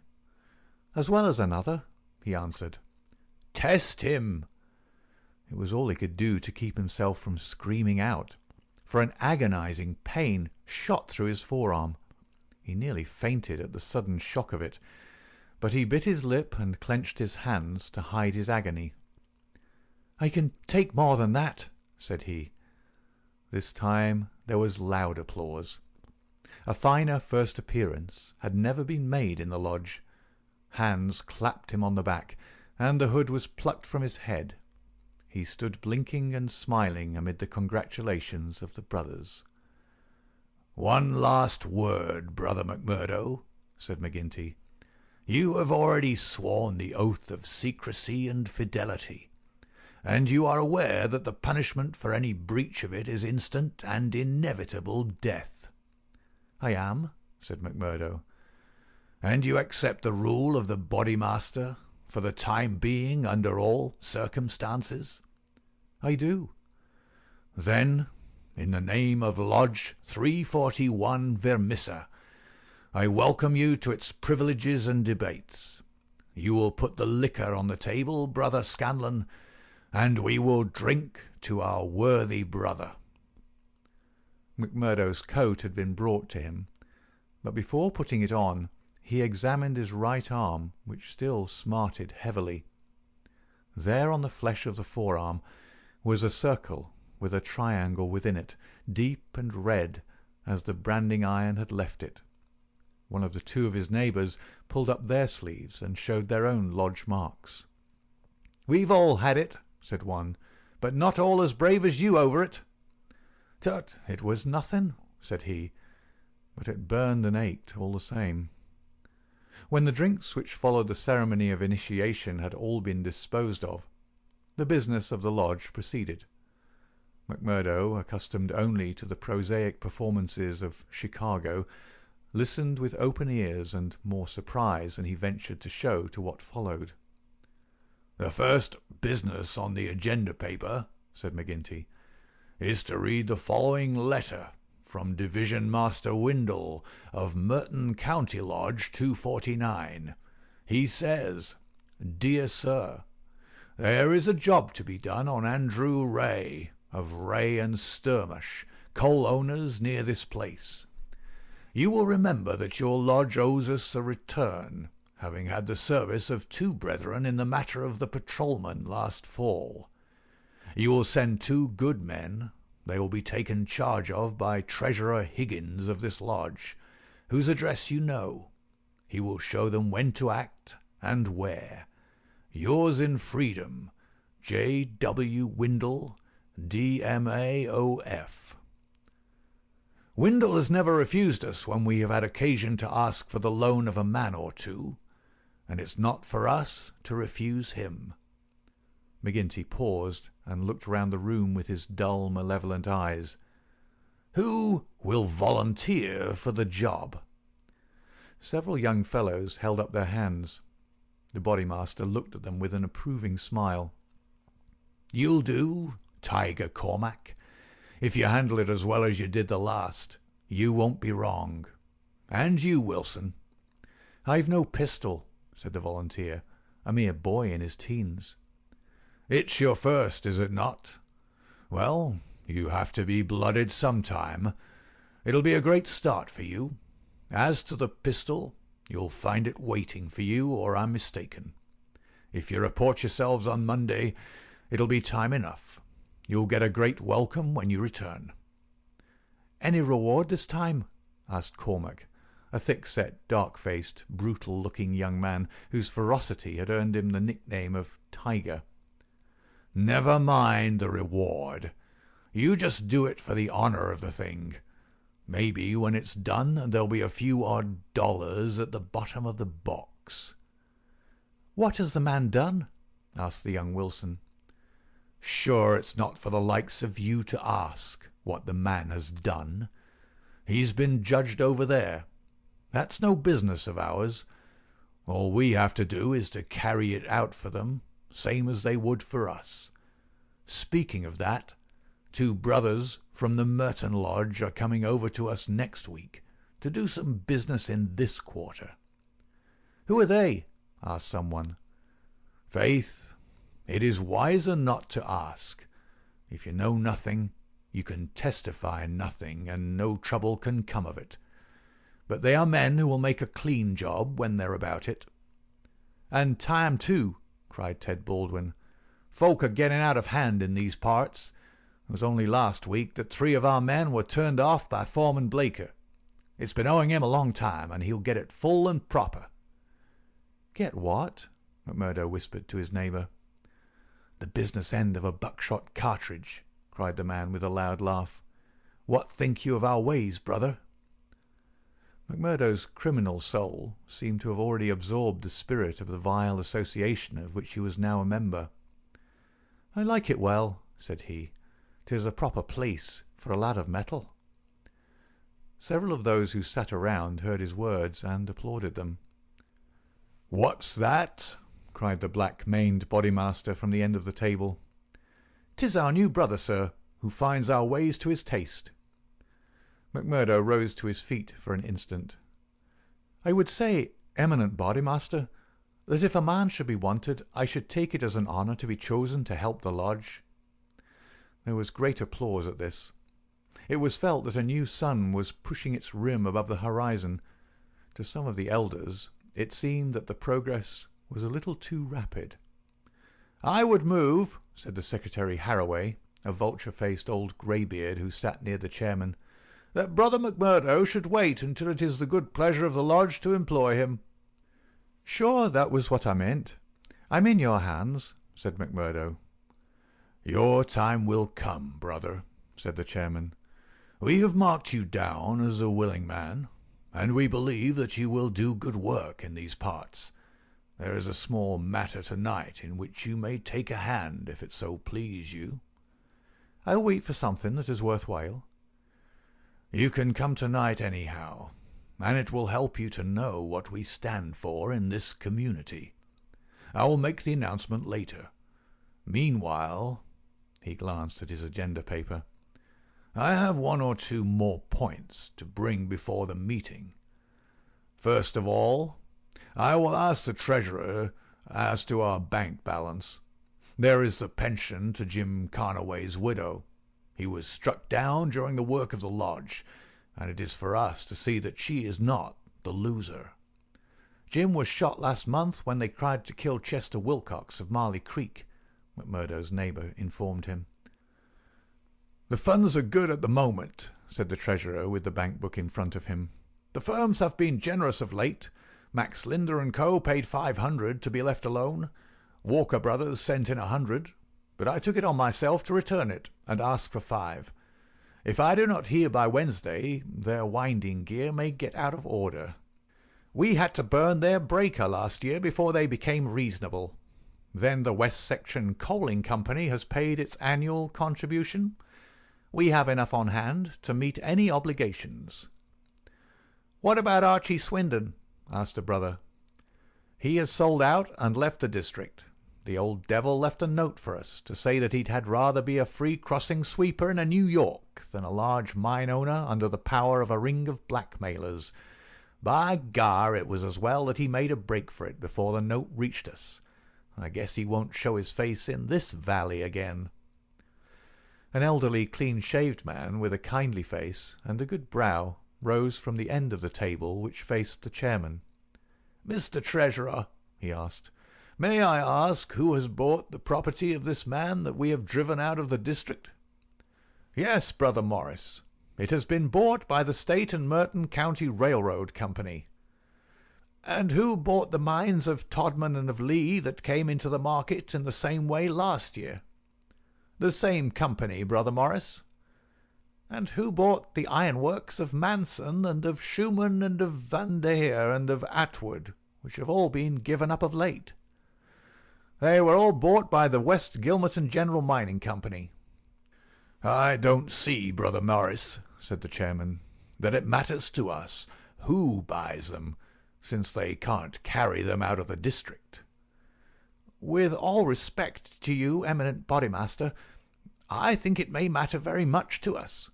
This process has been going on now for 10 long years. We are gradually driving all the small men out of trade. What is the result?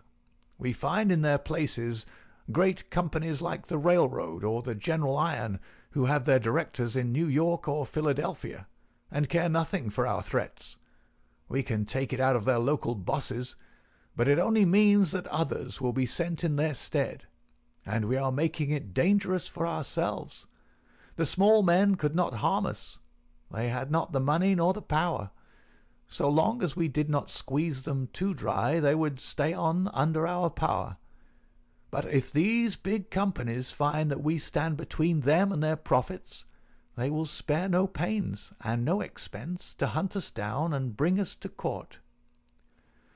There was a hush at these ominous words, and every face darkened as gloomy looks were exchanged.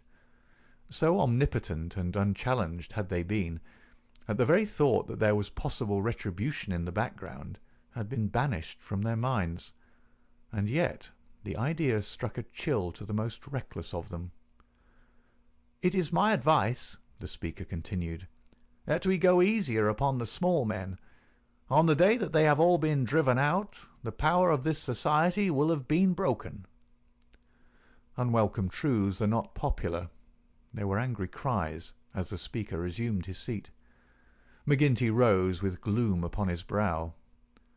"Brother Morris," said he, "you were always a croaker. So long as the members of this lodge stand together, there is no power in the United States that can touch them. Sure, have we not tried it often enough in the law courts? I expect the big companies will find it easier to pay than to fight, same as the little companies do. And now, brethren," McGinty took off his black velvet cap and his stole as he spoke, "this lodge has finished its business for the evening, save for one small matter which may be mentioned when we are parting. The time has now come for fraternal refreshment and for harmony." Strange indeed is human nature. Here were these men, to whom murder was familiar, who again and again had struck down the father of the family, some man against whom they had no personal feeling, without one thought of compunction or of compassion for his weeping wife or helpless children, and yet the tender or pathetic in music could move them to tears. McMurdo had a fine tenor voice, and if he had failed to gain the goodwill of the lodge before, it could no longer have been withheld after he had thrilled them with "I am sitting on the stile Mary" and "On the banks of Allan Water." In his very first night the new recruit had made himself one of the most popular of the brethren, marked already for advancement and high office. There were other qualities needed, however, besides those of good fellowship, to make a worthy freeman, and of these he was given an example before the evening was over. The whisky bottle had passed round many times, and the men were flushed and ripe for mischief when their bodymaster rose once more to address them. "Boys," said he, "there's one man in this town that wants trimming up, and it's for you to see that he gets it. I'm speaking of James Stanger of the Herald. You've seen how he's been opening his mouth against us again?" There was a murmur of assent, with many a muttered oath. McGinty took a slip of paper from his waistcoat pocket. "Law and order. That's how he heads it. Reign of terror in the coal and iron district. 12 years have now elapsed since the first assassinations which proved the existence of a criminal organization in our midst. From that day these outrages have never ceased, until now they have reached a pitch which makes us the opprobrium of the civilized world. Is it for such results as this that our great country welcomes to its bosom the alien who flies from the despotisms of Europe? Is it that they shall themselves become tyrants over the very men who have given them shelter, and that a state of terrorism and lawlessness should be established under the very shadow of the sacred folds of the starry flag of freedom, which would raise horror in our minds if we read of it as existing under the most effete monarchy of the East? The men are known. The organization is patent and public. How long are we to endure it? Can we forever live?" "Sure, I've read enough of the slush," cried the chairman, tossing the paper down upon the table. "That's what he says of us. The question I'm asking is, what shall we say to him?" "Kill him!" cried a dozen fierce voices. "I protest against that," said Brother Morris, the man of the good brow and shaved face.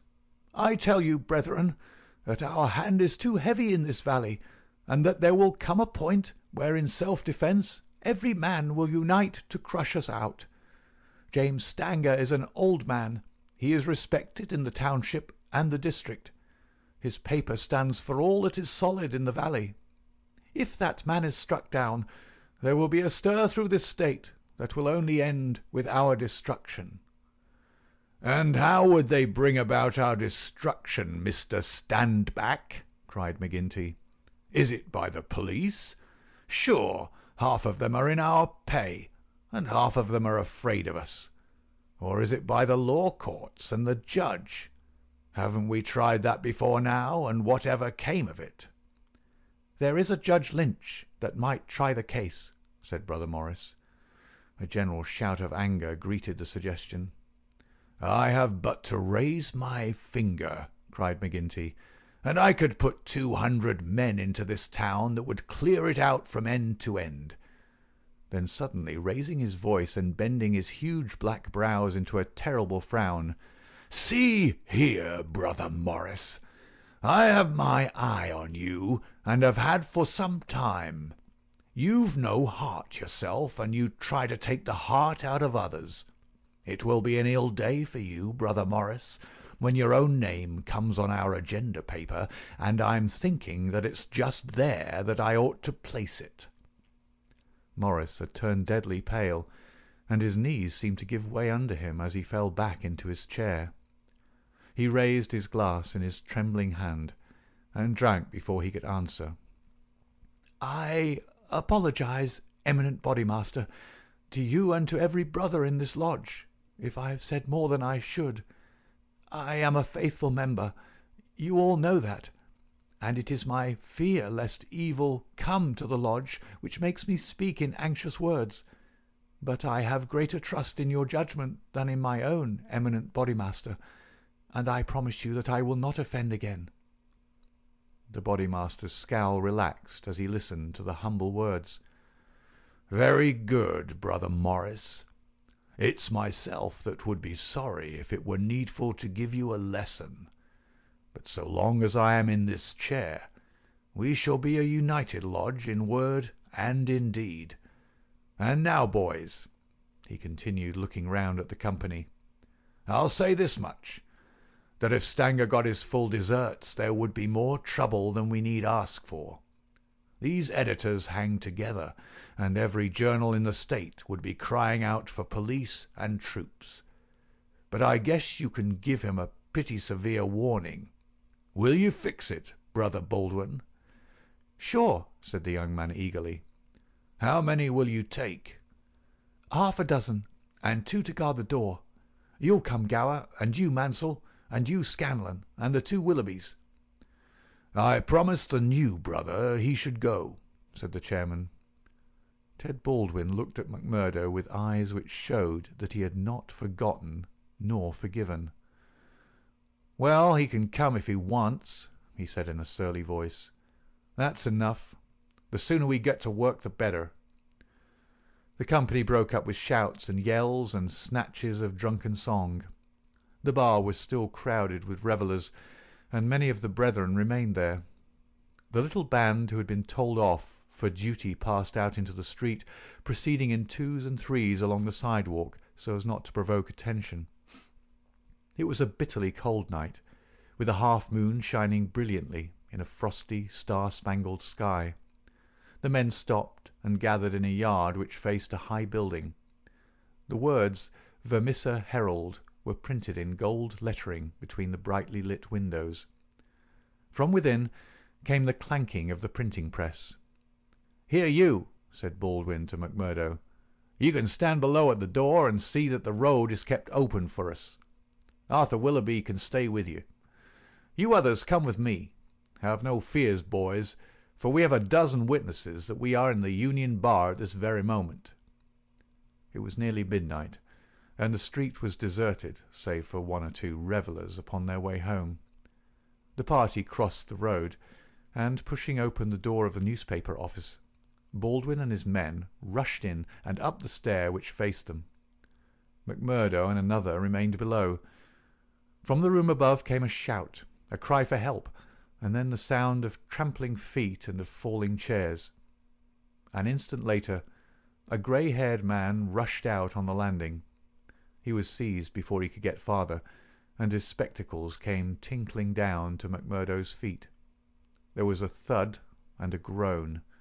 He was on his face, and half a dozen sticks were clattering together as they fell upon him. He writhed, and his long, thin limbs quivered under the blows. The others ceased at last, but Baldwin, his cruel face set in an infernal smile, was hacking at the man's head, which he vainly endeavoured to defend with his arms. His white hair was dabbled with patches of blood. Baldwin was still stooping over his victim, putting in a short, vicious blow whenever he could see a part exposed, when McMurdo dashed up the stair and pushed him back. "You'll kill the man," said he. "Drop it." Baldwin looked at him in amazement. "Curse you!" he cried. "Who are you to interfere? You that are new to the lodge. Stand back." He raised his stick, but McMurdo had whipped his pistol out of his pocket. "Stand back yourself," he cried. "I'll blow your face in if you lay a hand on me. As to the lodge, wasn't it the order of the bodymaster that the man was not to be killed? And what are you doing but killing him?" "It's truth he says," remarked one of the men. "By gar, you'd best hurry yourselves," cried the man below. "The windows are all lighting up, and you'll have the whole town here inside of 5 minutes." There was indeed the sound of shouting in the street, and a little group of compositors and pressmen was forming in the hall below, and nerving itself to action. Leaving the limp and motionless body of the editor at the head of the stair, the criminals rushed down and made their way swiftly along the street.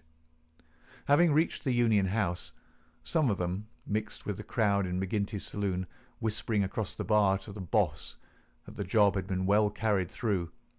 Others, and among them McMurdo, broke away into side streets, and so by devious paths to their own homes. End of Chapter 3.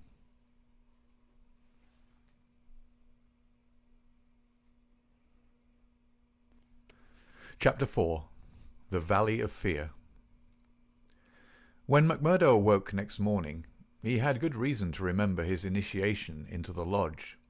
His head ached with the effect of the drink, and his arm, where he had been branded, was hot and swollen. Having his own peculiar source of income, He was irregular in his attendance at his work, so he had a late breakfast and remained at home for the morning writing a long letter to a friend. Afterwards he read the Daily Herald. In a special column put in at the last moment he read, "Outrage at the Herald office. Editor seriously injured." It was a short account of the facts with which he was himself more familiar than the writer could have been. It ended with the statement, "The matter is now in the hands of the police, but it can hardly be hoped that their exertions will be attended by any better results than in the past. Some of the men were recognized, and there is hope that a conviction may be obtained. The source of the outrage was, it need hardly be said, that infamous society which has held this community in bondage for so long a period, and against which the Herald has taken so uncompromising a stand. Mr. Stanger's many friends will rejoice to hear that, though he has been cruelly and brutally beaten, and though he has sustained severe injuries about the head, there is no immediate danger to his life." Below it stated that a guard of police armed with Winchester rifles had been requisitioned for the defence of the office. McMurdo had laid down the paper and was lighting his pipe with a hand which was shaky from the excesses of the previous evening, when there was a knock outside, and his landlady brought to him a note which had just been handed in by a lad. It was unsigned, and ran thus: "I should wish to speak to you, but would rather not do so in your house. You will find me beside the flagstaff upon Miller Hill. If you will come there now, I have something which is important for you to hear and for me to say." McMurdo read the note twice with the utmost surprise, for he could not imagine what it meant, or who was the author of it. Had it been in a feminine hand, he might have imagined that it was the beginning of one of those adventures which had been familiar enough in his past life, but it was the writing of a man, and of a well-educated one too. Finally, after some hesitation, he determined to see the matter through. Miller Hill is an ill-kept public park in the very centre of the town. In summer it is a favourite resort of the people, but in the winter it is desolate enough. From the top of it one has a view, not only of the whole straggling, grimy town, but of the winding valley beneath, with its scattered mines and factories blackening the snow on each side of it, and of the wooded and white-capped ranges flanking it. McMurdo strolled up the winding path, hedged in with evergreens, until he reached the deserted restaurant which forms the centre of summer gaiety. Beside it was a bare flagstaff, and underneath it a man, his hat drawn down and the collar of his overcoat turned up. When he turned his face, McMurdo saw that it was Brother Morris, he who had incurred the anger of the bodymaster the night before. The lodge sign was given and exchanged as they met. "I want to have a word with you, Mr. McMurdo," said the older man, speaking with a hesitation which showed that he was on delicate ground. "It was kind enough of you to come." "Why did you not put your name to the note?" "One has to be cautious, mister. One never knows in times like these how a thing may come back to one. One never knows either who to trust or who not to trust." "Surely one may trust brothers of the lodge." "No, no, not always," cried Morris with vehemence. "Whatever we say, even what we think, seems to get back to that man McGinty." "Look here," said McMurdo sternly, "it was only last night, as you know well, that I swore good faith to our bodymaster. Would you be asking me to break my oath?" "If that is the view you take," said Morris sadly, "I can only say that I am sorry I gave you the trouble to come and meet me. Things have come to a bad pass when two free citizens cannot speak their thoughts to each other." McMurdo, who had been watching his companion very narrowly, relaxed somewhat in his bearing. "Sure I spoke for myself only," said he. "I am a newcomer, as you know, and am strange to it all. It is not for me to open my mouth, Mr. Morris, and if you think well to say anything to me, I am here to hear it." "And to take it back to Boss McGinty?" said Morris bitterly. "Indeed, then, you do me injustice there," cried McMurdo. "For myself, I am loyal to the lodge, and so I tell you straight, but I would be a poor creature if I were to repeat to any other what you might say to me in confidence. It'll go no further than me, though I warn you that you may get neither help nor sympathy." "I have given up looking for either the one or the other," said Morris. "I may be putting my very life in your hands by what I say, but bad as you are, and it seemed to me last night that you were shaping to be as bad as the worst, still you are new to it, and your conscience cannot yet be as hardened as theirs. That was why I thought to speak with you." "Well, what have you to say?" "If you give me away, may a curse be on you." "Sure, I said I would not." "I would ask you then, when you joined the Freemen's Society in Chicago and swore vows of charity and fidelity, did ever it cross your mind that you might find it would lead you to crime?" "If you call it crime," McMurdo answered. "Call it crime!" cried Morris, his voice vibrating with passion. "You have seen little of it, if you can call it anything else. Was it crime last night when a man old enough to be your father was beaten till the blood dripped from his white hairs? Was that crime, or what else would you call it?" "There are some would say it was war," said McMurdo. "A war of two classes, with all in, so that each struck as best it could." "Well, did you think of such a thing when you joined the Freemen's Society at Chicago?" "No, I'm bound to say I did not." "Nor did I when I joined it at Philadelphia. It was just a benefit club and a meeting place for one's fellows. Then I heard of this place. Curse the hour that the name first fell upon my ears, and I came to better myself.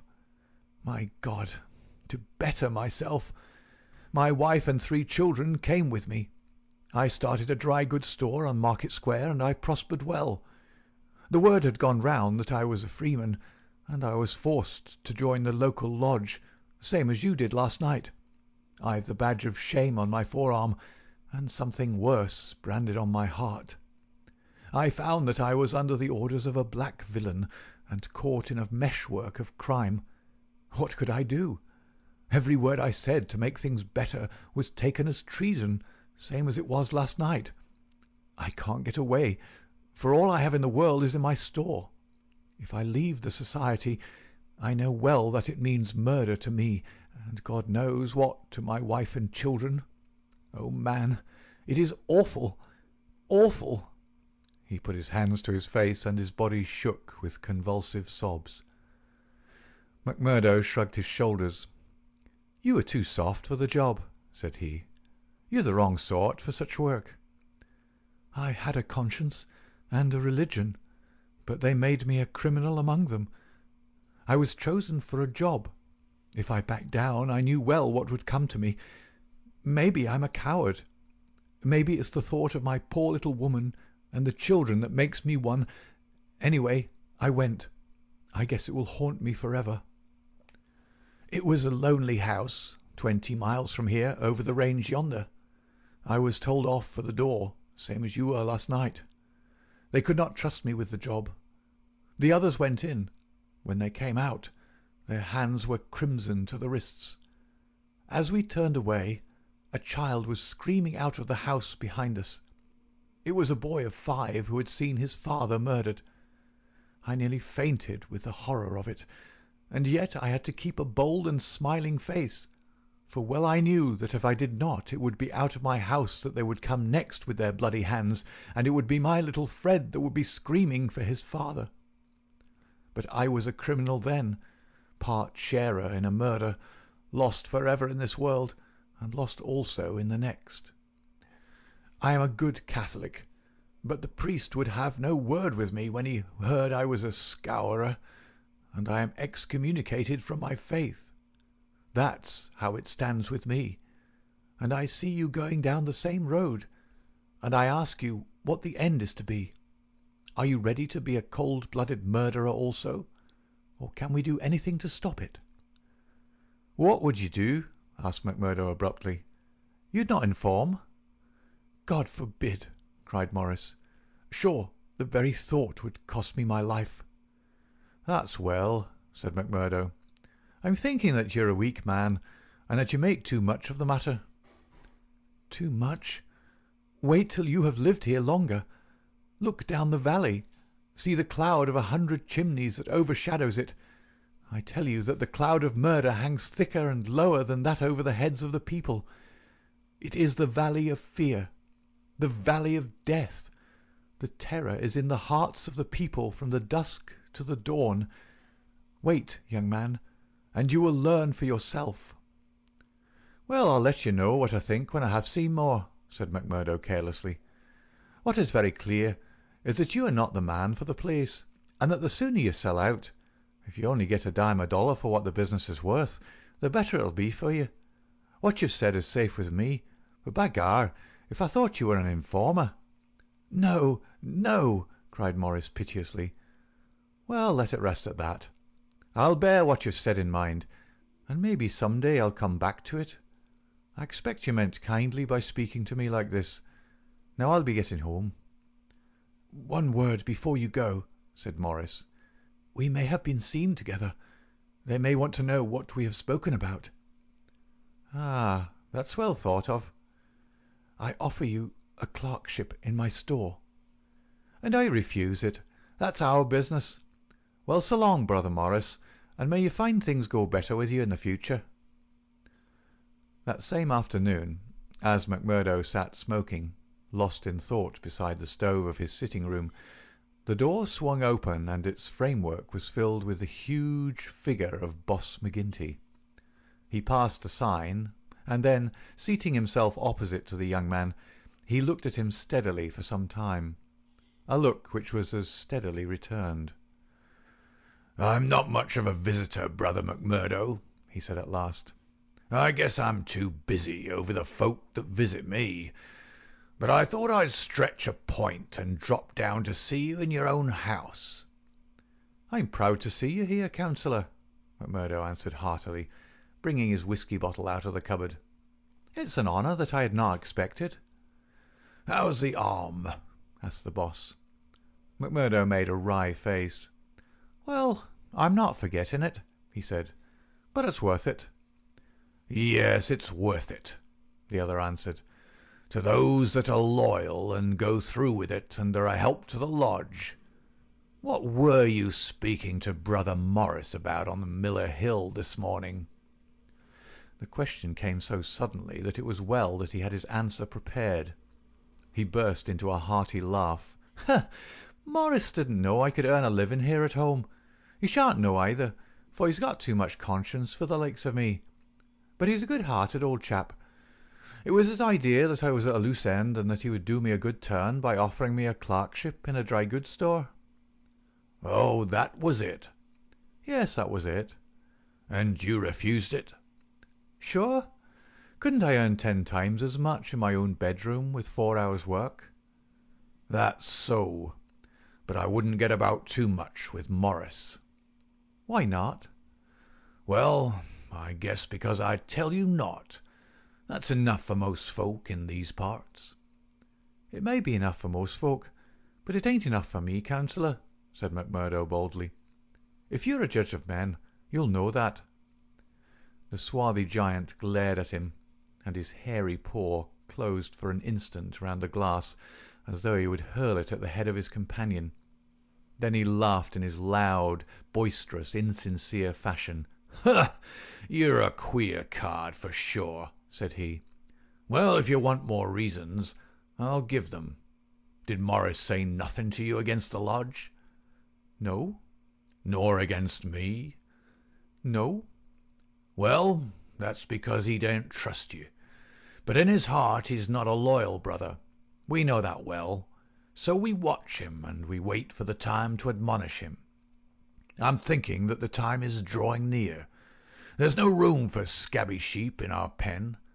But if you keep company with a disloyal man, we might think that you were disloyal too, see?" "There's no chance of my keeping company with him, for I dislike the man," McMurdo answered. "As to being disloyal, if it was any man but you, he would not use the word to me twice." "Well, that's enough," said McGinty, draining off his glass. "I came down to give you a word in season, and you've had it." "I'd like to know," said McMurdo, how you ever came to learn that I had spoken with Morris at all?" McGinty laughed. "It's my business to know what goes on in this township," said he. "I guess you'd best reckon on my hearing all that passes. Well, time's up, and I'll just say—" But his leave-taking was cut short in a very unexpected fashion. With a sudden crash, the door flew open, and 3 frowning, intent faces glared in at them from under the peaks of police caps.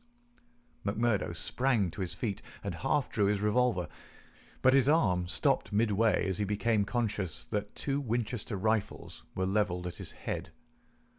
A man in uniform advanced into the room, a 6-shooter in his hand. It was Captain Marvin, one of Chicago and now of the Mine Constabulary. He shook his head with a half-smile at McMurdo. "I thought you'd be getting into trouble, Mr. Crooked McMurdo of Chicago," said he. "Can't keep out of it, can you? Take your hat and come along with us." "I guess you'll pay for this, Captain Marvin," said McGinty. "Who are you, I'd like to know, to break into a house in this fashion and molest honest, law-abiding men?" "You're standing out in this deal, Councillor McGinty," said the police captain. "We're not out after you, but after this man McMurdo. It is for you to help, not to hinder us in our duty." "He is a friend of mine, and I'll answer for his conduct," said the boss. "By all accounts, Mr. McGinty, you may have to answer for your own conduct some of these days," the captain answered. "This man McMurdo was a crook before ever he came here, and he's a crook still. Cover him, patrolman, while I disarm him." "There's my pistol," said McMurdo coolly. "Maybe, Captain Marvin, if you and I were alone and face to face, you would not take me so easily." "Where's your warrant?" asked McGinty. "By gar, a man might as well live in Russia as in Vermissa while folk like you are running the police. It's a capitalist outrage, and you'll hear more of it, I reckon."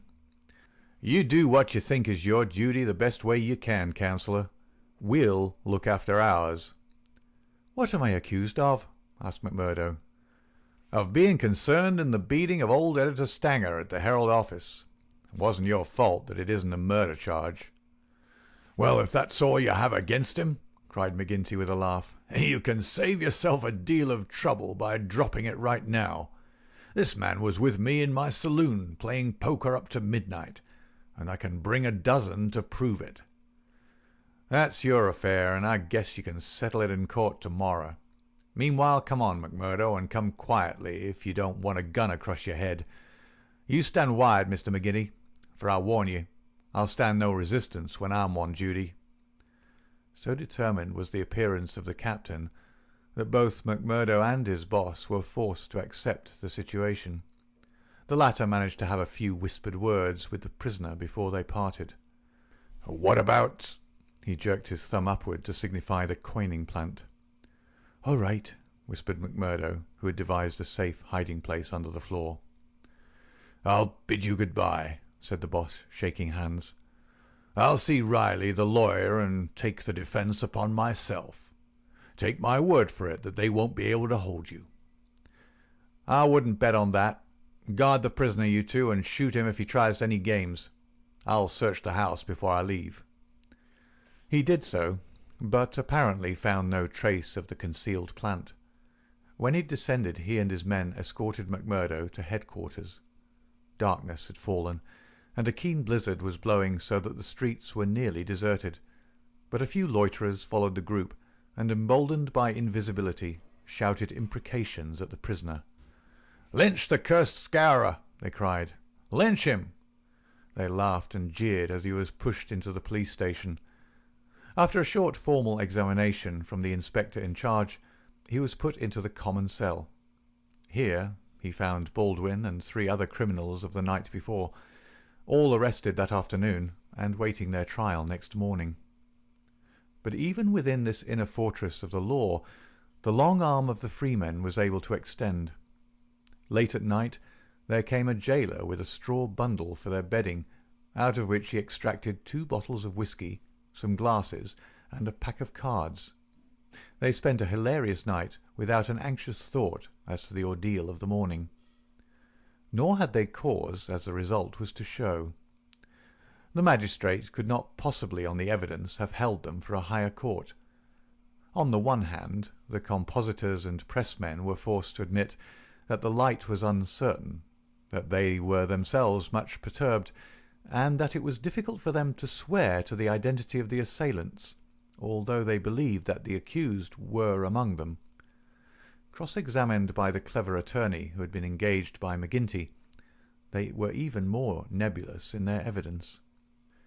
The injured man had already deposed that he was so taken by surprise by the suddenness of the attack that he could state nothing beyond the fact that the first man who struck him wore a moustache. He added that he knew them to be scourers, since no one else in the community could possibly have any enmity to him, and he had long been threatened on account of his outspoken editorials. On the other hand, it was clearly shown by the united and unfaltering evidence of 6 citizens, including that high municipal official, Councillor McGinty, that the men had been at a card party at the Union House until an hour very much later than the commission of the outrage. Needless to say that they were discharged with something very near to an apology from the bench for the inconvenience to which they had been put, together with an implied censure of Captain Marvin and the police for their officious zeal. The verdict was greeted with loud applause by a court in which McMurdo saw many familiar faces.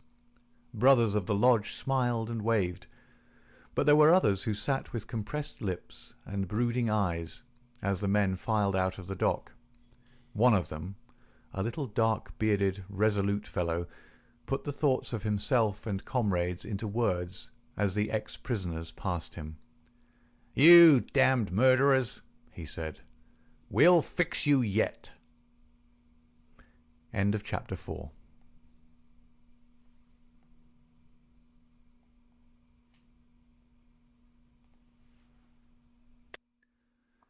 Chapter 5. The Darkest Hour.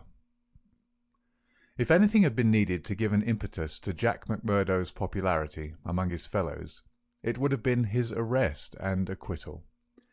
That a man on the very night of joining the lodge should have done something which brought him before the magistrate was a new record in the annals of the society. Already he had earned the reputation of a good boon companion, a cheery reveller, and withal a man of high temper, who would not take an insult even from the all-powerful boss himself. But in addition to this, he impressed his comrades with the idea that among them all there was not one whose brain was so ready to devise a bloodthirsty scheme, or whose hand would be more capable of carrying it out. "He'll be the boy for the clean job," said the oldsters to one another, and waited their time until they could set him to his work. McGinty had instruments enough already, but he recognized that this was a supremely able one. He felt like a man holding a fierce bloodhound in leash. There were curs to do the smaller work, but some day he would slip this creature upon its prey. A few members of the lodge, Ted Baldwin among them, resented the rapid rise of the stranger, and hated him for it, but they kept clear of him, for he was as ready to fight as to laugh. But if he gained favour with his fellows, there was another quarter, one which had become even more vital to him, in which he lost it. Etty Shafter's father would have nothing more to do with him, nor would he allow him to enter the house. Etty herself was too deeply in love to give him up altogether, and yet her own good sense warned her of what would come from a marriage with a man who was regarded as a criminal. One morning, after a sleepless night, she determined to see him, possibly for the last time, and made one strong endeavour to draw him from those evil influences which were sucking him down. She went to his house, as he had often begged her to do, and made her way into the room which he used as his sitting-room. He was seated at a table, with his back turned and a letter in front of him. A sudden spirit of girlish mischief came over her. She was still only 19. He had not heard her when she pushed open the door. Now she tiptoed forward and laid her hand lightly upon his bended shoulders. If she had expected to startle him, she certainly succeeded. But only in turn to be startled herself. With a tiger spring, he turned on her, and his right hand was feeling for her throat. At the same instant, with the other hand, he crumpled up the paper that lay before him. For an instant he stood glaring. Then astonishment and joy took the place of the ferocity which had convulsed his features, a ferocity which had sent her shrinking back in horror as from something which had never before intruded into her gentle life. "It's you," said he, mopping his brow. "And to think that you should come to me, heart of my heart, and I should find nothing better to do than want to strangle you. Come then, darling," and he held out his arms. "Let me make it up to you." But she had not recovered from that sudden glimpse of guilty fear which she had read in the man's face. All her woman's instinct told her that it was not the mere fright of a man who is startled. Guilt. That was it. Guilt and fear. "What's come over you, Jack?" she cried. "Why are you so scared of me? Oh, Jack, if your conscience was at ease, you would not have looked at me like that." "Sure, I was thinking of other things, when you came tripping so lightly on those fairy feet of yours." "No, no, it was more than that, Jack." Then a sudden suspicion seized her. "Let me see that letter you were writing." "Ah, Etty, I couldn't do that." Her suspicions became certainties. "It's to another woman," she cried. "I know it. Why else should you hold it from me? Was it to your wife that you were writing? How am I to know that you are not a married man, you a stranger that nobody knows?" "I am not married, Etty. See now, I swear it. You're the only one woman on earth to me. By the cross of Christ, I swear it." He was so white with passionate earnestness that she could not but believe him. "Well then," she cried. "Well then," she cried, "why will you not show me the letter?" "I'll tell you, acushla," said he. "I'm under oath not to show it, and just as I wouldn't break my word to you, so I would keep it to those who hold my promise. It's the business of the lodge, and even to you it's a secret, and if I was scared when a hand fell on me, can't you understand it when it might have been the hand of a detective?" She felt that he was telling the truth. He gathered her into his arms and kissed away her fears and doubts. "Sit by me, then. It's a queer throne for such a queen, but it's the best your poor lover can find. He'll do better for you some of these days, I'm thinking. Now your mind is easy once again, is it not?" "How can it ever be at ease, Jack, when I know that you are a criminal among criminals, when I never know the day that I may hear you're in court for murder? McMurdo the Scourer, that's what one of the boarders called you yesterday. It went through my heart like a knife." "Sure, hard words break no bones." "But they were true."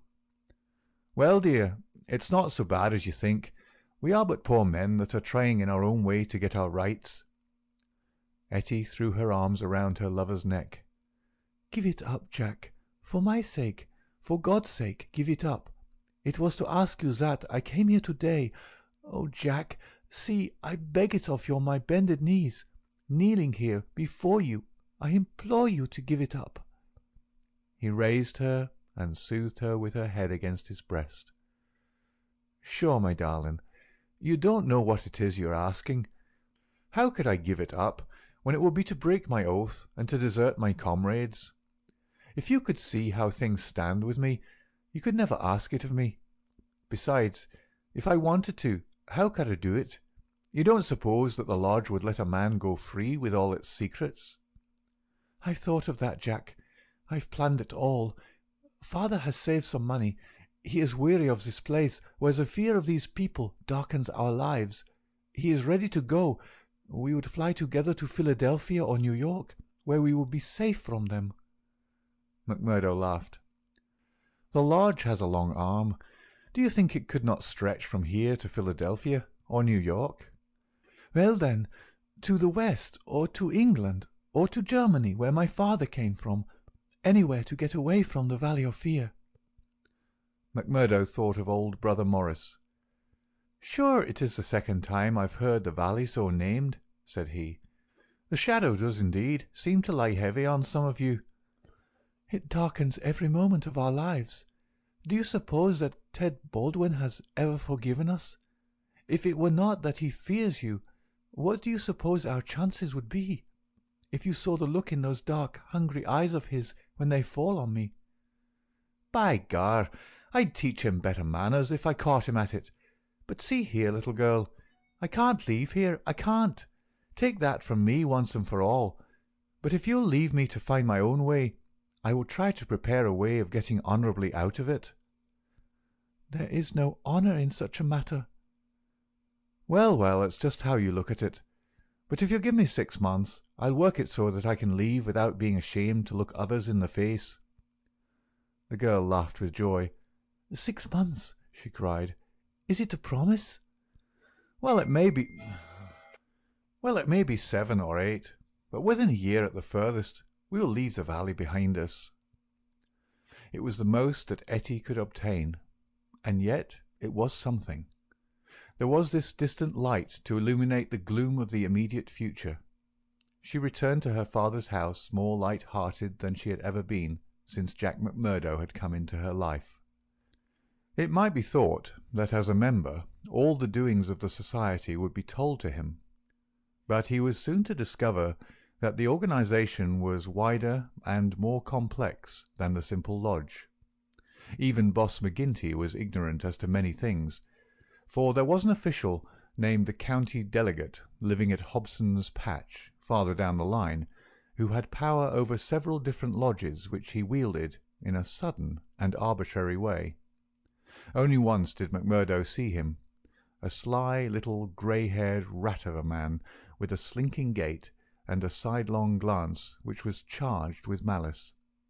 Evans Pott was his name, and even the great boss of Vermissa felt towards him something of the repulsion and fear which the huge Danton may have felt for the puny but dangerous Robespierre.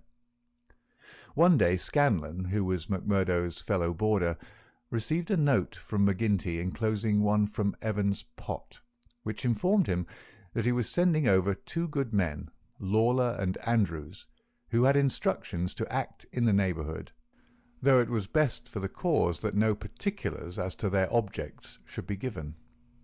Would the bodymaster see to it that suitable arrangements be made for their lodgings and comfort until the time for action should arrive?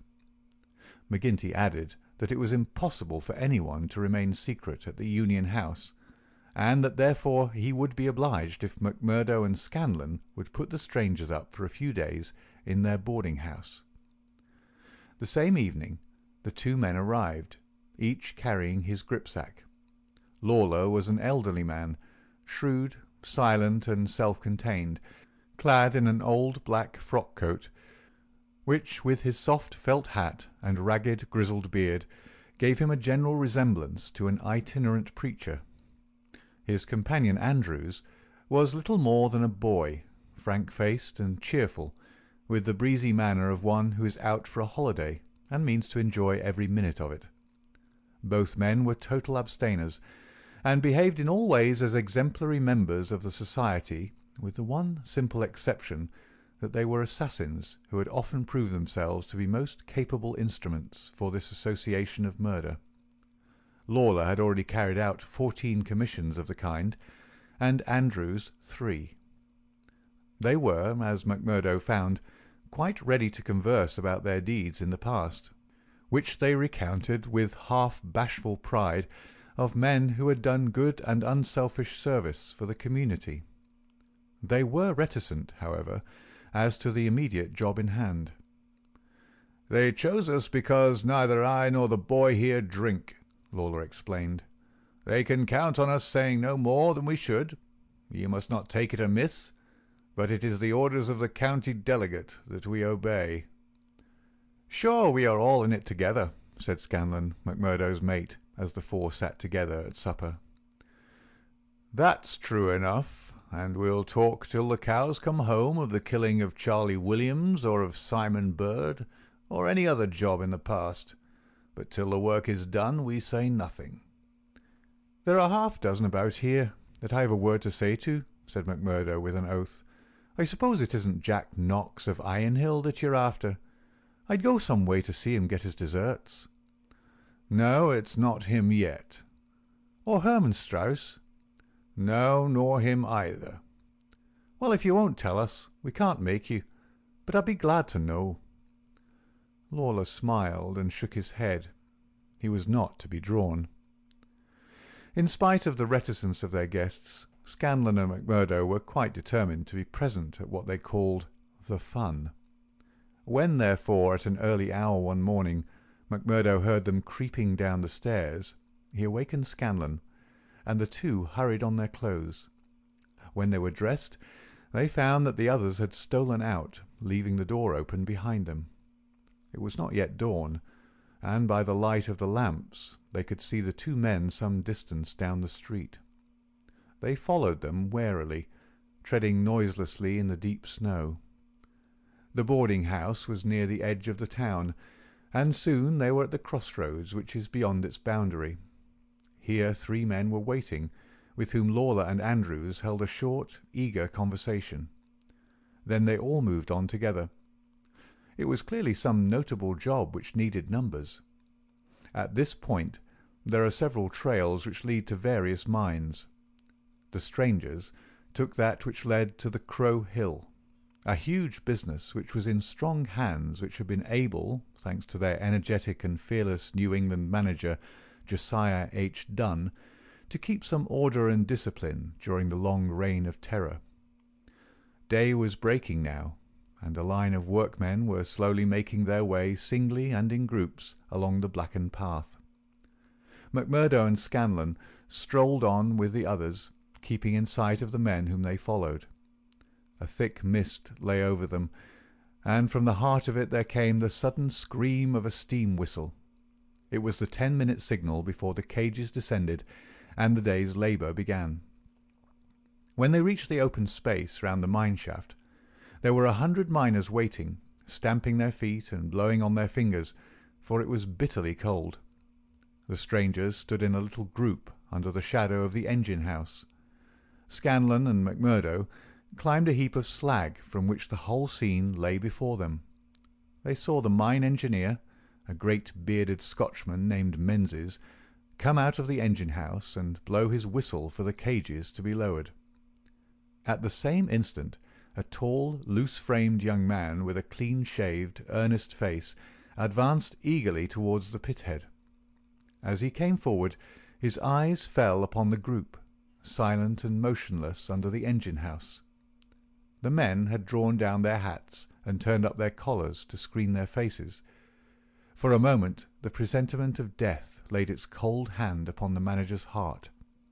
At the next he had shaken it off, and saw only his duty towards intrusive strangers. "Who are you?" he asked as he advanced. "What are you loitering there for?" There was no answer, but the lad Andrews stepped forward and shot him in the stomach. The 100 waiting miners stood as motionless and helpless as if they were paralysed. The manager clapped his 2 hands to the wound and doubled himself up. Then he staggered away, but another of the assassins fired, and he went down sideways, kicking and clawing among a heap of clinkers. Menzies, the Scotchman, gave a roar of rage at the sight, and rushed with an iron spanner at the murderers, but was met by 2 balls in the face which dropped him dead at their very feet. There was a surge forward of some of the miners, and an inarticulate cry of pity and of anger, but a couple of the strangers emptied their 6-shooters over the heads of the crowd, and they broke and scattered, some of them rushing wildly back to their homes in Vermissa. When a few of the bravest had rallied, and there was a return to the mine, the murderous gang had vanished in the mists of the morning, without a single witness being able to swear to the identity of these men, who in front of 100 spectators had wrought this double crime. Scanlon and McMurdo made their way back, Scanlon somewhat subdued, for it was the first murder job that he had seen with his own eyes, and it appeared less funny than he had been led to believe. The horrible screams of the dead manager's wife pursued them as they hurried to the town. McMurdo was absorbed and silent, but he showed no sympathy for the weakening of his companion. "Sure it is like a war," he repeated. "What is it but a war between us and them, and we hit back where we best can." There was high revel in the lodge room at the Union House that night, not only over the killing of the manager and engineer of the Crow Hill mine, which would bring this organization into line with the other blackmailed and terror-stricken companies of the district, but also over a distant triumph which had been wrought by the hands of the lodge itself. It would appear that when the county delegate had sent over 5 good men to strike a blow in Vermissa, he had demanded that in return 3 Vermissa men should be secretly selected and sent across to kill William Hales of Stake Royal, one of the best known and most popular mine owners in the Gilmerton district, a man who was believed not to have an enemy in the world, for he was in all ways a model employer. He had insisted, however, upon efficiency in the work, and had therefore paid off certain drunken and idle employees who were members of the all-powerful society. Coffin notices hung outside his door had not weakened his resolution, and so in a free, civilized country he found himself condemned to death. The execution had now been duly carried out. Ted Baldwin, who sprawled now in the seat of honour beside the bodymaster, had been chief of the party. His flushed face and glazed, bloodshot eyes told of the sleeplessness and drink. He and his 2 comrades had spent the night before among the mountains. They were unkempt and weather-stained. But no heroes returning from a forlorn hope could have had a warmer welcome from their comrades. The story was told and retold amid cries of delight and shouts of laughter. They had waited for their man as he drove home at nightfall, taking their station at the top of a steep hill, where his horse must be at a walk. He was so furred to keep out the cold that he could not lay his hand on his pistol. They had pulled him out and shot him again and again. He had screamed for mercy. The screams were repeated for the amusement of the lodge. "Let's hear again how he squealed," they cried. None of them knew the man, but there is eternal drama in a killing, and they had shown the scourers of Gilmerton that the Vermissa men were to be relied upon. There had been one contretemps, for a man and his wife had driven up while they were still emptying their revolvers into the silent body. It had been suggested that they should shoot them both, but they were harmless folk who were not connected with the mines, so they were sternly bidden to drive on and keep silent, lest a worse thing befall them. And so the blood-mottled figure had been left as a warning to all such hard-hearted employers, and the 3 noble avengers had hurried off into the mountains, where unbroken nature comes down to the very edge of the furnaces and the slag-heaps. Here they were safe and sound, their work well done, and the plaudits of their companions in their ears. It had been a great day for the scourers. The shadow had fallen even darker over the valley. But as the wise general chooses the moment of victory in which to redouble his efforts, so that his foes may have no time to steady themselves after disaster, so Boss McGinty, looking out upon the scene of his operations with his brooding and malicious eyes, had devised a new attack upon those who opposed him. That very night, as the half-drunken company broke up, he touched McMurdo on the arm and led him aside into that inner room where they had their first interview. "See here, my lad," said he, "I've got a job that's worthy of you at last. You'll have the doing of it in your own hands." "Proud I am to hear it," McMurdo answered. "You can take 2 men with you, Manders and Riley. They have been warned for service. We'll never be right in this district until Chester Wilcox has been settled, and you'll have the thanks of every lodge in the coalfields if you can down him." "I'll do my best, anyhow. Who is he, and where shall I find him?" McGinty took his eternal, half-chewed, half-smoked cigar from the corner of his mouth, and proceeded to draw a rough diagram on a page torn from his notebook. "He's the chief foreman of the Iron Dyke Company. He's a hard citizen, an old colour sergeant of the war, all scars and gristle. We've had 2 tries at him, but had no luck, and Jim Carnaway lost his life over it. Now it's for you to take it over. That's the house, all alone at the Iron Dyke crossroad, same as you see here on the map, without another within earshot. It's no good by day. He's armed and shoots quick and straight, with no questions asked. But at night, well, here he is with his wife, 3 children and a hired help. You can't pick or choose, it's all or none. If you could get a bag of blasting powder at the front door with a slow match to it. What's the man done? Didn't I tell you he shot Jim Carnaway? Why did he shoot him? What in thunder has that to do with you? Carnaway was about his house at night, and he shot him. That's enough for me and you. You've got to settle the thing right. There's these 2 women and the children. Do they go up too? They have to, else how can we get him? It seems hard on them, for they've done nothing. What sort of fool's talk is this? Do you back out? Easy, counsellor, easy. What have I ever said or done that you should think I would be after standing back from an order of the bodymaster of my own lodge? If it's right or if it's wrong, it's for you to decide. You'll do it, then? Of course I'll do it. When? Well, you had best give me a night or 2 that I may see the house and make my plans. Then— Very good, said McGinty, shaking him by the hand. I leave it with you. It'll be a great day when you bring us the news. It's just the last stroke that'll bring them all to their knees. McMurdo thought long and deeply over the commission which had been so suddenly placed in his hands. The isolated house in which Chester Wilcox lived was about 5 miles off in an adjacent valley. That very night he started off all alone to prepare for the attempt. It was daylight before he returned from his reconnaissance. Next day he interviewed his 2 subordinates, Manders and Riley, reckless youngsters who were as elated as if it were a deer hunt. 2 nights later they met outside the town, all 3 armed, and one of them carrying a sack stuffed with the powder which was used in the quarries.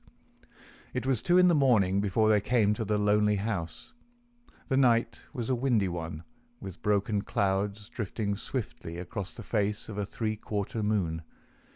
They had been warned to be on their guard against bloodhounds, so they moved forward cautiously with their pistols cocked in their hands.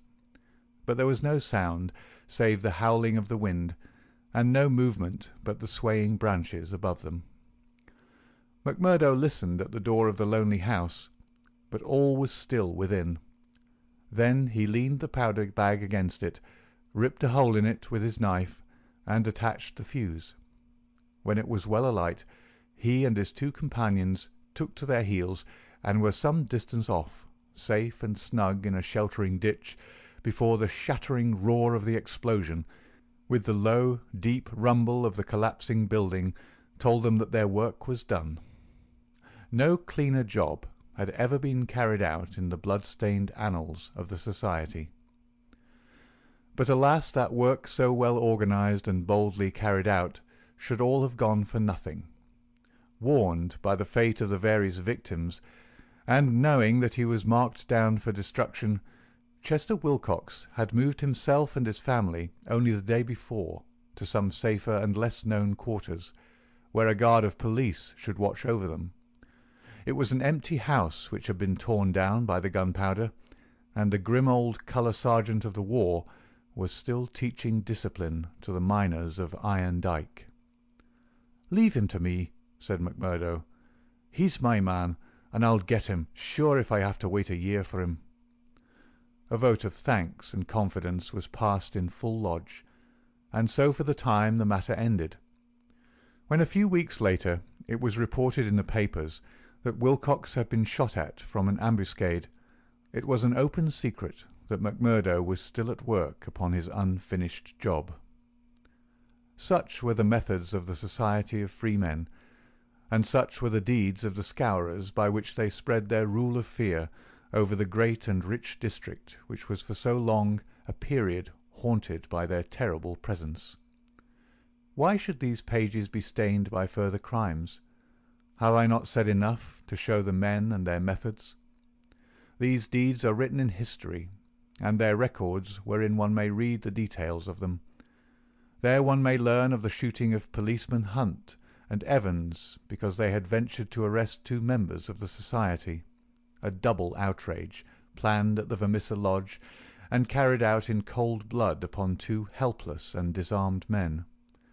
There also one may read of the shooting of Mrs. Larby when she was nursing her husband, who had been beaten almost to death by orders of Boss McGinty, the killing of the elder Jenkins, shortly followed by that of his brother, the mutilation of James Murdoch, the blowing up of the Staphouse family, and the murder of the Stendals, all followed hard upon one another in the same terrible winter. Darkly the shadow lay upon the valley of fear. The spring had come with running brooks and blossoming trees. There was hope for all nature bound so long in an iron grip. But nowhere was there any hope for the men and women who lived under the yoke of the terror. Never had the cloud above them been so dark and hopeless as in the early summer of the year 1875. End of chapter 5.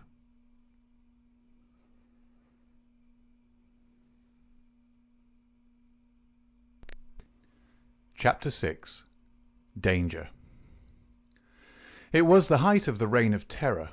McMurdo, who had already been appointed inner deacon with every prospect of some day succeeding McGinty as bodymaster, was now so necessary to the counsels of his comrades that nothing was done without his help and advice. The more popular he became, however, with the freemen, the blacker were the scowls which greeted him as he passed along the streets of Vermissa. In spite of their terror, the citizens were taking heart to band themselves together against their oppressors. Rumours had reached the lodge of secret gatherings in the Herald office and of distribution of firearms among the law-abiding people. But McGinty and his men were undisturbed by such reports. They were numerous, resolute, and well armed. Their opponents were scattered and powerless. It would all end, as it had done in the past, in aimless talk and possibly in impotent arrests. So said McGinty, McMurdo, and all the bolder spirits. It was a Saturday evening in May. Saturday was always the lodge night, and McMurdo was leaving his house to attend it when Morris, the weaker brother of the order, came to see him. His brow was creased with care, and his kindly face was drawn and haggard. "Can I speak with you freely, Mr. McMurdo?" "Sure." "I can't forget that I spoke my heart to you once, and that you kept it to yourself, even though the boss himself came to ask you about it." "What else could I do if you trusted me?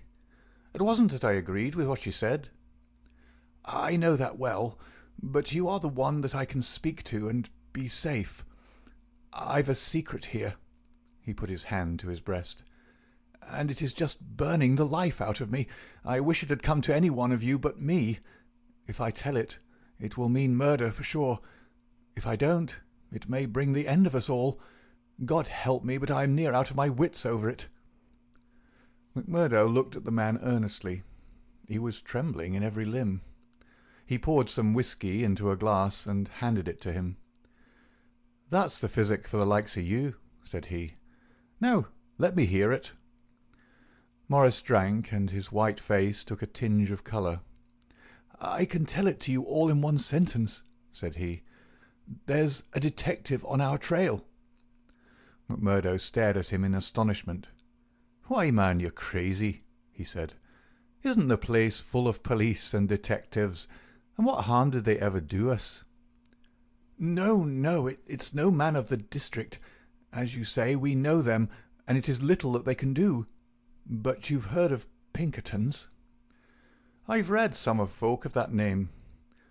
"Well, you can take it from me you've no show when they are on your trail. It's not a take-it-or-miss-it government concern.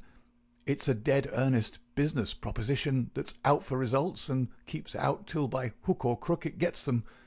If a Pinkerton man is deep in this business, we're all destroyed." We must kill him. Ah, it's the first thought that came to you, so it will be up at the lodge. Didn't I say to you that it would end in murder? Sure, what is murder? Isn't it common enough in these parts? It is indeed, but it's not for me to point out the man that is to be murdered. I'd never rest easy again. And yet it's our own necks that may be at stake. In God's name, what shall I do?" He rocked to and fro in his agony of indecision. But his words had moved McMurdo deeply. It was easy to see that he shared the other's opinion as to the danger and the need for meeting it. He gripped Morris's shoulders and shook him in his earnestness. "See here, man," he cried, and he almost screeched the words in his excitement. "You won't gain anything by sitting keening like an old wife at a wake. Let's have the facts. Who is the fellow? Where is he? How did you hear of him? Why did you come to me?" "I came to you, for you are the one man that would advise me. I told you that I had a store in the East before I came here. I left good friends behind me, and one of them is in the telegraph service.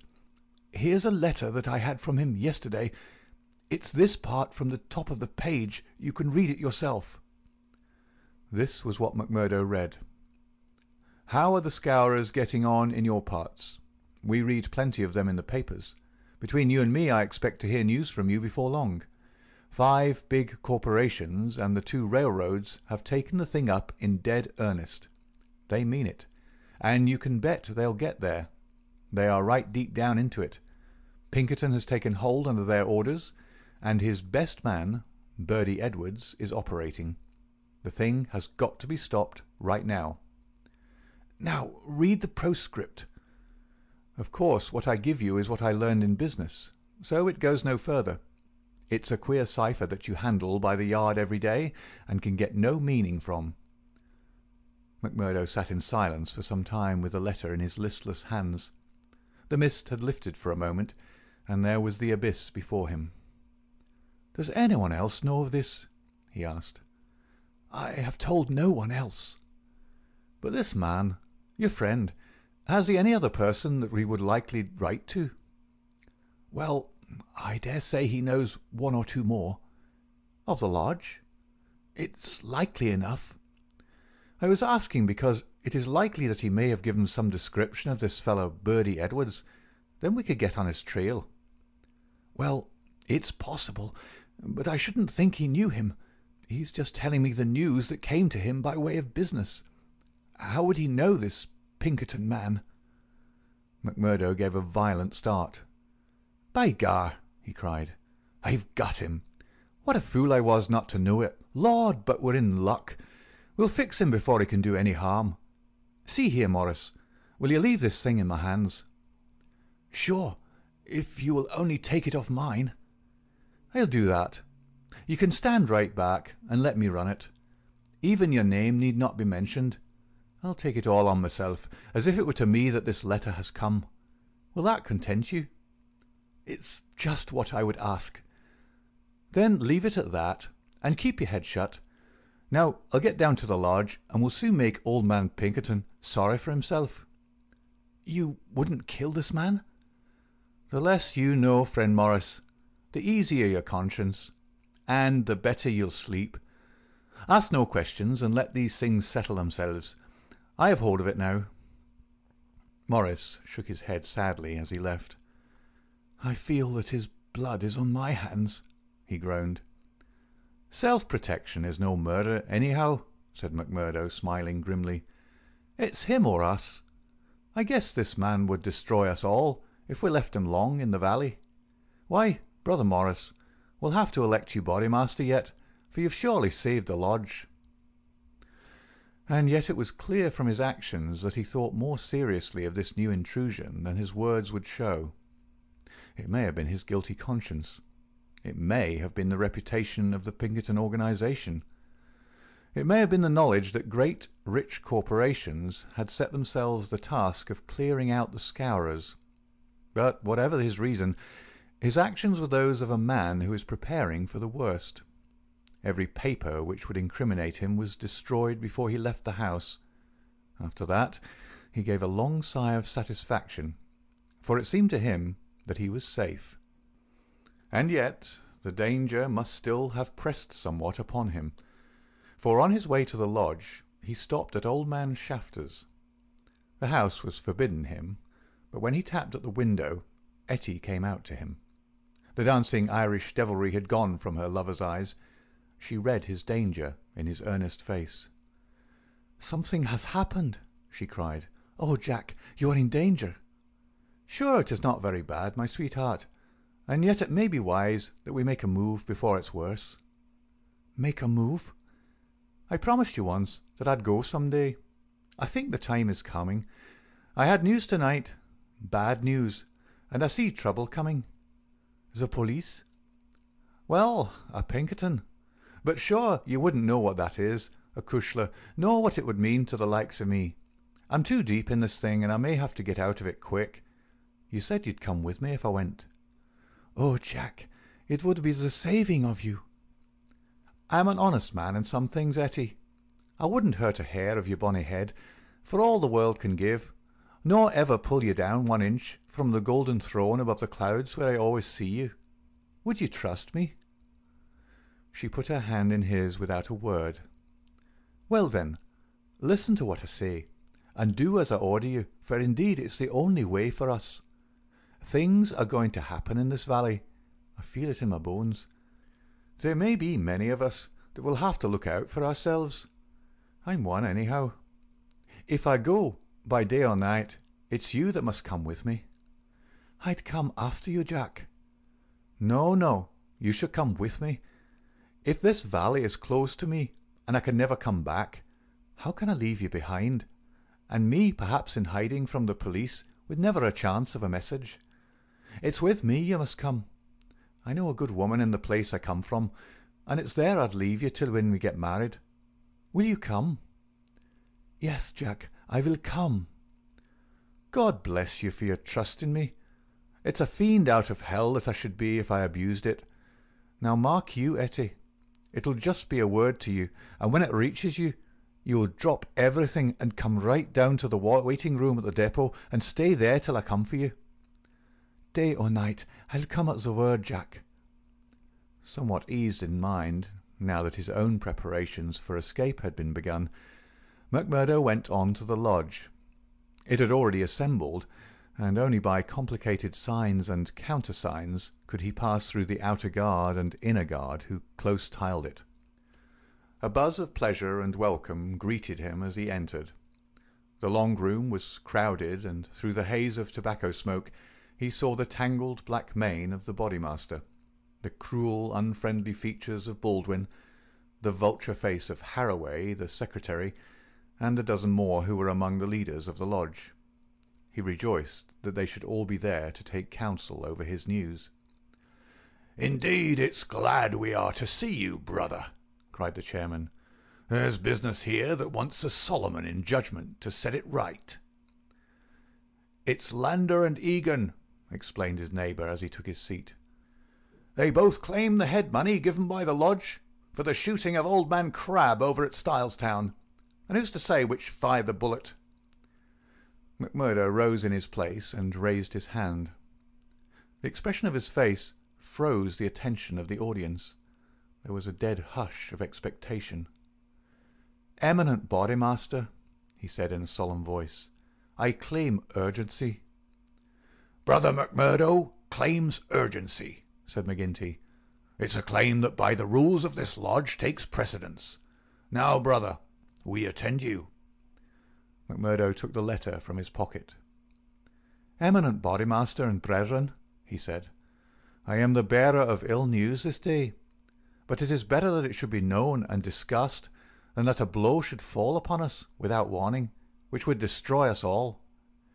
I have information that the most powerful and richest organizations in this state have bound themselves together for our destruction, and that at this very moment there is a Pinkerton detective, one Birdie Edwards, at work in the valley, collecting the evidence which may put a rope around the necks of many of us and send every man in this room into a felon's cell.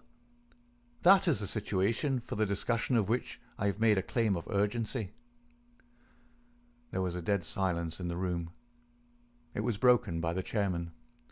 "What is your evidence for this, Brother McMurdo?" he asked. "It is in this letter which has come into my hands," said McMurdo. He read the passage aloud.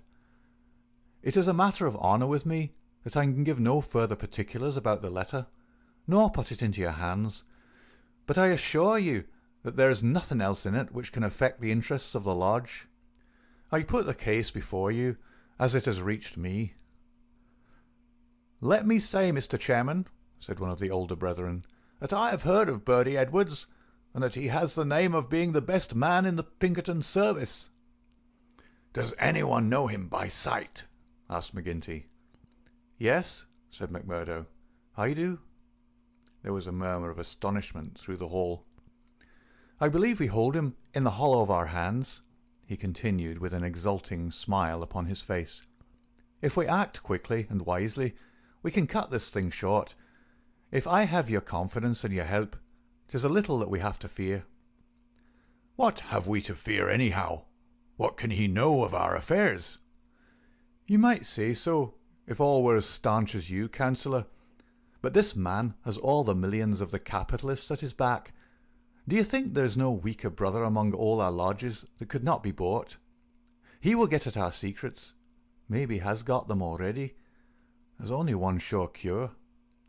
"That he never leaves the valley," said Baldwin. McMurdo nodded. "Good for you, Brother Baldwin," he said. "You and I have had our differences, but you've said the true word tonight. Where is he, then? Where shall we know him?" "Eminent Bodymaster," said McMurdo earnestly, "I put it to you that this is too vital a thing for us to discuss in open lodge. God forbid that I should throw a doubt on anyone here, but if so much as a word of gossip got to the ears of this man, there would be an end of any chance of our getting him. I would ask the lodge to choose a trustee committee, Mr. Chairman, yourself, if I might suggest it, and Brother Baldwin here, and 5 more. Then I can talk freely of what I know and of what I advise should be done." The proposition was at once adopted, and the committee chosen. Besides the chairman and Baldwin, there were the vulture-faced secretary, Harroway, Tiger Cormac, the brutal young assassin, Carter, the treasurer, and the brothers Willoughby, fearless and desperate men who would stick at nothing. The usual revelry of the lodge was short and subdued, for there was a cloud upon the men's spirits, and many there for the first time began to see the cloud of avenging law drifting up in that serene sky under which they had dwelt so long. The horrors they had dealt out to others had been so much a part of their settled lives that the thought of retribution had become a remote one, and so seemed the more startling now that it came so closely upon them. They broke up early, and left their leaders to their counsel. "Now, McMurdo," said McGinty when they were all alone. The 7 men sat frozen in their seats. "I said just now that I knew Bertie Edwards," McMurdo explained. "I need not tell you that he is not here under that name. He's a brave man, but not a crazy one. He passes under the name of Steve Wilson, and he's lodging at Hobson's Patch." "How do you know this?" "Because I fell into talk with him. I thought little of it at the time, nor would have given it a second thought but for this letter. But now I'm sure it's the man. I met him on the cars when I went down the line on Wednesday. A hard case if ever there was one. He said he was a reporter. I believed it for the moment. Wanted to know all he could about the Scourers and what he called the outrages for a New York paper. Asked me every kind of question so as to get something. You bet I was giving nothing away. I'd pay for it and pay well, said he, if I could get some stuff that would suit my editor.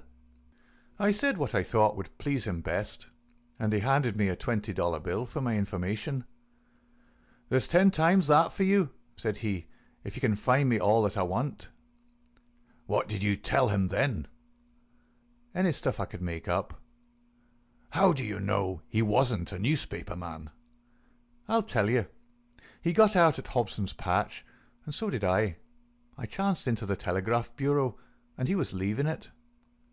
"See here," said the operator after he'd gone out, I guess we could charge double rates for this." "I guess you should," said I. "He'd filled the form with stuff that might have been Chinese for all we could make of it." "He fires a sheet of this off every day," said the clerk. "Yes," said I, "it's special news for his paper, and he's scared that others should tap it." That was what the operator thought, and what I thought at the time, but I think differently now. "By gar, I believe you're right," said McGinty.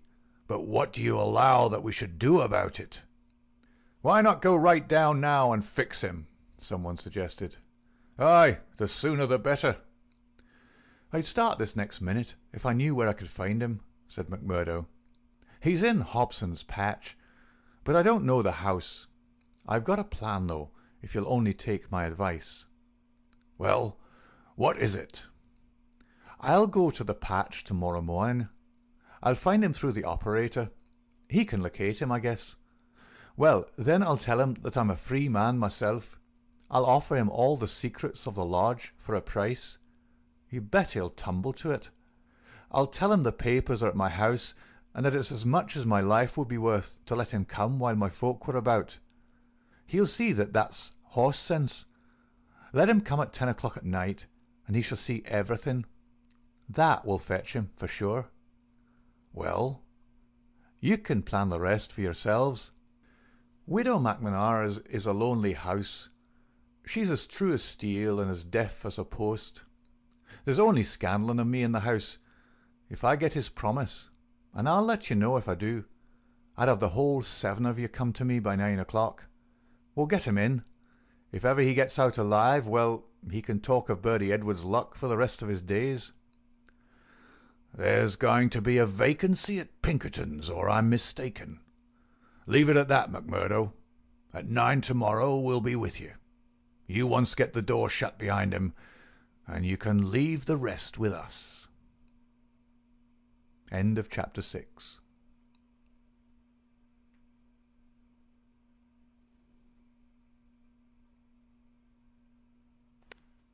Chapter 7. The Trapping of Bertie Edwards. As McMurdo had said, the house in which he lived was a lonely one, and very well suited for such a crime as they had planned.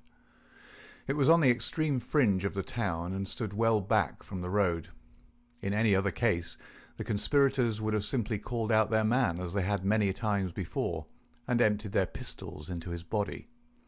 But in this instance it was very necessary to find out how much he knew, how he knew it, and what had been passed on to his employers. It was possible that they were already too late, and that the work had been done. If that was indeed so, they could at least have their revenge upon the man who had done it.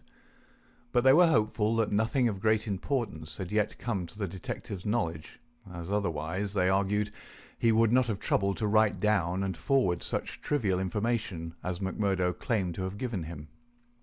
However, all this they would learn from his own lips. Once in their power, they would find a way to make him speak. It was not the first time that they had handled an unwilling witness. McMurdo went to Hobson's Patch as agreed. The police seemed to take particular interest in him that morning, and Captain Marvin, he who had claimed the old acquaintance with him at Chicago, actually addressed him as he waited at the station. McMurdo turned away and refused to speak with him. He was back from his mission in the afternoon, and saw McGinty at the Union House. "He is coming," he said. "Good," said McGinty. The giant was in his shirt-sleeves, with chains and seals gleaming athwart his ample waistcoat, and a diamond twinkling through the fringe of his bristling beard. Drink and politics had made the boss a very rich as well as powerful man. The more terrible, therefore, seemed that glimpse of the prison or the gallows which had risen before him the night before. "Do you reckon he knows much?" he asked anxiously. McMurdo shook his head gloomily. "He's been here some time, 6 weeks at least. I guess he didn't come into these parts to look at the prospect. If he's been working among us all that time with the railroad money at his back, I should expect that he's got results, and that he's passed them on." "There's not a weak man in the lodge," cried McGinty. true as steel, every man of them. And yet, by the Lord, there is that skunk Morris. What about him? If any man gives us away, it would be he. I've a mind to send a couple of the boys round before evening to give him a beating up and see what they can get from him." "Well, there would be no harm in that," McMurdo answered. "I won't deny that I have a liking for Morris, and would be sorry to see him come to harm. He has spoken to me once or twice over lodge matters. I know he may not see them the same as you or I. He never seemed the sort that squeals. But still, it is not for me to stand between him and you." "I'll fix the old devil," said McGinty with an oath. "I've had my eye on him this year past." "Well, you know best about that," McMurdo answered. "But whatever you do must be tomorrow. For we must lie low until the Pinkerton affair is settled up. We can't afford to set the police buzzing today of all days." "True for you," said McGinty. "And we'll learn from Bertie Edwards himself where he got his news if we have to cut his heart out first. Did he seem to scent a trap?" McMurdo laughed. "I guess I took him on his weak point," he said. "If he could get on a good trail of the scourers, he's ready to follow it into hell. I took his money." McMurdo grinned as he produced a wad of dollar notes. "And there's much more when he's seen all my papers." "What papers?" "Well, there are no papers, but I filled him up about constitutions and books of rules and forms of membership. He expects to get right down to the end of everything before he leaves." "Faith, he's right there," said McGinty grimly. "Didn't he ask you why you didn't bring him the papers?" "As if I would carry such things, and me a suspected man, and Captain Marvin after speaking to me this very day at the depot." "Aye, I heard of that," said McGinty. "I guess the heavy end of this business is coming on to you. We could put him down an old shaft when we've done with him, but however we work it, we can't get past the man living at Hobston's Patch, and you being there today." McMurdo shrugged his shoulders. "If we handle it right, they can never prove the killing," said he. "No one can see him come to the house after dark, and I'll lay to it that no one will see him go. Now see here, counsellor, I'll show you my plan, and I'll ask you to fit the others into it. You'll all come in good time. Very well. He comes at 10. He's to tap 3 times, and me to open the door for him. Then I'll get behind him and shut it. He's our man then." "That's all easy and plain." "Yes, but the next step wants considering. He's a hard proposition. He's heavily armed. I fooled him proper, and yet he's likely to be on his guard.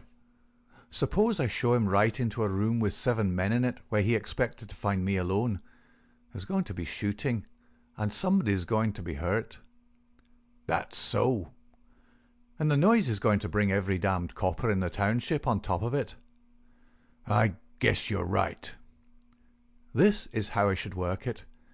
You'll all be in the big room, same as you saw when you had a chat with me. I'll open the door for him, show him into the parlour beside the door, and leave him there while I get the papers. That will give me the chance of telling you how things are shaping. Then I'll go back to him with some faked papers. As he's reading them, I'll jump for him and get my grip on his pistol arm. You'll hear me call, and in you'll rush. The quicker the better, for he's as strong a man as I, and I may have more than I can manage. But I allow that I can hold him till you come." "It's a good plan," said McGinty. "The lodge will owe you a debt for this. I guess when I move out of the chair I can put a name to the man that's coming after me." "Sure, counsellor. I'm little more than a recruit," said McMurdo, but his face showed what he thought of the great man's compliment. When he'd returned home, he made his own preparations for the grim evening in front of him. First he cleaned, oiled, and loaded his Smith & Wesson revolver. Then he surveyed the room in which the detective was to be trapped. It was a large apartment, with a long deal table in the centre, and the big stove at one side. At each of the other sides were windows. There were no shutters on these, only light curtains which drew across. McMurdo examined these attentively. No doubt it must have struck him that the apartment was very exposed for so secret a meeting. Yet its distance from the road made it of less consequence. Finally, he discussed the matter with his fellow lodger.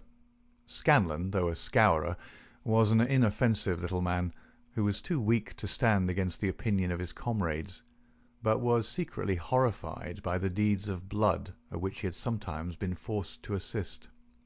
McMurdo told him shortly what was intended. "And if I were you, Mike Scanlon, I would take a night off and keep clear of it.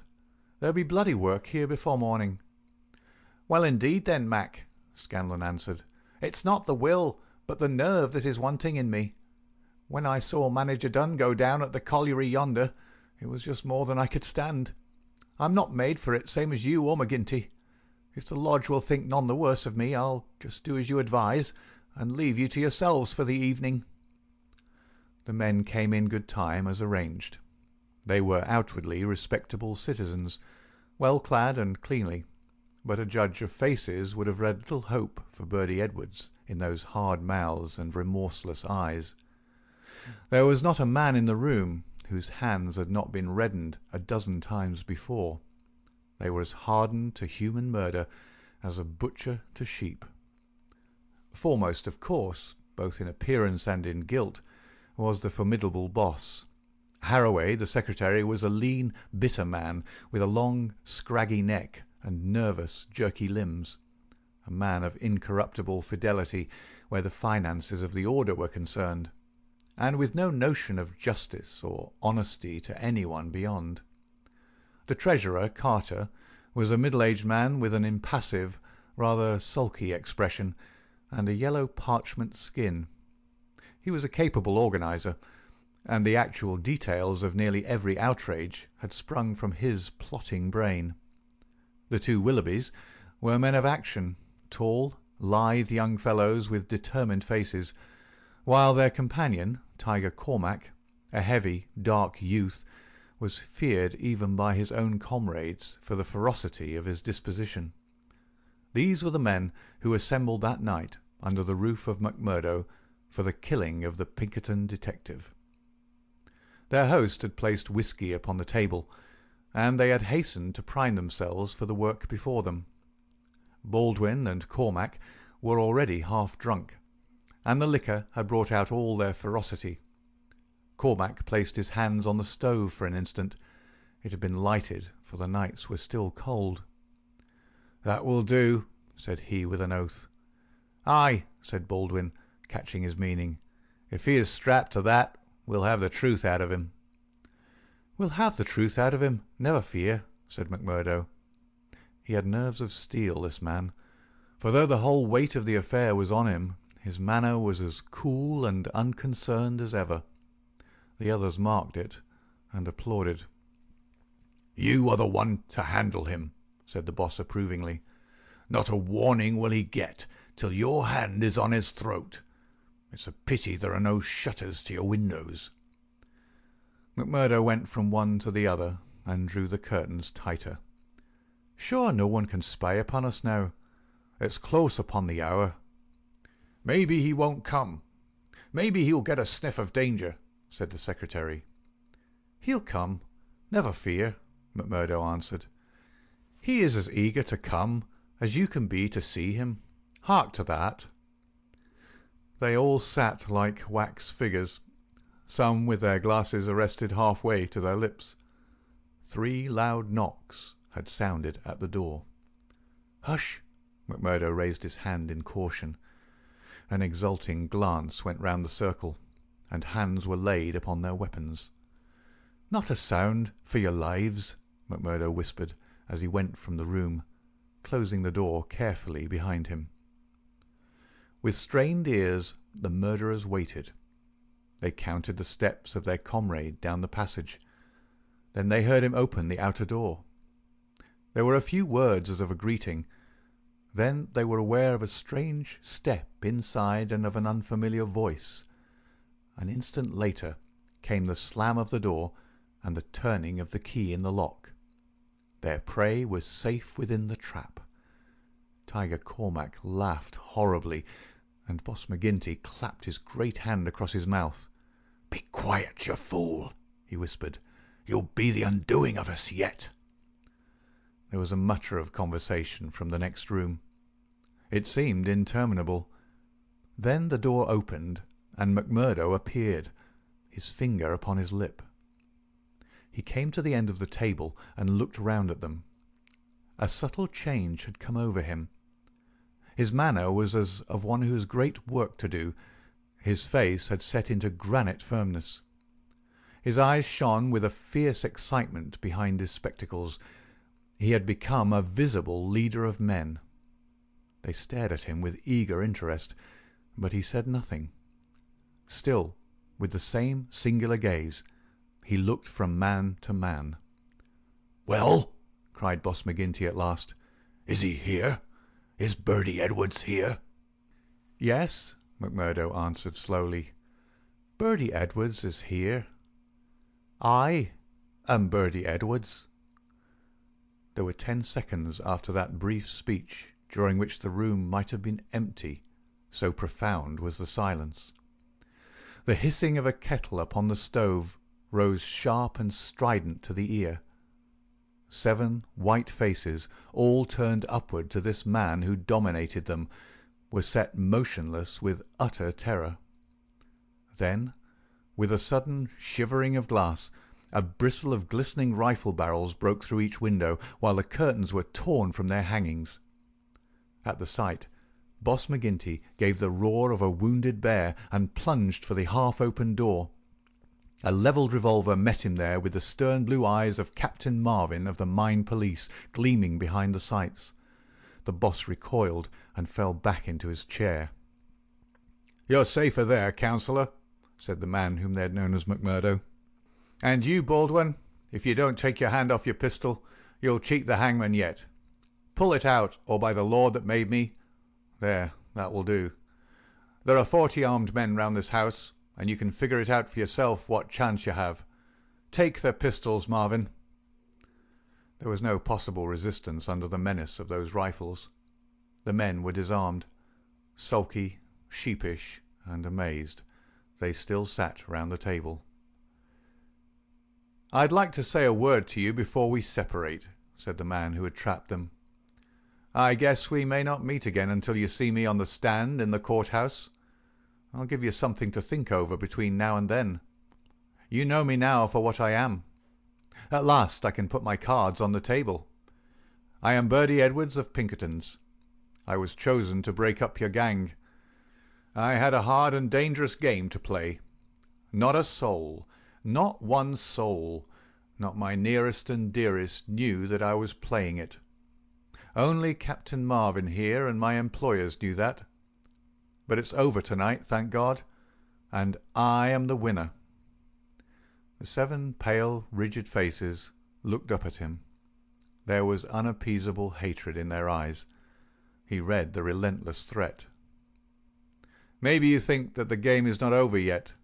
Well, I take my chance of that. Anyhow, some of you will take no further hand, and there are 60 more besides yourselves that will see a jail this night. I'll tell you this, that when I was put upon this job I never believed there was such a society as yours. I thought it was paper talk, and that I would prove it so. They told me it was to do with the freemen, so I went to Chicago and was made one. Then I was surer than ever that it was just paper talk, for I found no harm in the society, but a deal of good. Still, I had to carry out my job, and I came to the coal valleys. When I reached this place I learned that I was wrong, and that it wasn't a dime novel after all. So I stayed to look after it. I never killed a man in Chicago. I never minted $1 in my life. Those I gave you were as good as any others, but I never spent money better. But I knew the way into your good wishes, and so I pretended to you that the law was after me. It all worked just as I thought. So I joined your infernal lodge, and I took my share in your councils. Maybe they will say that I was as bad as you. They can say what they like, so long as I get you. But what is the truth? The night I joined, you beat up old man Stanger. I could not warn him, for there was no time. But I held your hand, Baldwin, when you would have killed him. If ever I've suggested things, so as to keep my place among you, they were things which I knew I could prevent. I could not save Dunn and Menzies, for I did not know enough. But I will see that their murderers are hanged. I gave Chester Wilcox warning, so that when I blew his house in, he and his folk were in hiding. There was many a crime that I could not stop. But if you look back and think how often your man came home the other road, or was down in town when you went for him, or stayed indoors when you thought he would come out, you'll see my work." "You blasted traitor!" hissed McGinty through his closed teeth. "Aye, John McGinty, you may call me that if it eases your smart. You and your like have been the enemy of God and man in these parts. It took a man to get between you and the poor devils of men and women that you held under your grip. There was just one way of doing it, and I did it. You call me a traitor, but I guess there's many 1,000 will call me a deliverer that went down into hell to save them. I've had 3 months of it. I wouldn't have 3 such months again if they let me loose in the treasury of Washington for it. I had to stay till I had it all, every man and every secret, right here in this hand. I'd have waited a little longer if it hadn't come to my knowledge that my secret was coming out. A letter had come into the town that would have set you wise to it all. Then I had to act, and act quickly. I've nothing more to say to you, except that when my time comes I'll die the easier when I think of the work I've done in this valley. Now, Marvin, I'll keep you no more. Take them in and get it over." There is little more to tell. Scanlon had been given a sealed note to be left at the address of Miss Etty Shafter, a mission which she had accepted with a wink and a knowing smile.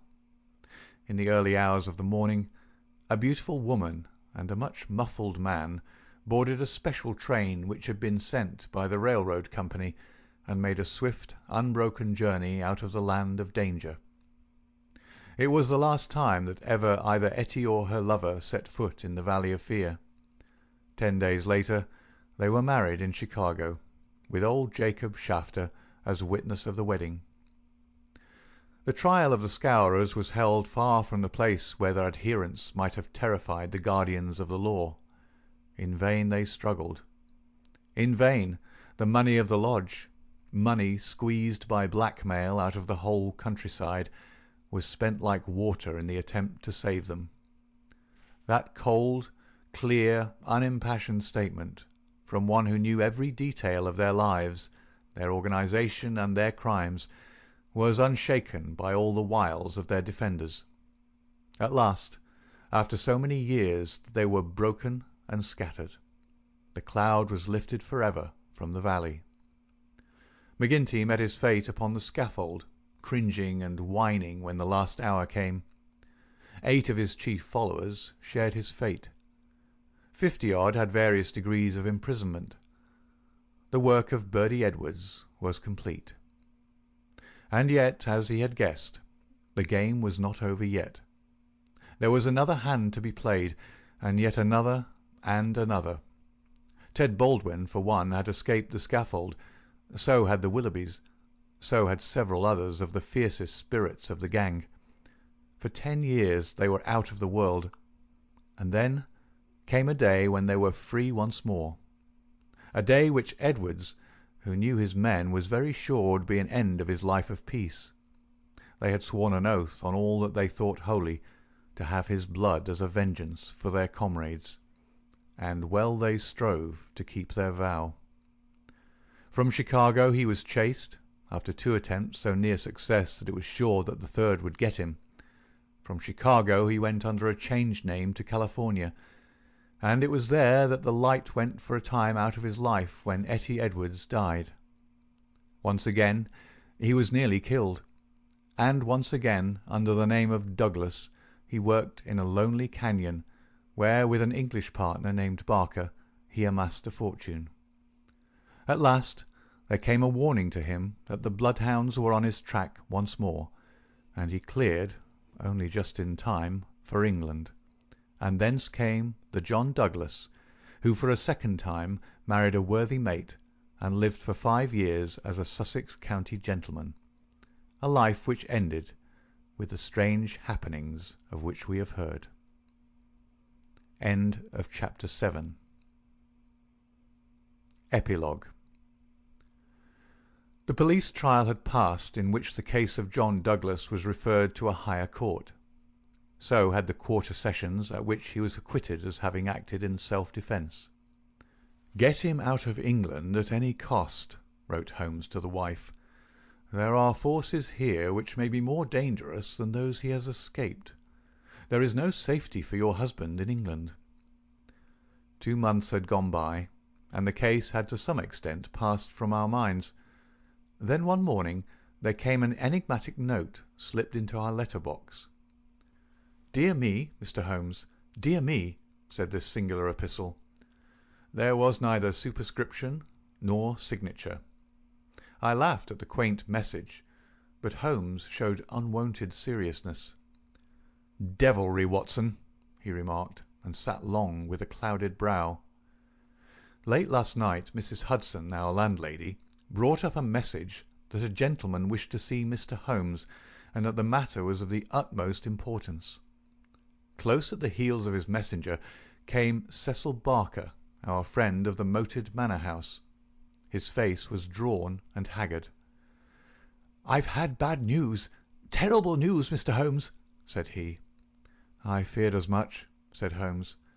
"You have not had a cable, have you?" "I have had a note from someone who has." "It's poor Douglas.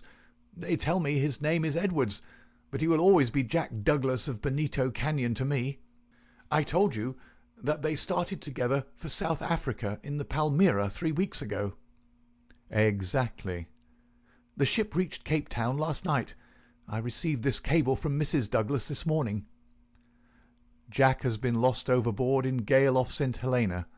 No one knows how accident occurred. Ivy Douglas." "Ah, it came like that, did it?" said Holmes thoughtfully. "Well, I've no doubt it was well stage-managed." "You mean that you think there was no accident?" "None in the world." "He was murdered?" "Surely." "So I think also. These infernal scourers, this cursed vindictive nest of criminals." "No, no, my good sir," said Holmes. "There is a master hand here.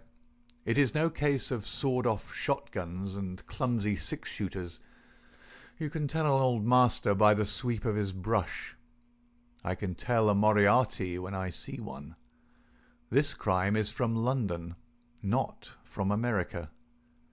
"But for what motive?" "Because it is done by a man who cannot afford to fail, one whose whole unique position depends upon the fact that all he does must succeed.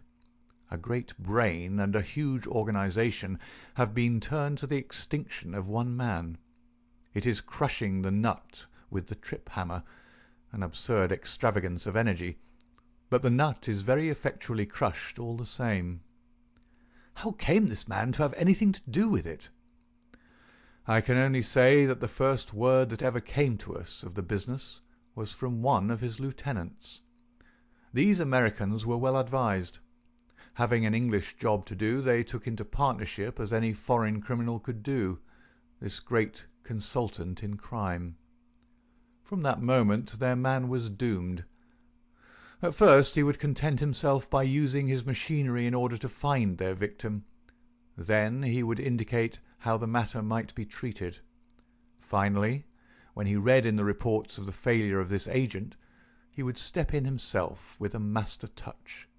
You heard me warn this man at Burleston Manor House that the coming danger was greater than the past. Was I right?" Barker beat his head with his clenched fist in his impotent anger. "Do not tell me that we have to sit down under this. Do you say that no one can ever get level with this king devil?" "No, I don't say that," said Holmes, and his eyes seemed to be looking far into the future. "I don't say that he can't be beat. But you must give me time. You must give me time. We all sat in silence for some minutes, while those fateful eyes still strained to pierce the veil. End of the epilogue, and end of The Last Valley by Sir Arthur Conan Doyle. Read by David Clarke. bgdavid.wordpress.com and www.bgcoffee.net. Thank you for listening.